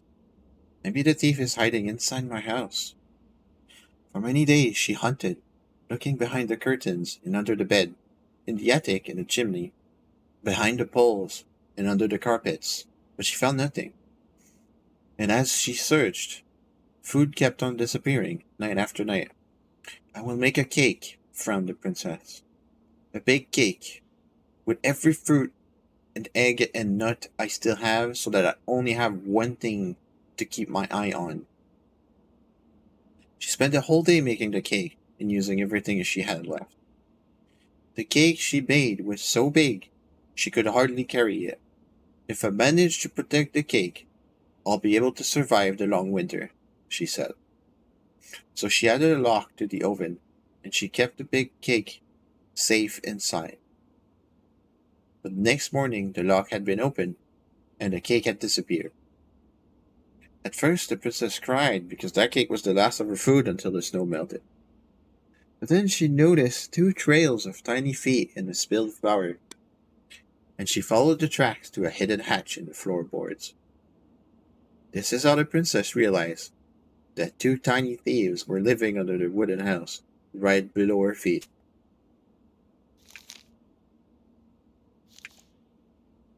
Okay.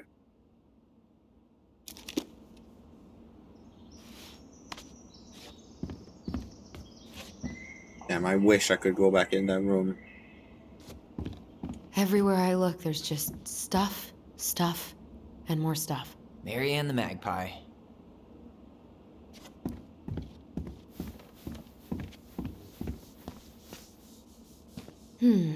Crummy table and wobbly chairs.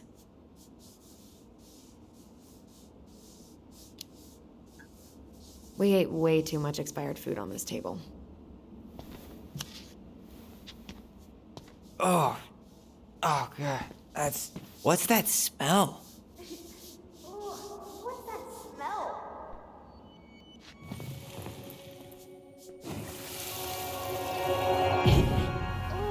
What's that smell? Smells like delicious garbage. Ooh, yes, delicious indeed. Or could it be Stinky Pants Sam? Oh, Stinky Pants Sam! Come on now. Sam got that smell getting a skunk out of our barn.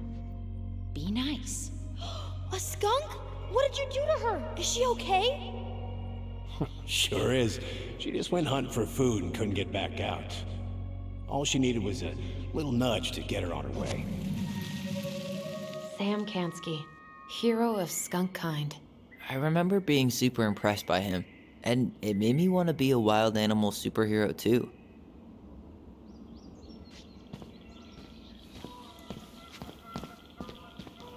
Ancient appliances, you are staying here. Although, that oven looks in okay enough shape. No way. We are not moving the oven.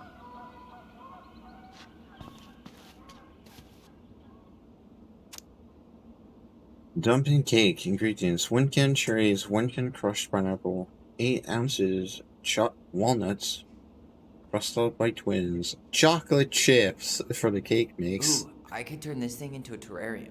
Hey, remember Volcano?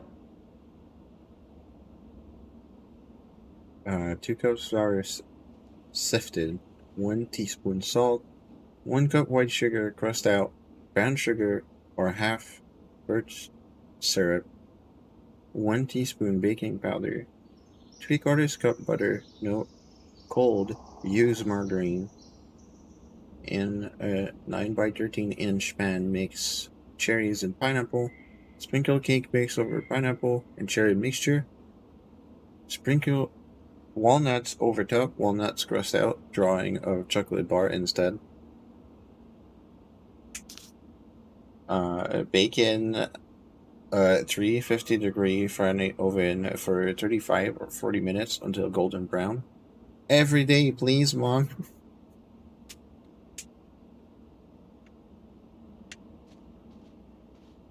Where did Tyler go? Allison, I asked you to clean up the coffee table 3 times already. Oops, I forgot.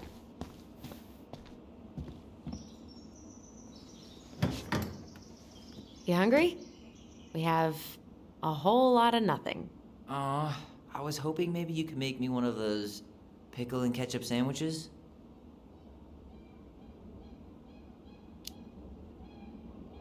I'm sorry, sir. We are all out of pickles today. Could I interest you in a ketchup-only sandwich? Looks like there's still a bottle back here. Ew. Says the guy who used to eat peanut butter with ranch. So good. Jesus. Please, no.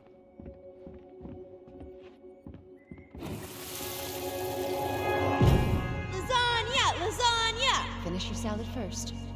Thank you, Tessa. You're a lifesaver. Oh, don't worry about it. They're just leftovers from the restaurant. What about Volcano? She needs to eat her lunch too. Oh, quite right, love. She can have my corn. Here you go, little one. You must be hungry too. Looks like Tessa didn't have that broom up her ass back then.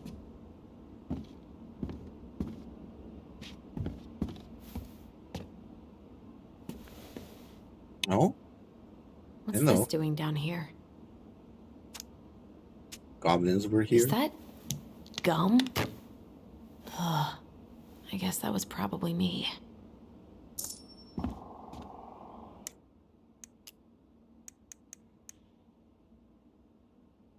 The big frog is an effervescent creature who tries to be kind, but is also a tireless gossip.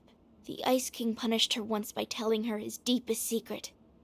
If she ever tells anyone, she'll lose her voice forever. Okay.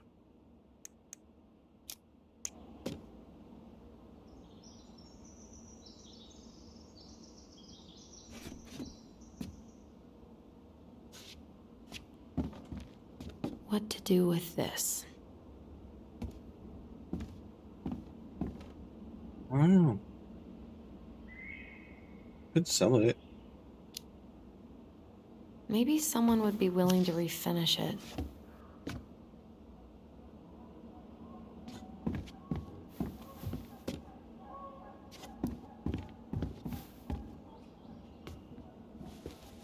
I guess it's finally time to take these pictures down. Yeah. Still deciding what to do with them.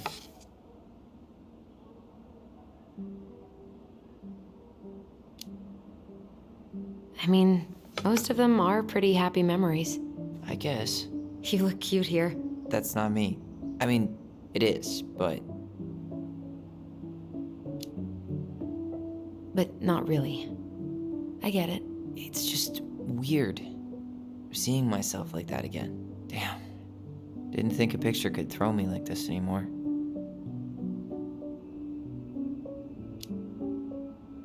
Has therapy helped at all? Oh, yeah, definitely. My therapist really heard me when I said I was a guy. And she helped me get ready for the reactions I'd get, you know? It's dealing with other people that's been way harder than figuring myself out. At the end of the day, being able to look in the mirror and see Tyler, that's made the biggest difference. Which is why I'm scheduling my top surgery as soon as we sell this house. No more putting a binder on every morning.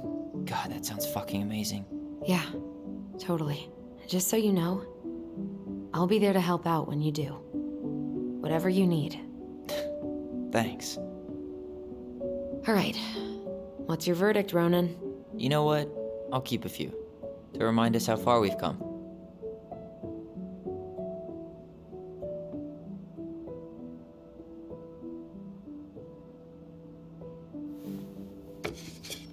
Oh man, I love this one. Why do I look so pissed? I remember loving this. Maybe because Marianne was sticking a camera in your face? Come on, smile, like Allison.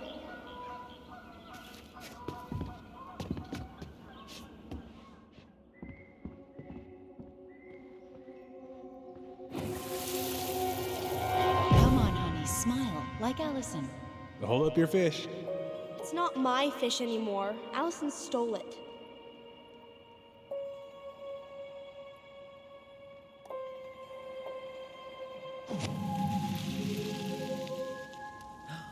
My sister, the fish thief. You were just being bratty. Was I, though? Yes. All I did was help clean it when we were out on the porch. Eddie had to force you to share. I wanted to look at the other pictures, but I guess not. Ugh, gross stain is gross. What happened? Some unfortunate spillage that brought about the end of indoor tea parties. I hid the stain with my toys, forgetting that they would eventually be picked up. Brilliant move, Ronan. Well, I seem to recall a time you stole an egg, put it on the couch, and sat on it because you wanted a pet chicken. We don't talk about that. Uh-huh. Well, at least I didn't leave a stain.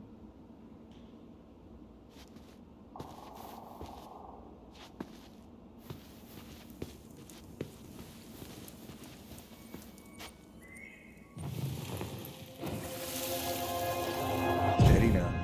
Take your time. He's not gonna jump up and do the cha-cha. What about me? I want to clean the fish too. It's not even your fish. You didn't catch anything. Ugh, only because you wouldn't stop talking and scared all the fish away. Keep your eyes on what you're doing. Allison, when we're done with this half, you can take over and do the other one. That sound fair? Yes. You're right. I was kind of being a brat.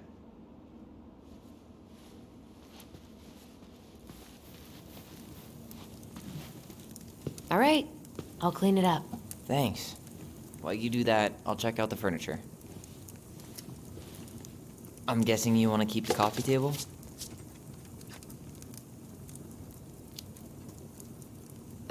Yeah. Is that okay? Sure. I'm not really planning on bringing furniture to Denali. And if I need a base in Juneau, you'll have all the furniture I need. How very non-committal of you. All right, I'll keep it.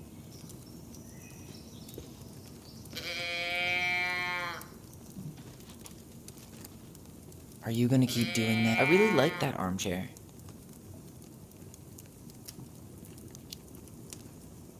Maybe sit in it for a few minutes and see if you get used to the mold smell first. On second thought, never mind.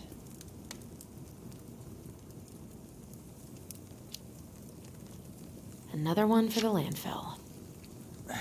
Yes, you are. I love these things. Having fun, are we? Yeah. And finally. I'm having I hate fun. to say it, but the couches get a one-way ticket to the dump. No protest here. I think I have permanent knee damage from a decade of bumping into the corner of those damn things. Well, then that's it for the living room. You are relieved from your duties. Well, I would have trashed that couch. But okay.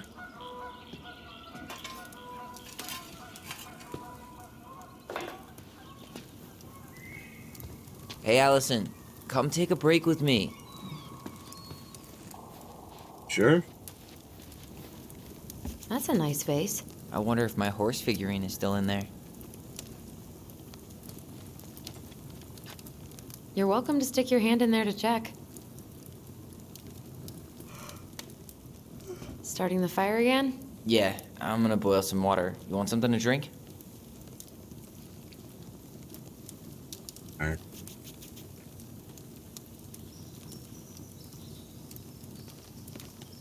Coffee? Would you 'Cause rather we're- have instant coffee or instant coffee?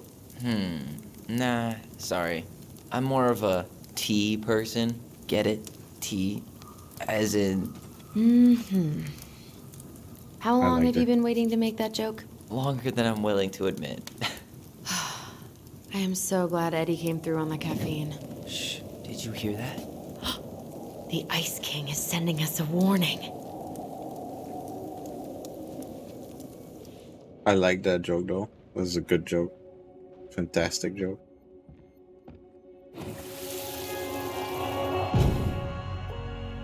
For your punishment, said the Ice King, you shall be banished from the forest.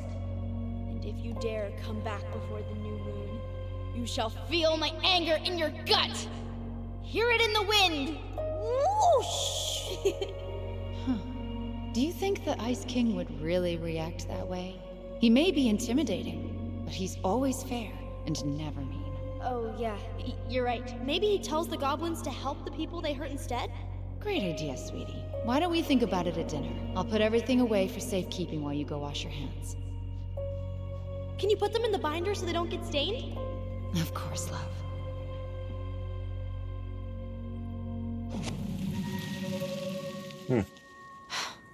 I still think my dark and twisty version was better. We put so many hours into that book. Yeah. Our binder was full of extra drawings and incomplete stories. Think they're all still in the kitchen drawer? We should go take a look. Well, we need to go take a look. I'm gonna read another story. The princess makes new friends. Once upon a time, in an ancient and deep forest, there lived a wise princess in a big wooden house. She had been living alone just fine for a very long time, until the day she noticed food and small items were disappearing from her house.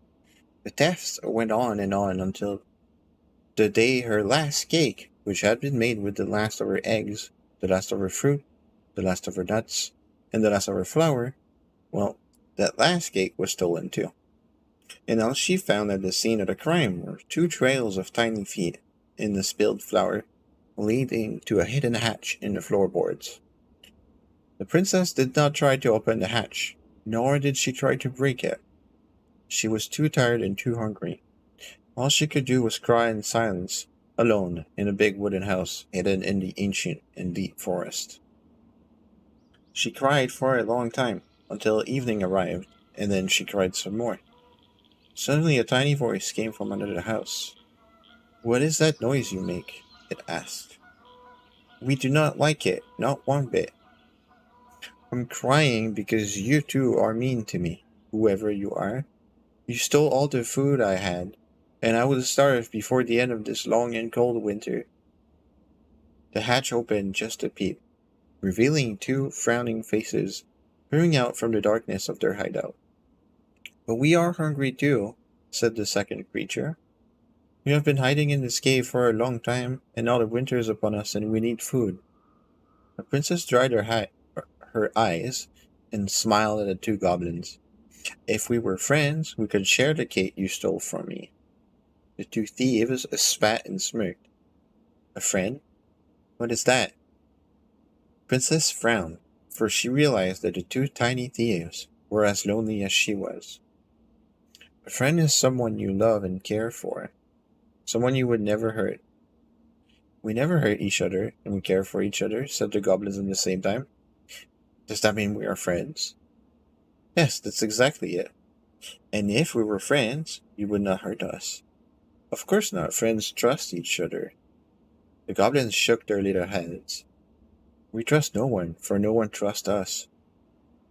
Their words made the princess cry again, for now she understood that the two creatures were not only as lonely as she was here in the big wooden house, but they had been lonely since they were born. You are making that noise again, frowned the goblins. Please stop that, for it makes us feel unhappy. Are you a witch? Is this some sort of magic? It makes you unhappy because we are friends, said the princess. But we don't know you, and you're not like us. Sometimes friendship comes right away, even between people who are very different. Does it mean we can't steal from you anymore? Yes. But that's what we do. We are the crafty goblins who live under your house. Well, then maybe we could arrange something. Is that what friends do?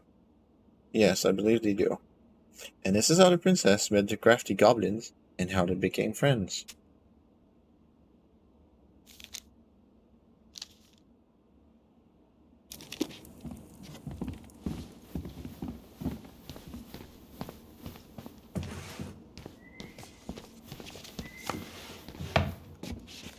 Come check this out. Allison's first drafts. Right. 'Cause I didn't contribute at all. Come on. I know you did. I can't believe she kept all these. You'd think putting them on the fridge for a couple of weeks would have been enough. You know how we thought of ourselves as the goblins? Did you ever get the sense that maybe Mary Ann was the princess in the stories? Yeah. She called her bedroom the princess's sanctum, and she was all alone in the woods, in this house, until we showed up. She was. Alone, but with a few friends who helped her along the way. What are you doing? Research. So, if Mary Ann was the princess, then who were all the rest? And here we go. Oh, come on. Humor me. Okay, well, I don't want to read the book again.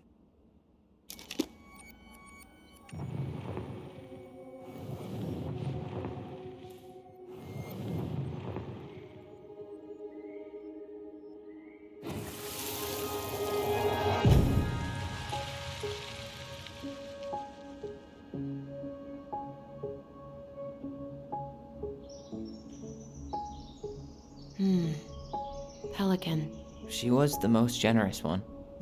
Yeah, but there was always a catch.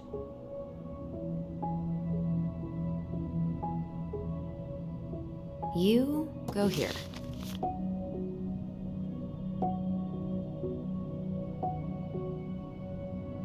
The bear was the most helpful one.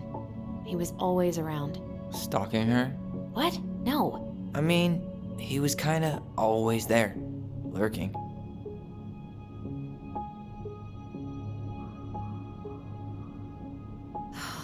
Poor Moose. Really didn't do him justice. Justice? Kind of ironic, huh? Considering he was the lawful good one? Too bad the law isn't really just. You done? Yeah, we done. All right, I think I'm done. You sure? Yeah. How do you like them apples? You know, I think you might be onto something. What about these guys? I don't see them being real-life people, or this one.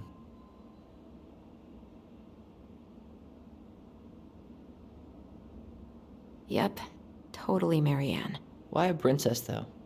Why not a queen? She hated authority. Yeah, she'd have been a terrible ruler.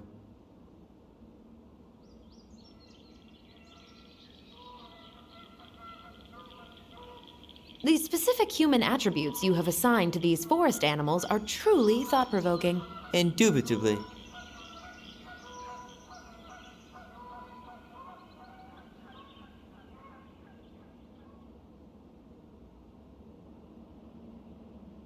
Nothing about this guy.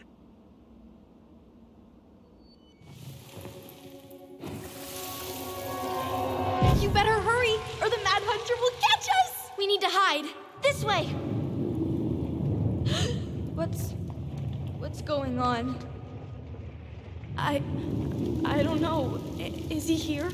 Is he really here? I don't know. I'm scared. Go away! Yeah! Go back to the forest!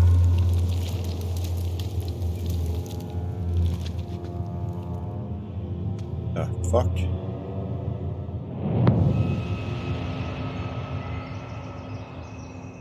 I forgot about that. We'd been pretending he was there. And then, suddenly he was. That was the only time that happened, right? Allison? Wait. It felt way too real. It was... Us. Pushing our imagination way too far. Great. Sam Kansky, Grandmaster of Bad Timing. We're not done with this conversation. Morning, Sam. Ahoy, goblins!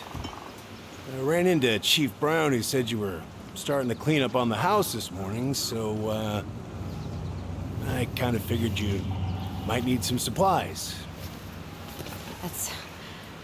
Thank you. That was very thoughtful. Oh, also got something for you, Tyler.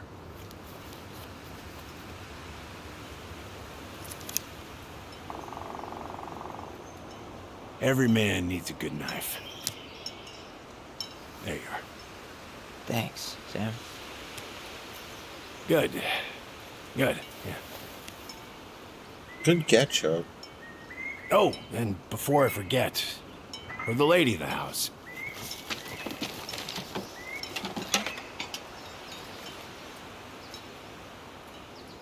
It was your mom's favorite recipe. Still make it darn near every week. Think of her every time. With the recipe. Thanks. But we don't have a stove. Still no electricity. Oh, yeah. That fuse box is busted. Just another thing I've been meaning to put back together around here. Where is it? I can take care of it. Oh, I don't doubt you can. But, I've been kicking this thing back to life for the last 20-some years. I'll give you a hand. All right. Box is in the barn. Follow me. We'll be right behind you.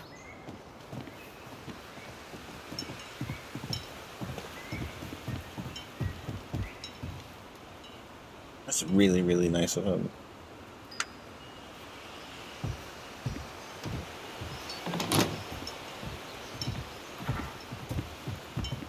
Well, I guess old bears can learn new tricks. Yep. Come on. Let's go get our electricity back on.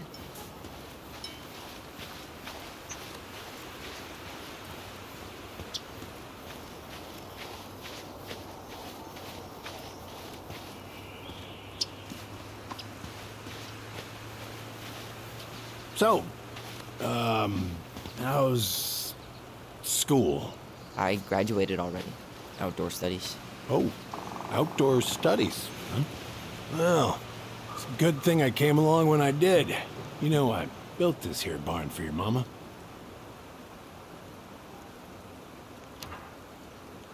You really helped her out, huh?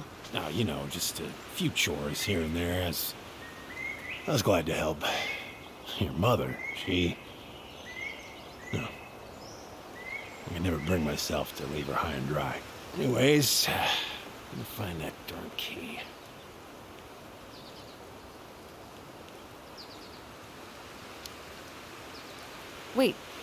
Wait, Sam.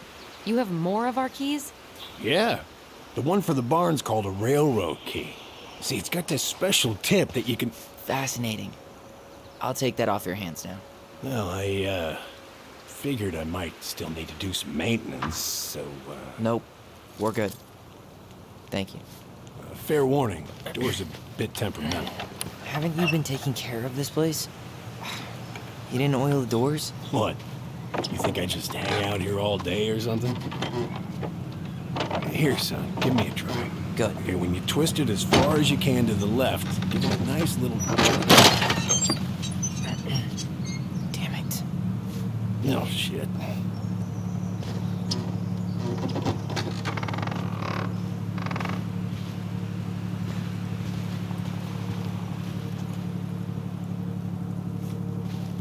Well, at least the door's open now.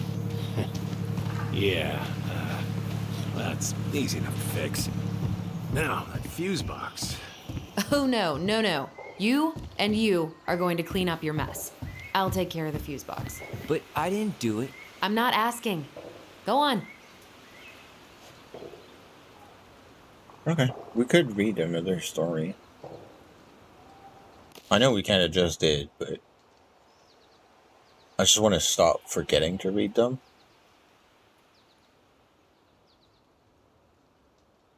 The Bear's Big Paws. Once upon a time in a deep and ancient forest, the old bear was out looking for a snack when he spied a bee's nest in a hole high up a tree.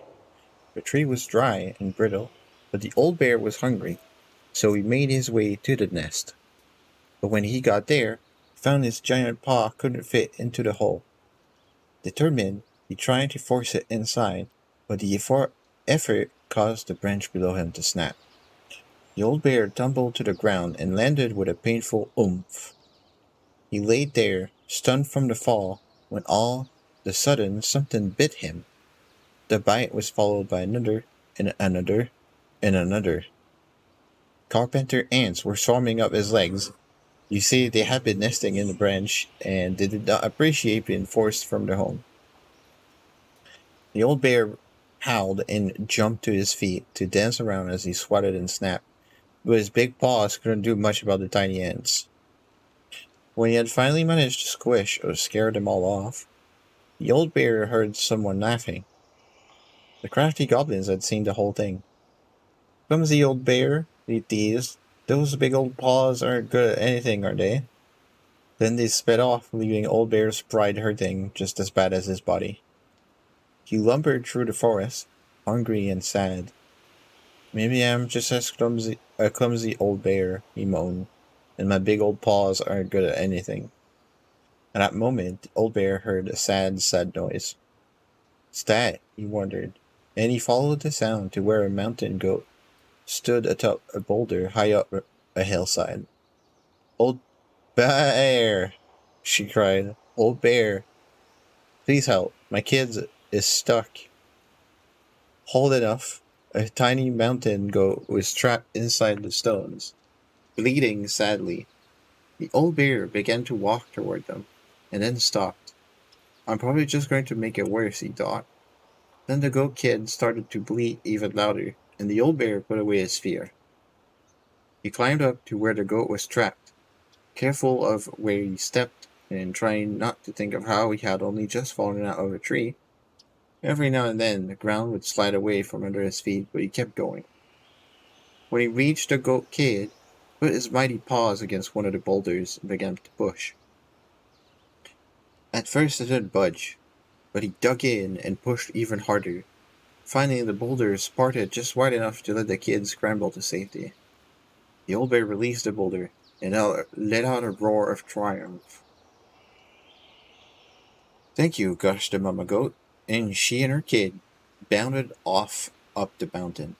The old bear watched them go with a smile, and then made his way back down the hillside wiggling his rump in triumph as he went. To his surprise, the crafty goblins waited at the bottom of the hill. We saw the whole thing, they said. We were wrong.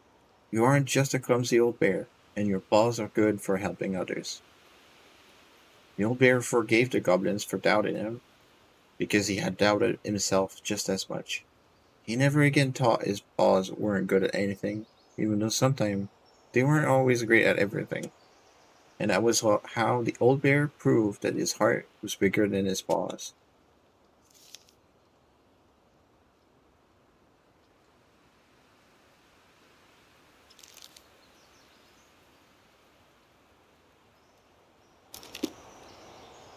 All right. Fuses go into plugs. Should be easy enough.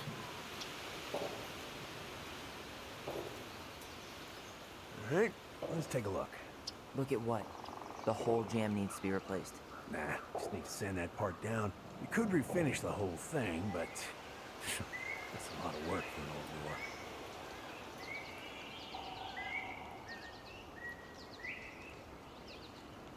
Okay.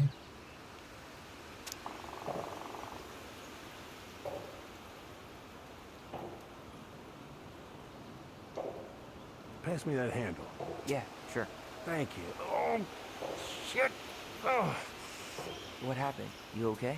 Yeah, it's just a bum knee. I wrecked it playing ball. Ball? Football? In college? High school. Best damn fullback around. Well, till I got hurt. Damn, that's rough. I wrapped up your electrical board. I gotta run. In case you want to check it out, careful not to overload the circuits. We'll have to use 15 amp fuses for the garage. Amps still up to 120 amps for the whole house. Pretty proud of myself for once I respected the right color coding. Each fuse should have the right color cable. Working just fine. Problem must be the latch. No shit. It's covered in rust. Nothing a little salt and lime can't fix. Salt and lime? It's a door latch, not a bottle of cheap tequila. Sure could go for a margarita right about now. A margarita? Really? Hey, sometimes old Sam likes to feel fancy. Okay, well, that's probably 15 amp.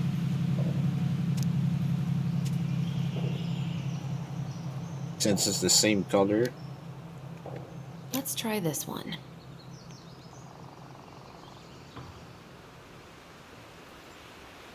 And it said it's 120 for the whole house. I want to get a look at the spindle.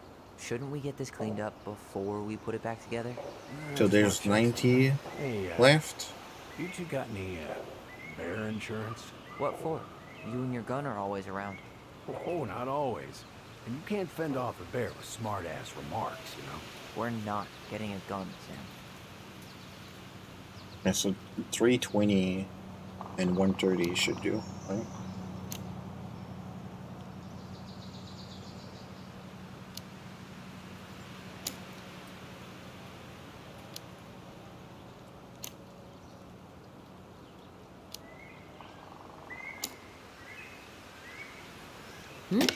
Seems good.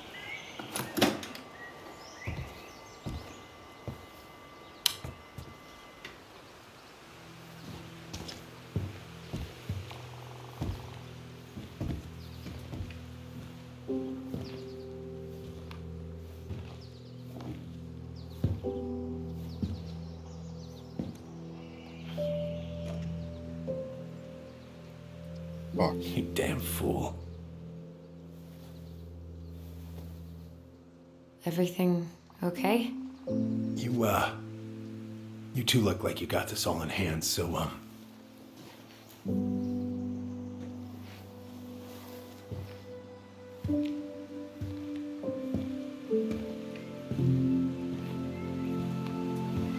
bye.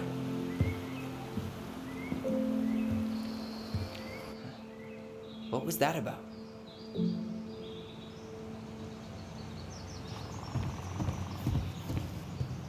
Well, he probably has issues too. Don't know. Preda rep.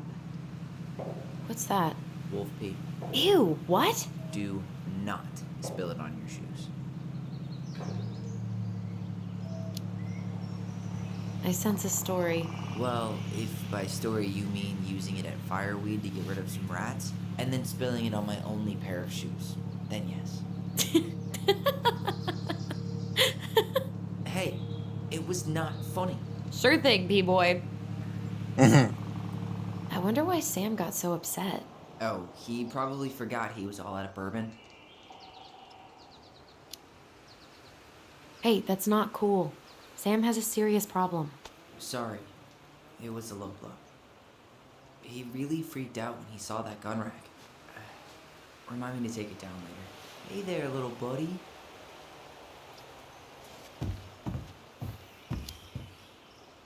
If we end up living together, you should know my house has a no spiders rule. Well, in my house, we don't kill them. Ugh. You can take them outside then. What are we gonna do with this wreck? Take it apart and sell the scrap? Be my guest. It sure looks like a pile of junk to me. Where you see junk, I see dollars. Oh man, I'm gonna put together the sweetest toolbox ever.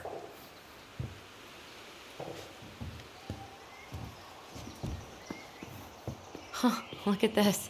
I think this is where she made all her toys. Toilet paper tubes, rope, cardboard. I wonder what she planned to make with that. Maybe a car? Ooh, or a tank. She was so crafty. And she could draw and write and take pictures. She could have been an artist instead of just locking herself up out here.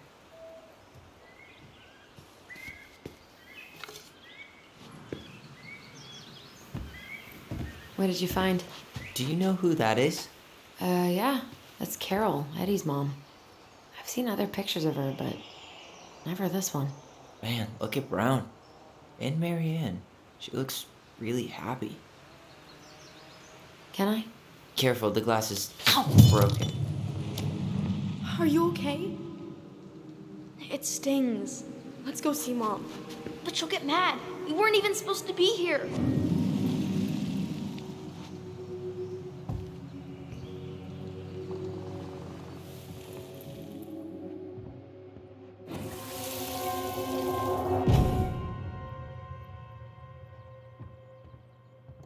Come on, it's gonna get infected.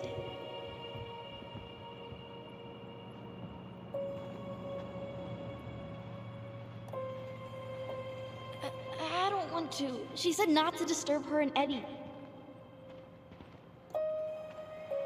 Where are you going? Things were different when she was around. We were family, Eddie.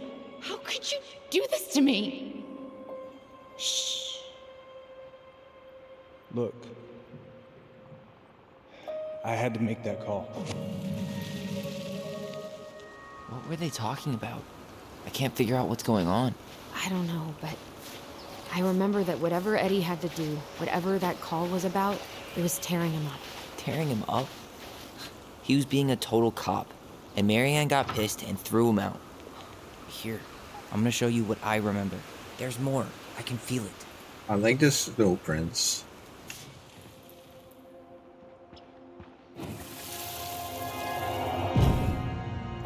I had to make that call. I was just following the law. Oh, yeah? And this little visit right here? What would the law say about this, huh? Look, I didn't have to come out here, but I did. You're a goddamn hypocrite. Get out of here! Marianne. I said get out! Out! What? She didn't throw the picture at him. You sure about that? He was being a complete dick. How can you be sure? We were eavesdropping. We could barely see a thing. What do you think happened then?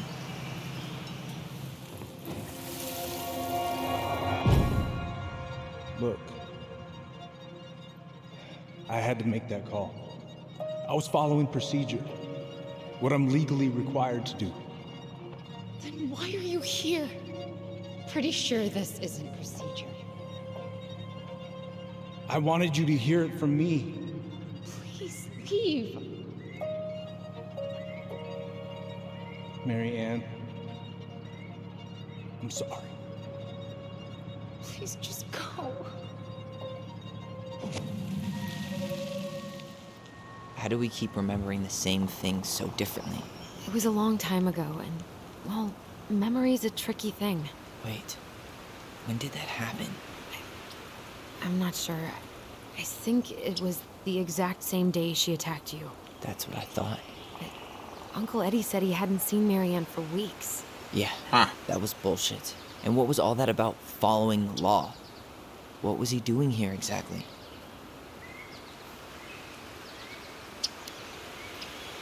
He must have had his reasons for not telling us. Look, I know he took care of you, but that doesn't make him incapable of lying. I can't see him being that cold with Marianne, even if he was being a cop. I mean, I can, but who knows? I guess memory's a tricky thing, huh? Memory is a tricky thing. Memory is actually fucking bullshit.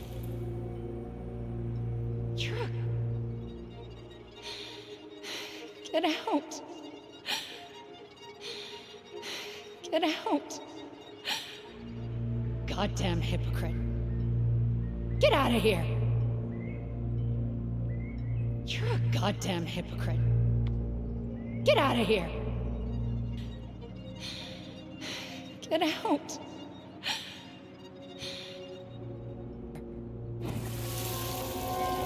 You're a goddamn hypocrite.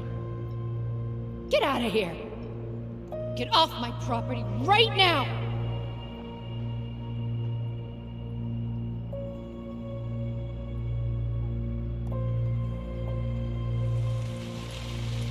So, we agree.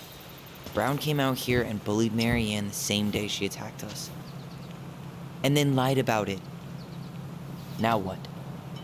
We go and get a straight answer from him. Right now? Yes. I'll go get my car keys. But what will these mountains of trash do without us? Fuck the trash. No, don't fuck the trash, that's gross.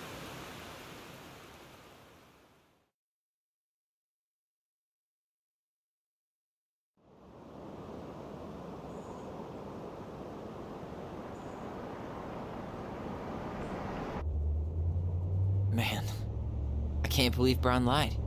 I mean, I may not be the guy's biggest fan, but he's always talking about the truth and the law and shit. Do you have to be so happy about it? What? I know you've been waiting for something like this. Something that proves Eddie's an asshole. But gloating about it is really not cool. It's Tina. I gotta take this. Yeah, just a sec. I'm parking the car.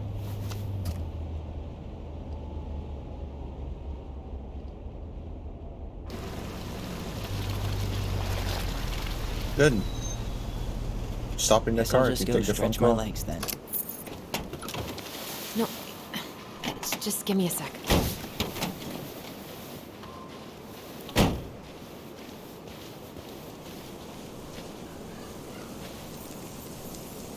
Okay, Tina, what's going on? Hi, hon. I've got someone who is super interested in seeing the house. Oh, that's amazing. When? They're just in the area for a couple of days, so they'd like to come by day after tomorrow. Oh, I'm not sure it'll be ready. Hon, this guy is very motivated, but I know he's looking at other properties. It's not like you've had people breaking down the door. I appreciate that, but we've kind of got a lot going on over here. Did I mention it would be an all-cash offer?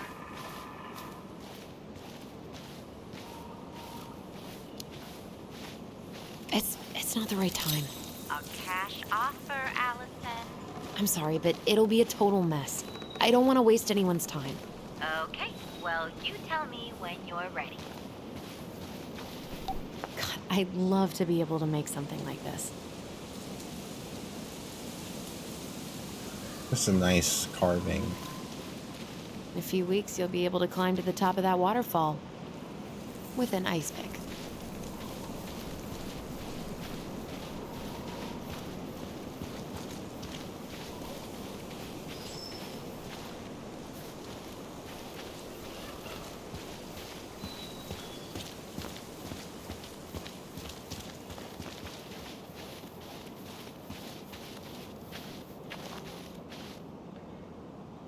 Dee and I did that trail a couple years ago.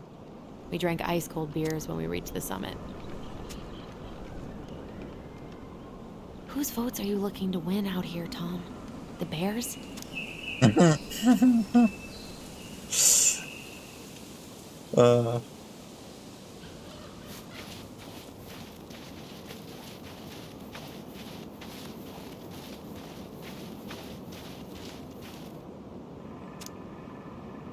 Mere encounters are frequent during Salmon Run. Extreme caution. Bears move to higher elevation for number areas. Do not feed the bears. Spot fish. Make noise while hiking. Bears don't like surprises. Never hike alone. Carry pepper spray. Do not run. Stand your ground. Wave your arms. Talk loudly.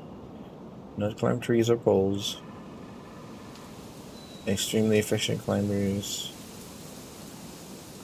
In case of violent attack, fight back vigorously. And it'd be better if you just like did not encounter a bear.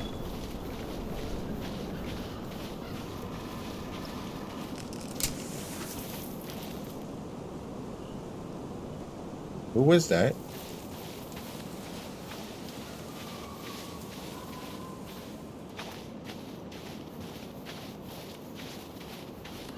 That's the path I took, I guess.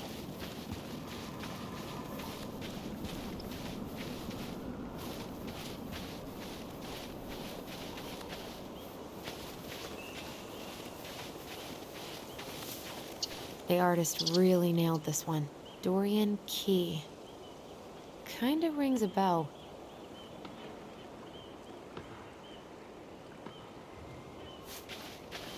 Looks like you found a nice spot. We've been here before, right? I feel like I've been here before. So, Tina? Tina West, our realtor. Oh, that Tina. What'd she need? She had someone who wanted to see the house, but he could only come by day after tomorrow. And you told her no? Yeah. We need more time than that to get things cleaned up and, you know. Thanks. But what if it's the only call we get? And I guess we just grow old and lose our minds in that fucking house. Sounds like a plan. So, before Tina called, we were talking? Yeah? I'm not happy your foster father fucked up. Oh yeah? Because you sure sounded like it. He hid information about Marianne. I know! You just don't have to rub it in. I get it. You're always gonna side with him over me. Come on, that's not fair. Then why do you keep doing it? This town, these people, they're just memories to you. But it's my home, Tyler. My friends, my family. And as much as I want answers, I'd rather not lay waste to my entire life to get them. I didn't come here to ruin your life, Allison. Just want some answers. I know. That's why we're doing all this, right?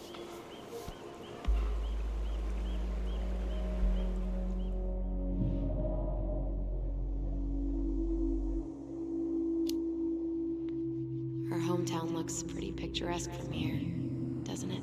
You're way more attached to this place than you let on.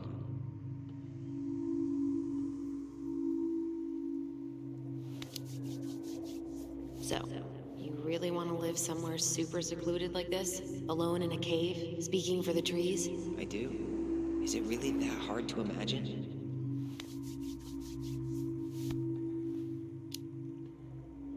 Oh yeah? Who do you think's gonna come visit you out there, in the middle of nowhere? Well, I was hoping you would.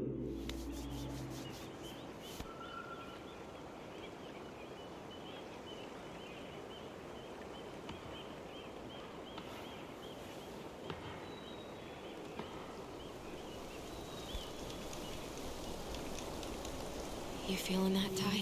Yeah.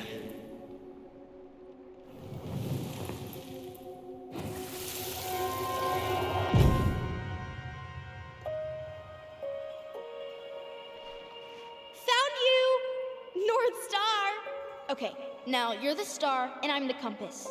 Okay, And don't cheat. I know you were sending me fake hints last time. I did not. Yes, you did. Okay, I won't do it again.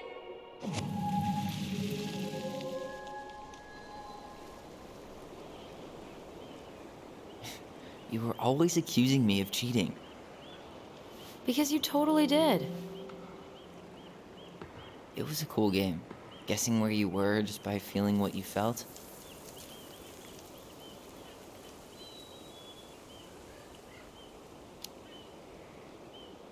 No one else could play it with us.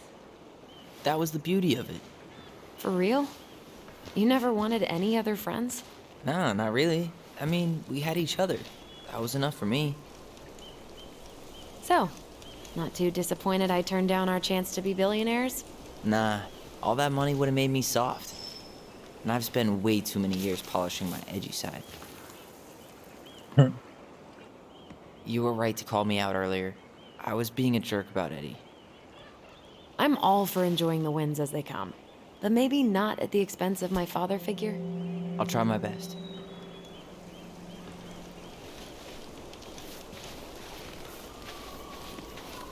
Can't believe the old cannery's still in business.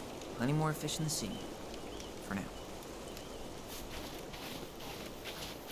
For now, yeah.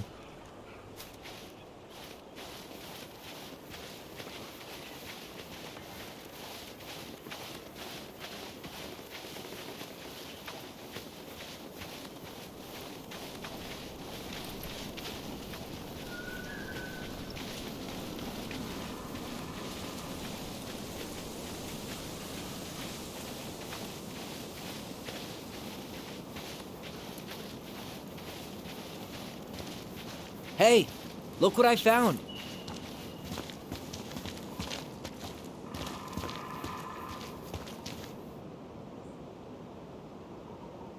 Aha! I knew it was still here. I knew we'd been here before. We claimed it as part of the Ronin Kingdom. And it still is. All it needs is a little update.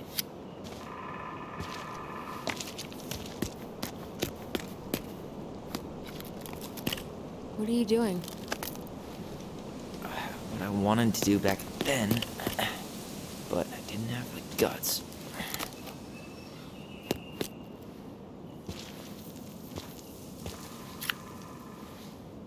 There, looking better already. You're right. Way better.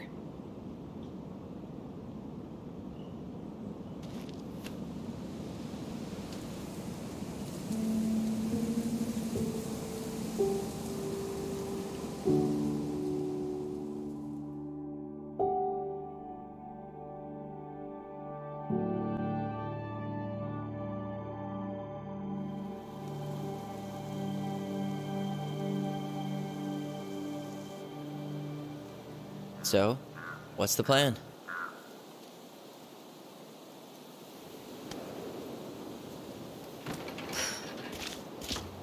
We go inside and calmly ask Eddie why he was there that day. All right.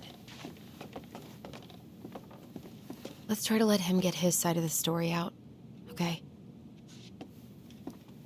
Uh-huh. Oh, yeah. I understand, Mr. Barrow. I'll be sure to let him know. Yes, I have it all written down. Have a good day, Mr. Barrow. Morning, Missy. How do you get stuck working reception? Rose called in sick this morning. I'm covering for her while I try to get my paperwork done.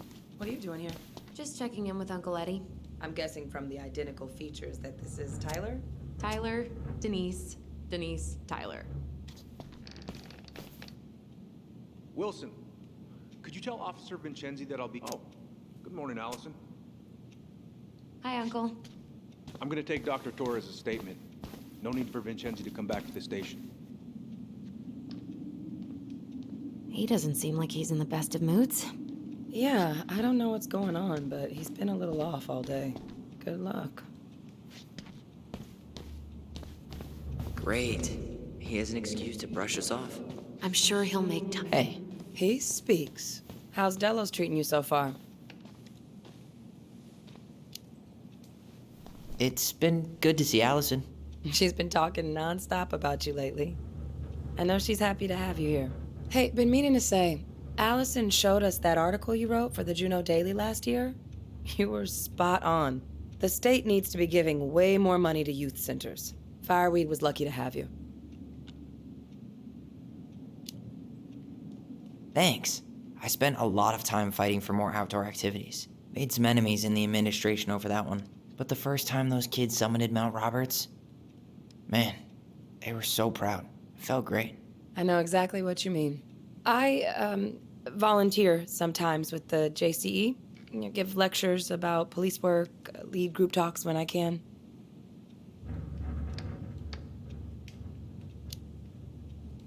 JCE? You know, Juneau Coalition for Equality. Oh. Wait, really? That's awesome.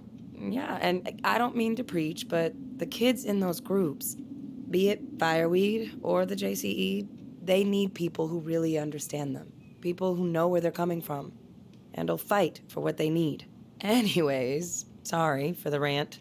Oh, hello, kids. Hello, middle-aged adult. Everything all right? Chief Brown's taking a statement, but you might be able to snag him when he's done. A few days? That's Sorry, optimistic. Tyler. Duty calls. Feels like every time we clear out a door, 213, this two is more dispatch. just appear out of thin air. Ah, yes. You got my sympathies. When we emptied Linda's parents' house, oof, I thought we'd have to rent a backhoe. How is Linda? I feel like I haven't seen her in months. Good. Yeah, she started working over at the high school as the librarian. Oh boy, fire drills. Everybody's favorite way to slack off. Hey, is that your desk? Huh? I didn't think so. Move on. Right. Sorry. Dr. Torres, you said your daughter was with you during the incident? Yes, she was. I'll need her information too then. Can you give me her name and date of birth? Okay. Isabella Henderson, July 16th, 2009. Henderson. Different last name? Yes, her father's. Tyler My Ronan. ex-husband. Good to Does see she you live with again. you most of the time? You've gotten No, tall. her father That has. usually happens between ages 11 and 21. Because of my hours. Yeah, She stays with well, me on the weekends. welcome home. Thanks. It's been a while. So, what brings you two around? You like some smelly food. We're here to see Chief Brown. Oh boy, what do you do now? Suspects wanted for a felony. Oh, well, don't forget to read him his Miranda rights. So is there anything I can help you with?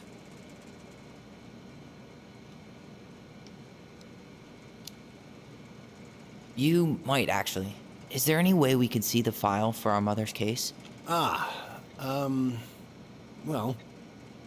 you're legally allowed to look at anything that concerns you, so you could always file a request for access. So, we can see it? Of course. I can start the paperwork if you want. It's okay. We'll figure it out with Brown. Thanks. All right. Good information. Apparently they keep all the case files right here. Jesus, you scared me. Sorry. Anyway, Dispatched to if your Brown's home not at going to be straight up with 6:29 us, a.m. we should just read it for ourselves. Yeah. All right. I had to be in surgery at 9. I'd I was love to already running stop behind. drifting. Of course. It says here you work at Cottonwood Hospital? That's right. That sure is a commute. It certainly is. What's your usual working hours? I'm a surgical resident at one of the only hospitals in Southeast Alaska. I'm basically always on call. Ah, yeah, of course. Well, listen, I we really have a lot appreciate on you my coming in plate. after We'll a catch up later, 24-hour though. shift. Did you need something, Allison? Yeah. Tyler, can you come here? I'm here. Hello, I'm here. I am here.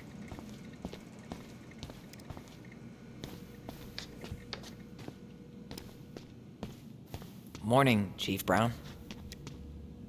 Good morning, Tyler. Hey, could we talk to you in private? It's a little urgent.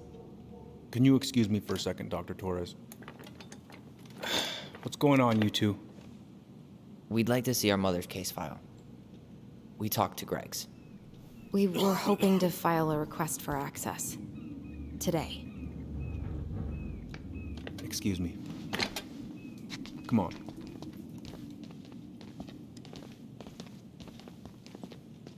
You can fill out the paperwork, but the file won't be ready for a few days. How long is it gonna take exactly? That depends. 3 days? A week? A week? Aren't all the files just upstairs? Yeah, but the approval process takes time. I don't know what you're looking for in that file.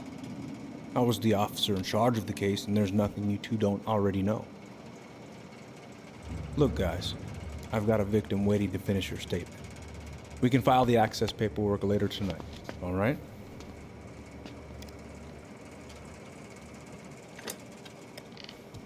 That is so sus. Stubborn like that. So what now? Of course, Miss Torres. Where were we?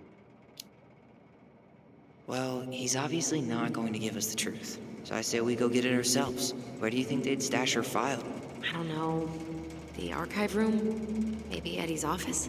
Wait, you're not seriously thinking of breaking and entering a police archive? Go big or go home. Could you go through the full details of your morning, Dr. Torres? Of course. So, Tyler, I woke Chief up said you were a at mentor 5, over at Fireweed, huh? got ready You ever for think of work. joining the force? Isabella's Greg's, father he was just got coming here. over to pick her Yeah, up I at know, but 6:30. we could use more So people like I him. woke her up at 6. I made breakfast. And as we People were like eating, me? I realized Well, yeah, you I know, hadn't grabbed people the with meal the night before. natural authority. Isabella asked to Are come you with me, really trying to so I recruit my helped her brother? into her coat and boots And why not? before we We're went short-handed out. right We now. stepped outside. And since you've shot down my Still offers, quite dark. I figured She I'd spotted try the us other anyway. Ronin kid. Wouldn't Someone hurt to lower the average age around here, I guess. was going through our mailbox. My back was to it. Hey, because I was Gregs, shutting the you said door. her file was around here But somewhere? Isabella Yep, is we keep them all certain what she upstairs. saw. She says it was a little kid around her size.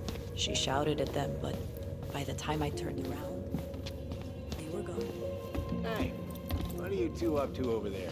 Everything all right? Yeah, everything's fine. We're just, I was just telling Tyler where the upstairs bathroom is. Tyler, help me out here. Oh, yeah. Toilet emergency. Lake water. You know, Mother Nature's juice cleanse. There's a bathroom just past the break room. Behind you. First door on your right. Forget it, Tyler. There's no way we're getting upstairs out in the open like this. It's too suspicious. There must be another way up.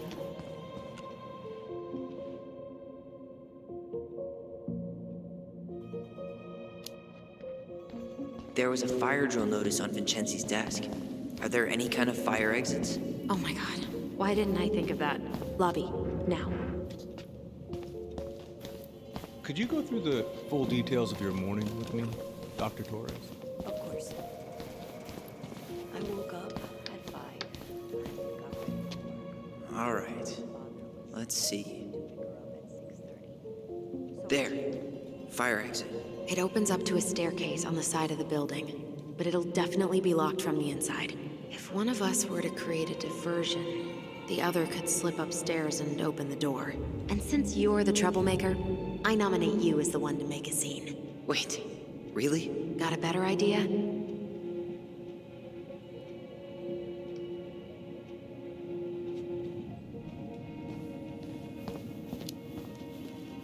Aren't cops, like, trained to notice suspicious behavior?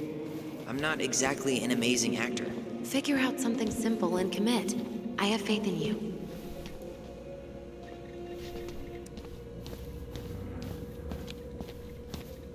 Oh, hey, sorry, Tyler. I'd better finish this or Wilson has a conniption.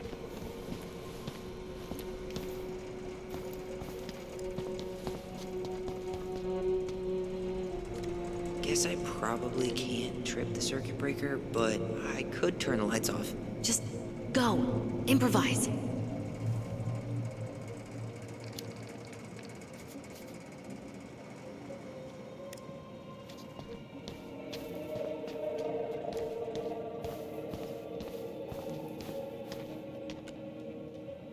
That pile of paperwork? What about it? I could tip it over. Kinda messy, but I mean, sure.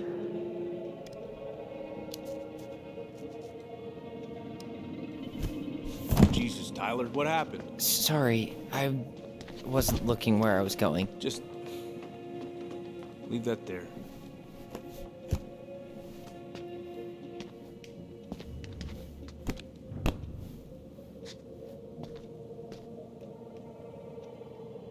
All right. I'm in position. What now? Turn right when you exit the station and follow the side of the building. The staircase will be right there.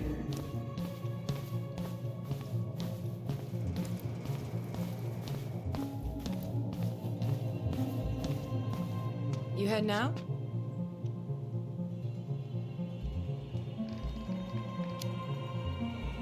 Yeah, I need a smoke. You should think about quitting. It only gets harder the longer you do it. Yeah, I know. While you're at it, get your sister to stop too. Wait, she smokes? For the winter air. Okay, I'm by the door. Come on.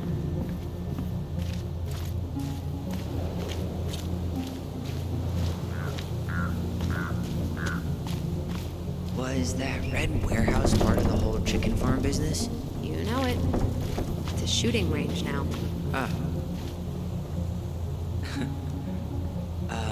Is that supposed to be Greg's? Oh, yeah. Well, no one knows for sure, but the resemblance is uncanny. Who's the artist? Cold case.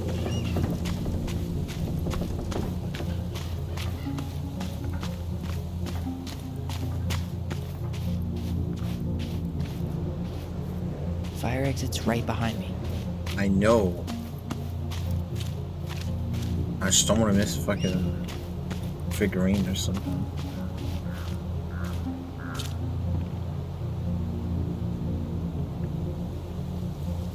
Shit. Where are you?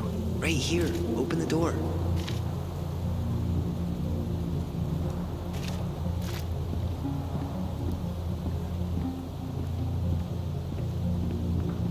Quick, get in. Oh God, what did I just do? You took control of your destiny. Own it.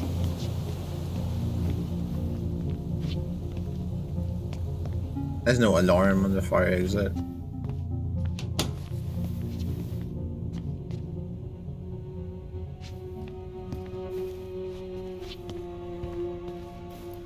How old is Brown? 38.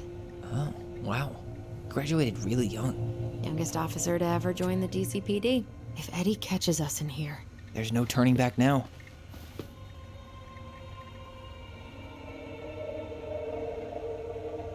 Personnel files, department budgets, but zero. Looks like this is where Brown keeps all his personal mail. You applied to a summer drama program back in 2009? I did, but they rejected me. Michael and I were supposed to go together.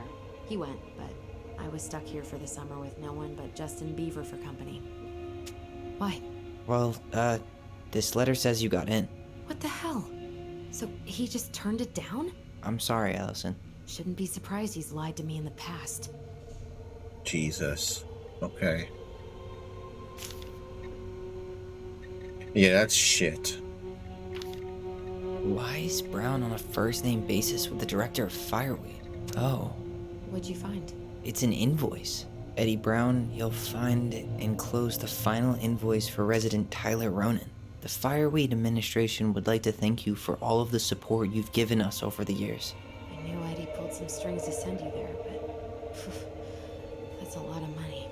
More backdoors and secret moves. Maybe he didn't want to make you uncomfortable. Well, now I feel like I'm in his debt.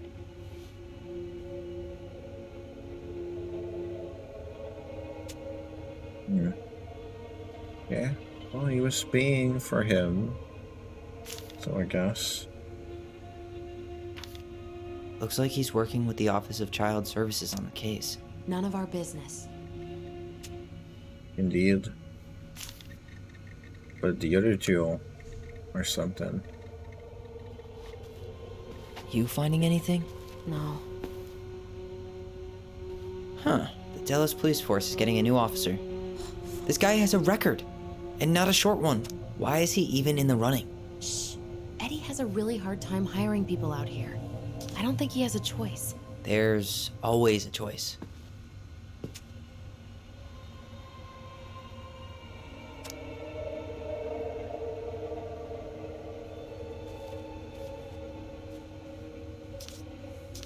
Sandwich artist at Metro Sandwiches. It's like, it's the same title of work that Subway gives to its employees. It's amazing, you know, because Metro and Subway. It's great.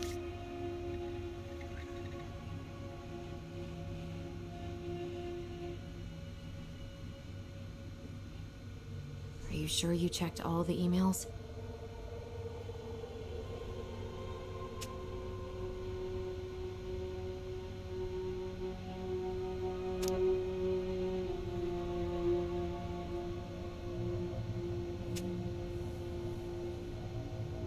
I didn't actually check the emails. Aw, look at you.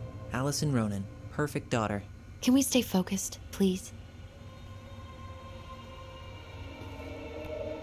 Whoa. Brown looked at our file this morning. Wait, what? What does that mean? I don't know. But there's a reference number. R68653.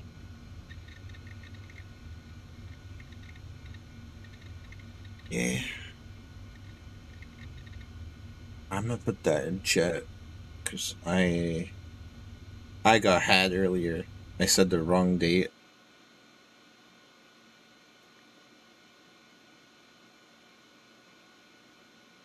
Because I was given information. I just assumed that we had the information.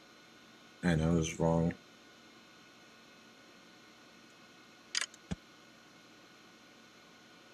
Huh. Tom invited Eddie over for dinner? Oh, yeah. He's been trying way too hard to get Eddie's endorsement. Does he? Support Tom? He preferred staying neutral.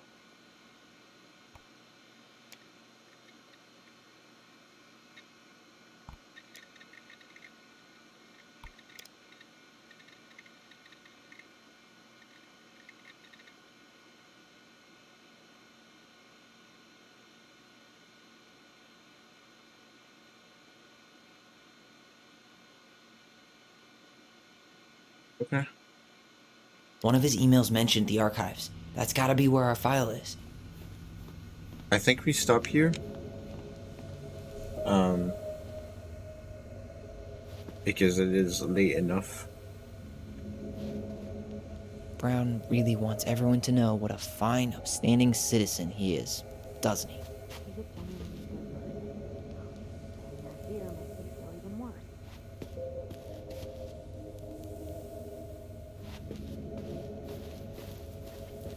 The police chief of Delos Crossing hosts charity events? Huh? Oh, yeah, the community social. He volunteered to help. And since he pretty much knows everyone, and more importantly, who's called the cops on who, he's in charge of the seating chart. Let's put the Vecchies next to... Can you not?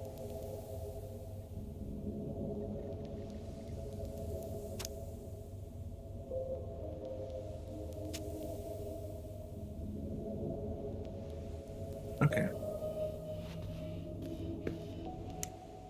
So, I'm gonna quit.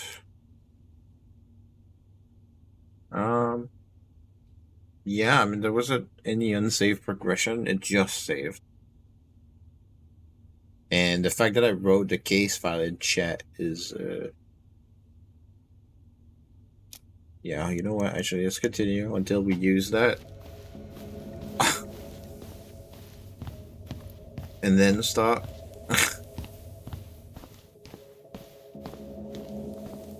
Please tell me you know what the code is. To the highly confidential police archive? Then, how am I supposed to open the door? I spent hours playing next to this room. I'd see people go inside all the time. The keypad does this little tune. Dum-da-dee-doo. Seriously? Go on, try.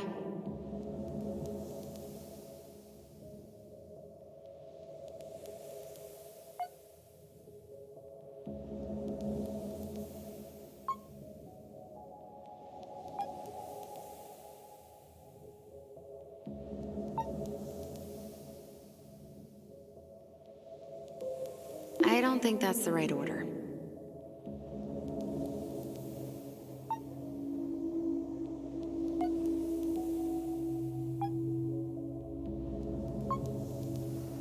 Yes.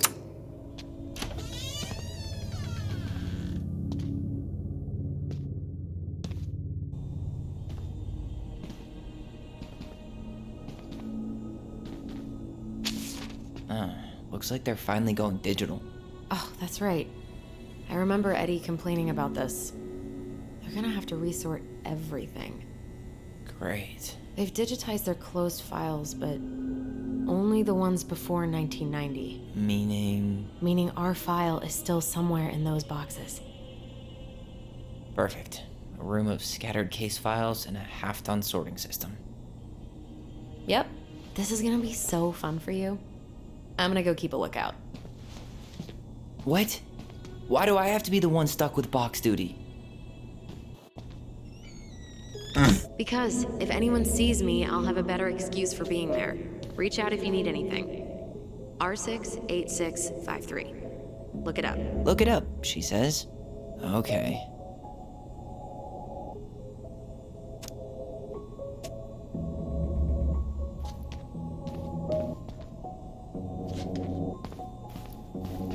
Nope. R68.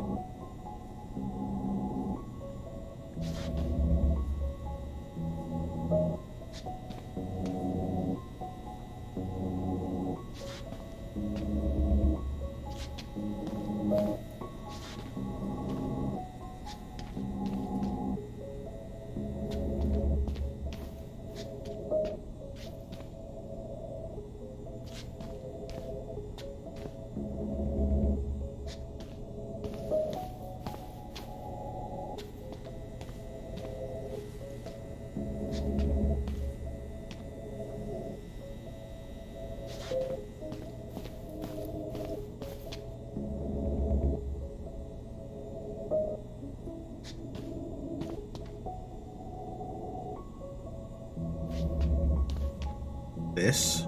Here we go.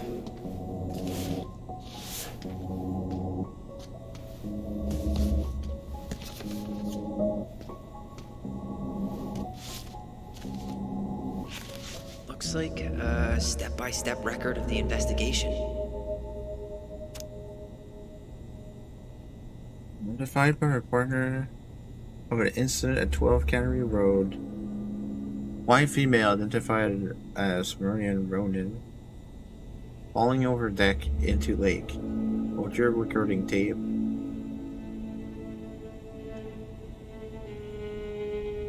Bolt and I arrive at scene, briefed by a patrol officer of incident. Local witnesses, minor's name redacted, Ronan, and minor's name redacted, Ronan.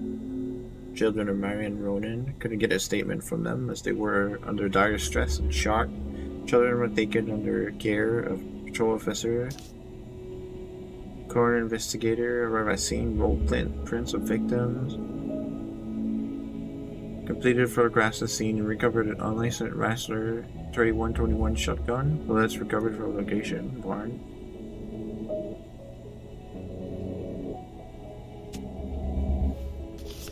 Well? So far, I'm not seeing anything we didn't know already. It does reference some other files and audio recordings, though.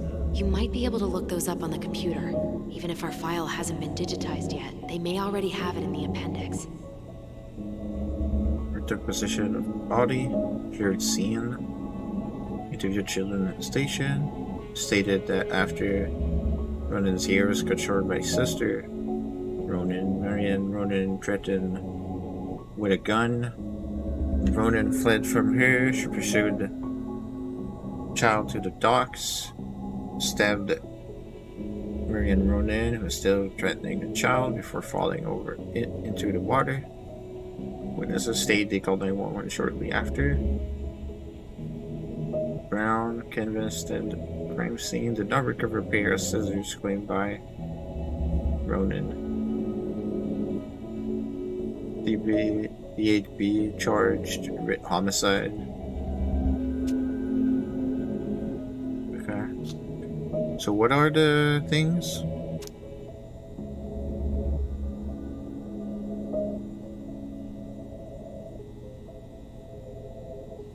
Three six gets better. 36359.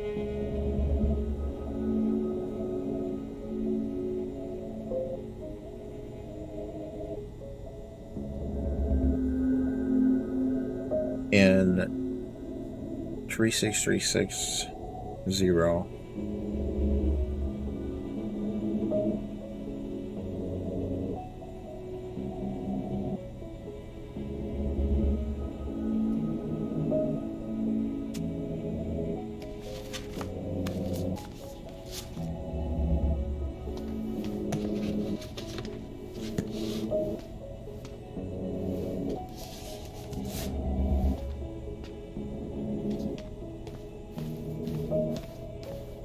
Alright, I'm in. You can search by keywords. What should I look for? I don't know. Mary Ann Ronan? March 1st, 2005?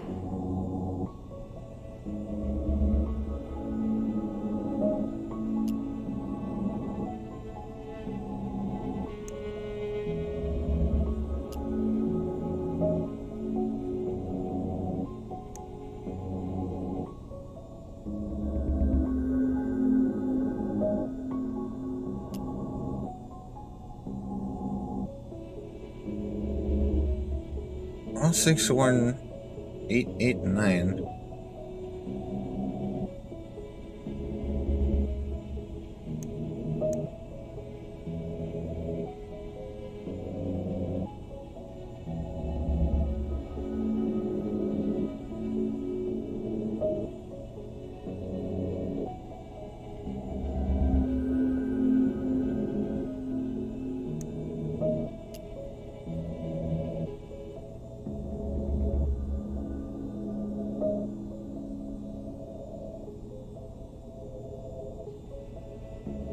Six two 766. Reference is 05 R62 766.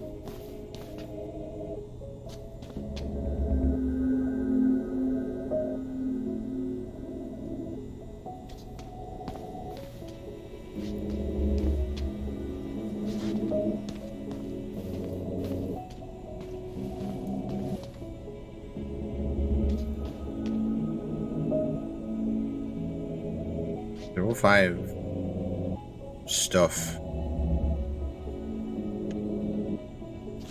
Like that's a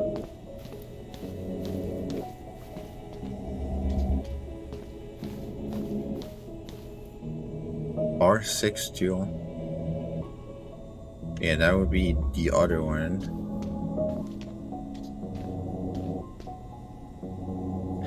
Not this one either. Where's Are the you damn sure? box? Well,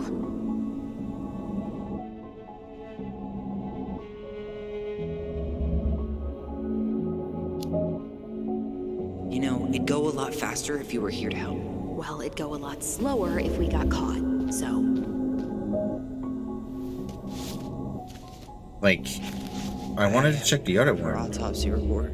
Okay. She... God, What is it? she drowned. Stab wound was non-fatal. What?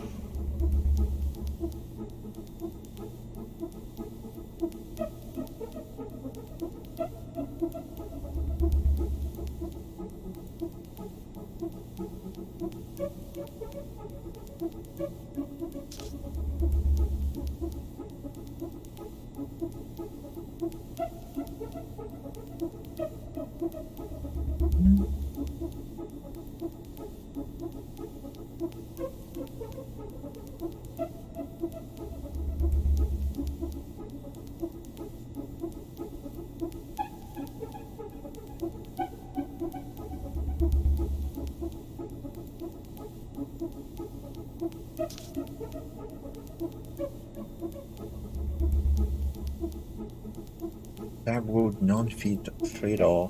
Death by drowning.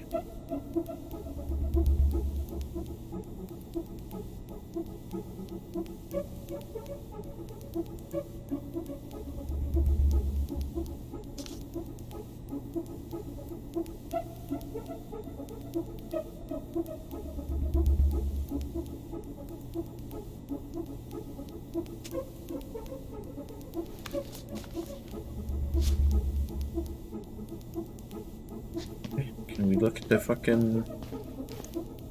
the other thing?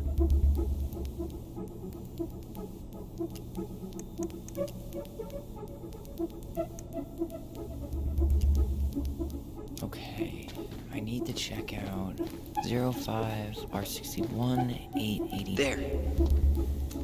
Jesus. I got it now, like how it works, but fuck. Homicide.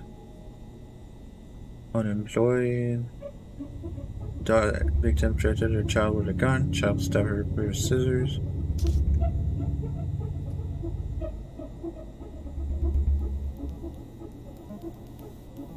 address. Article shotgun. Registered owner was Sam Kinski. Okay. And that's probably why you freaked out. I found a summary of everything. Wow, this is a real detective novel. Brown's quite the wordsmith. He's not a writer, Tyler. Exited her home, enter her garage, reloading a raspberry. Your child. Enter the garage, display a new haircut given by mother.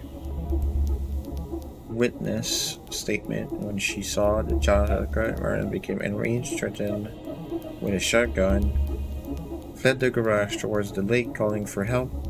Marion followed, still armed, out onto the dock to southern side of property. Hearing the noise, witness also came out of the house towards the docks. She observed under threat from Marianne defend themselves by stabbing mother with a pair of scissors. At that time, both witnesses state Marianne Ronan lost consciousness, fell into the lake. Phone call detailing incident, dispatch, containment at the scene, given crime scene log, tending to both juveniles. Notified partner by telephone. Noted crime scene was located entirely outdoors. It's comprised of a few residential cottages. Detectives observed a loaded raspberry shotgun at the dock. No rounds had been discharged. Forensic personnel recovered items. Stated she heard screaming upstairs in her bedroom. Ran down the stairs, looked over the kitchen window, saw her sibling and her mother Marianne on the docks. She left out that she was eating the ice cream that she shouldn't have been eating. It's funny. Well, it's not funny to laugh about what happened, but like, it's funny that she left out the ice cream bit. Alright.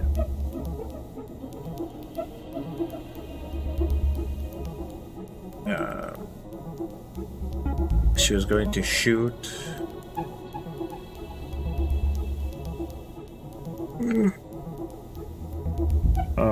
Both witnesses, I'm going to kill you. Then stabbed with a pair of scissors trying to escape. Fuck. That's rough. Right. Shit. Shit. Eddie's coming up the stairs. What do I do?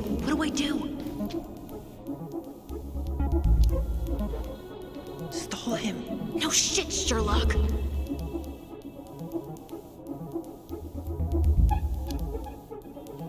Tell him you need to talk in his office.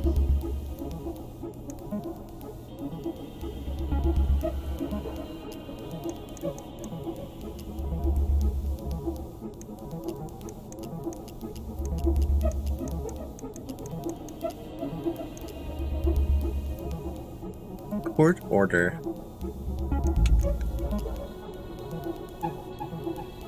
O5 R63325. Reference is 05 R63 325. Okay, here it is. Well, that's a picture I definitely don't want to keep.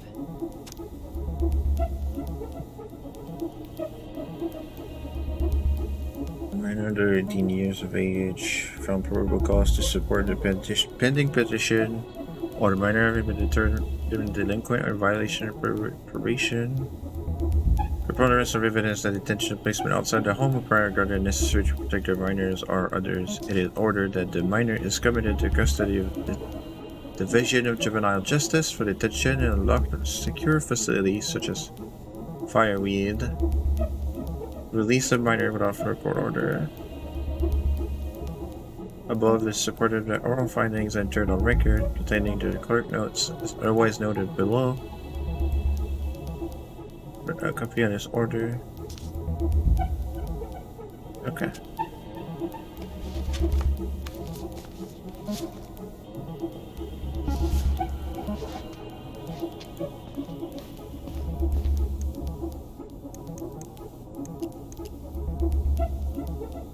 Delos Crossing Police Department. Hello? Hello? Hello, I can hear you. It's my mom. She fell in the water and she's not coming up. Okay, where are you now? Home. We're home. Are you alone? Where's your dad? It's just me and my sister. All right, honey, can you give me your address? 12 Cannery Road. Please, hurry. Just stay right where you are, okay? We're sending someone out to help you. Don't hang up.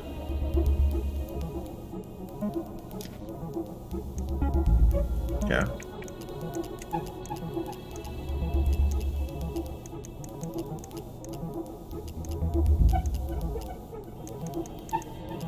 Here. Bingo.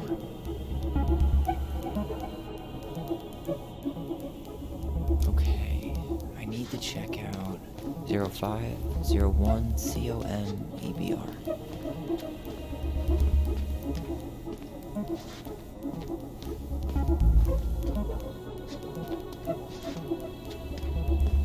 Here we go.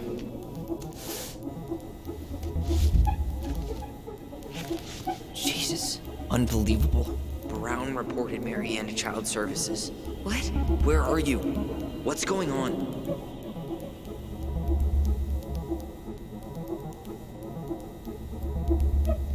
Reported her to Child Services? Is that what happened?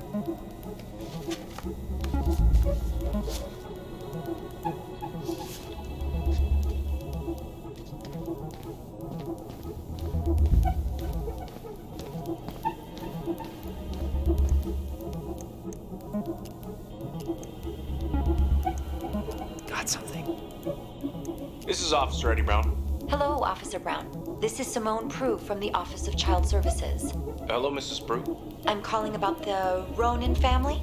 I just wanted to let you know that we will be moving forward with the case. I see.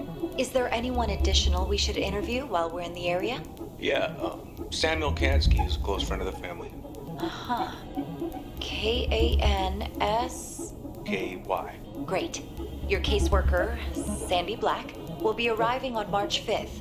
She'll drop by the station first thing in the morning. Mrs. Prue, how worried should we be? I really can't say until I have a full picture of the situation. Of course. Well, have a good afternoon, Mrs. Prue. You too, sir. I just listened to Brown chatting with OCS. He really did it. He reported her. What if he was just a go-between? He might not have had a choice. We need to keep digging.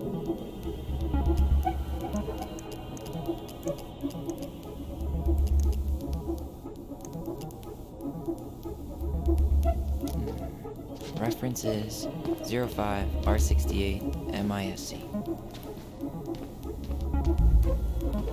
Hello? 05 R68. Wasn't that it?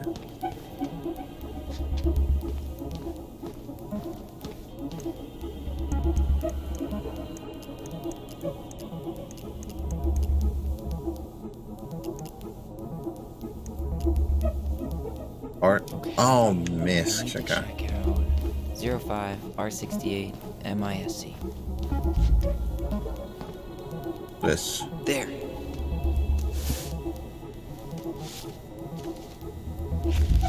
Huh. Why is that here?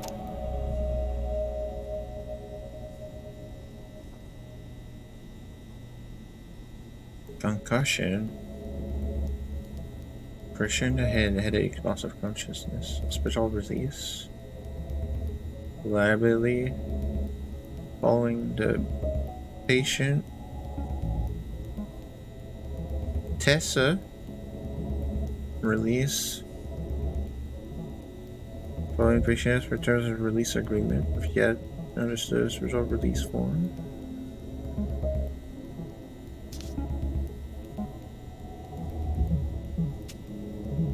Interesting.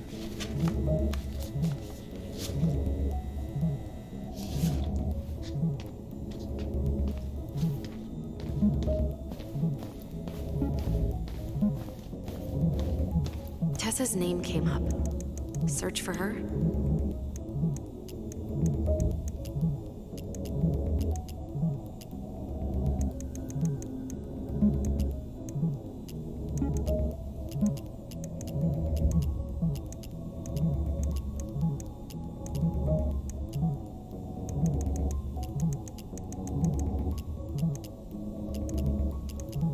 Here. Bingo. Theft report, child neglect report. Oh, we have to talk to Tessa. Reference is 2005-201-546.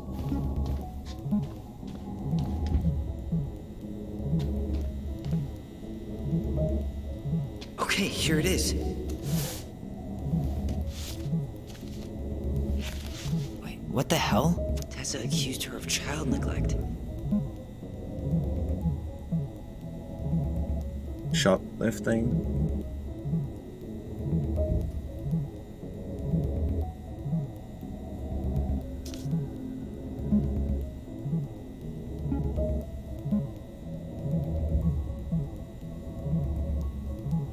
Observed Ronan drowsy out, chatting distractedly with her.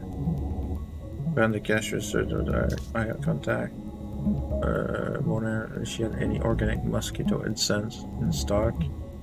She did not. Stated that she believes this demand was odd at the winter season. Laughed without purchasing anything. Walked back through the aisle. A bin and discovered a missing box of detergent. Very recently stocking the shelves no one else had been in the store that morning.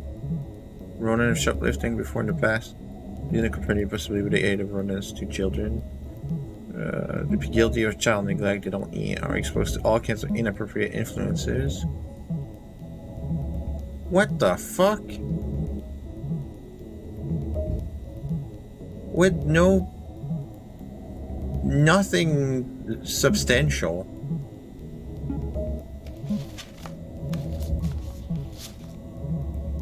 Just because she was unhappy about the fucking deaths that she had.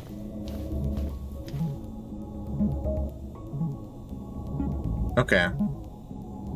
I really need to stop. I've been going like way longer. So we're leaving. We'll stop in here.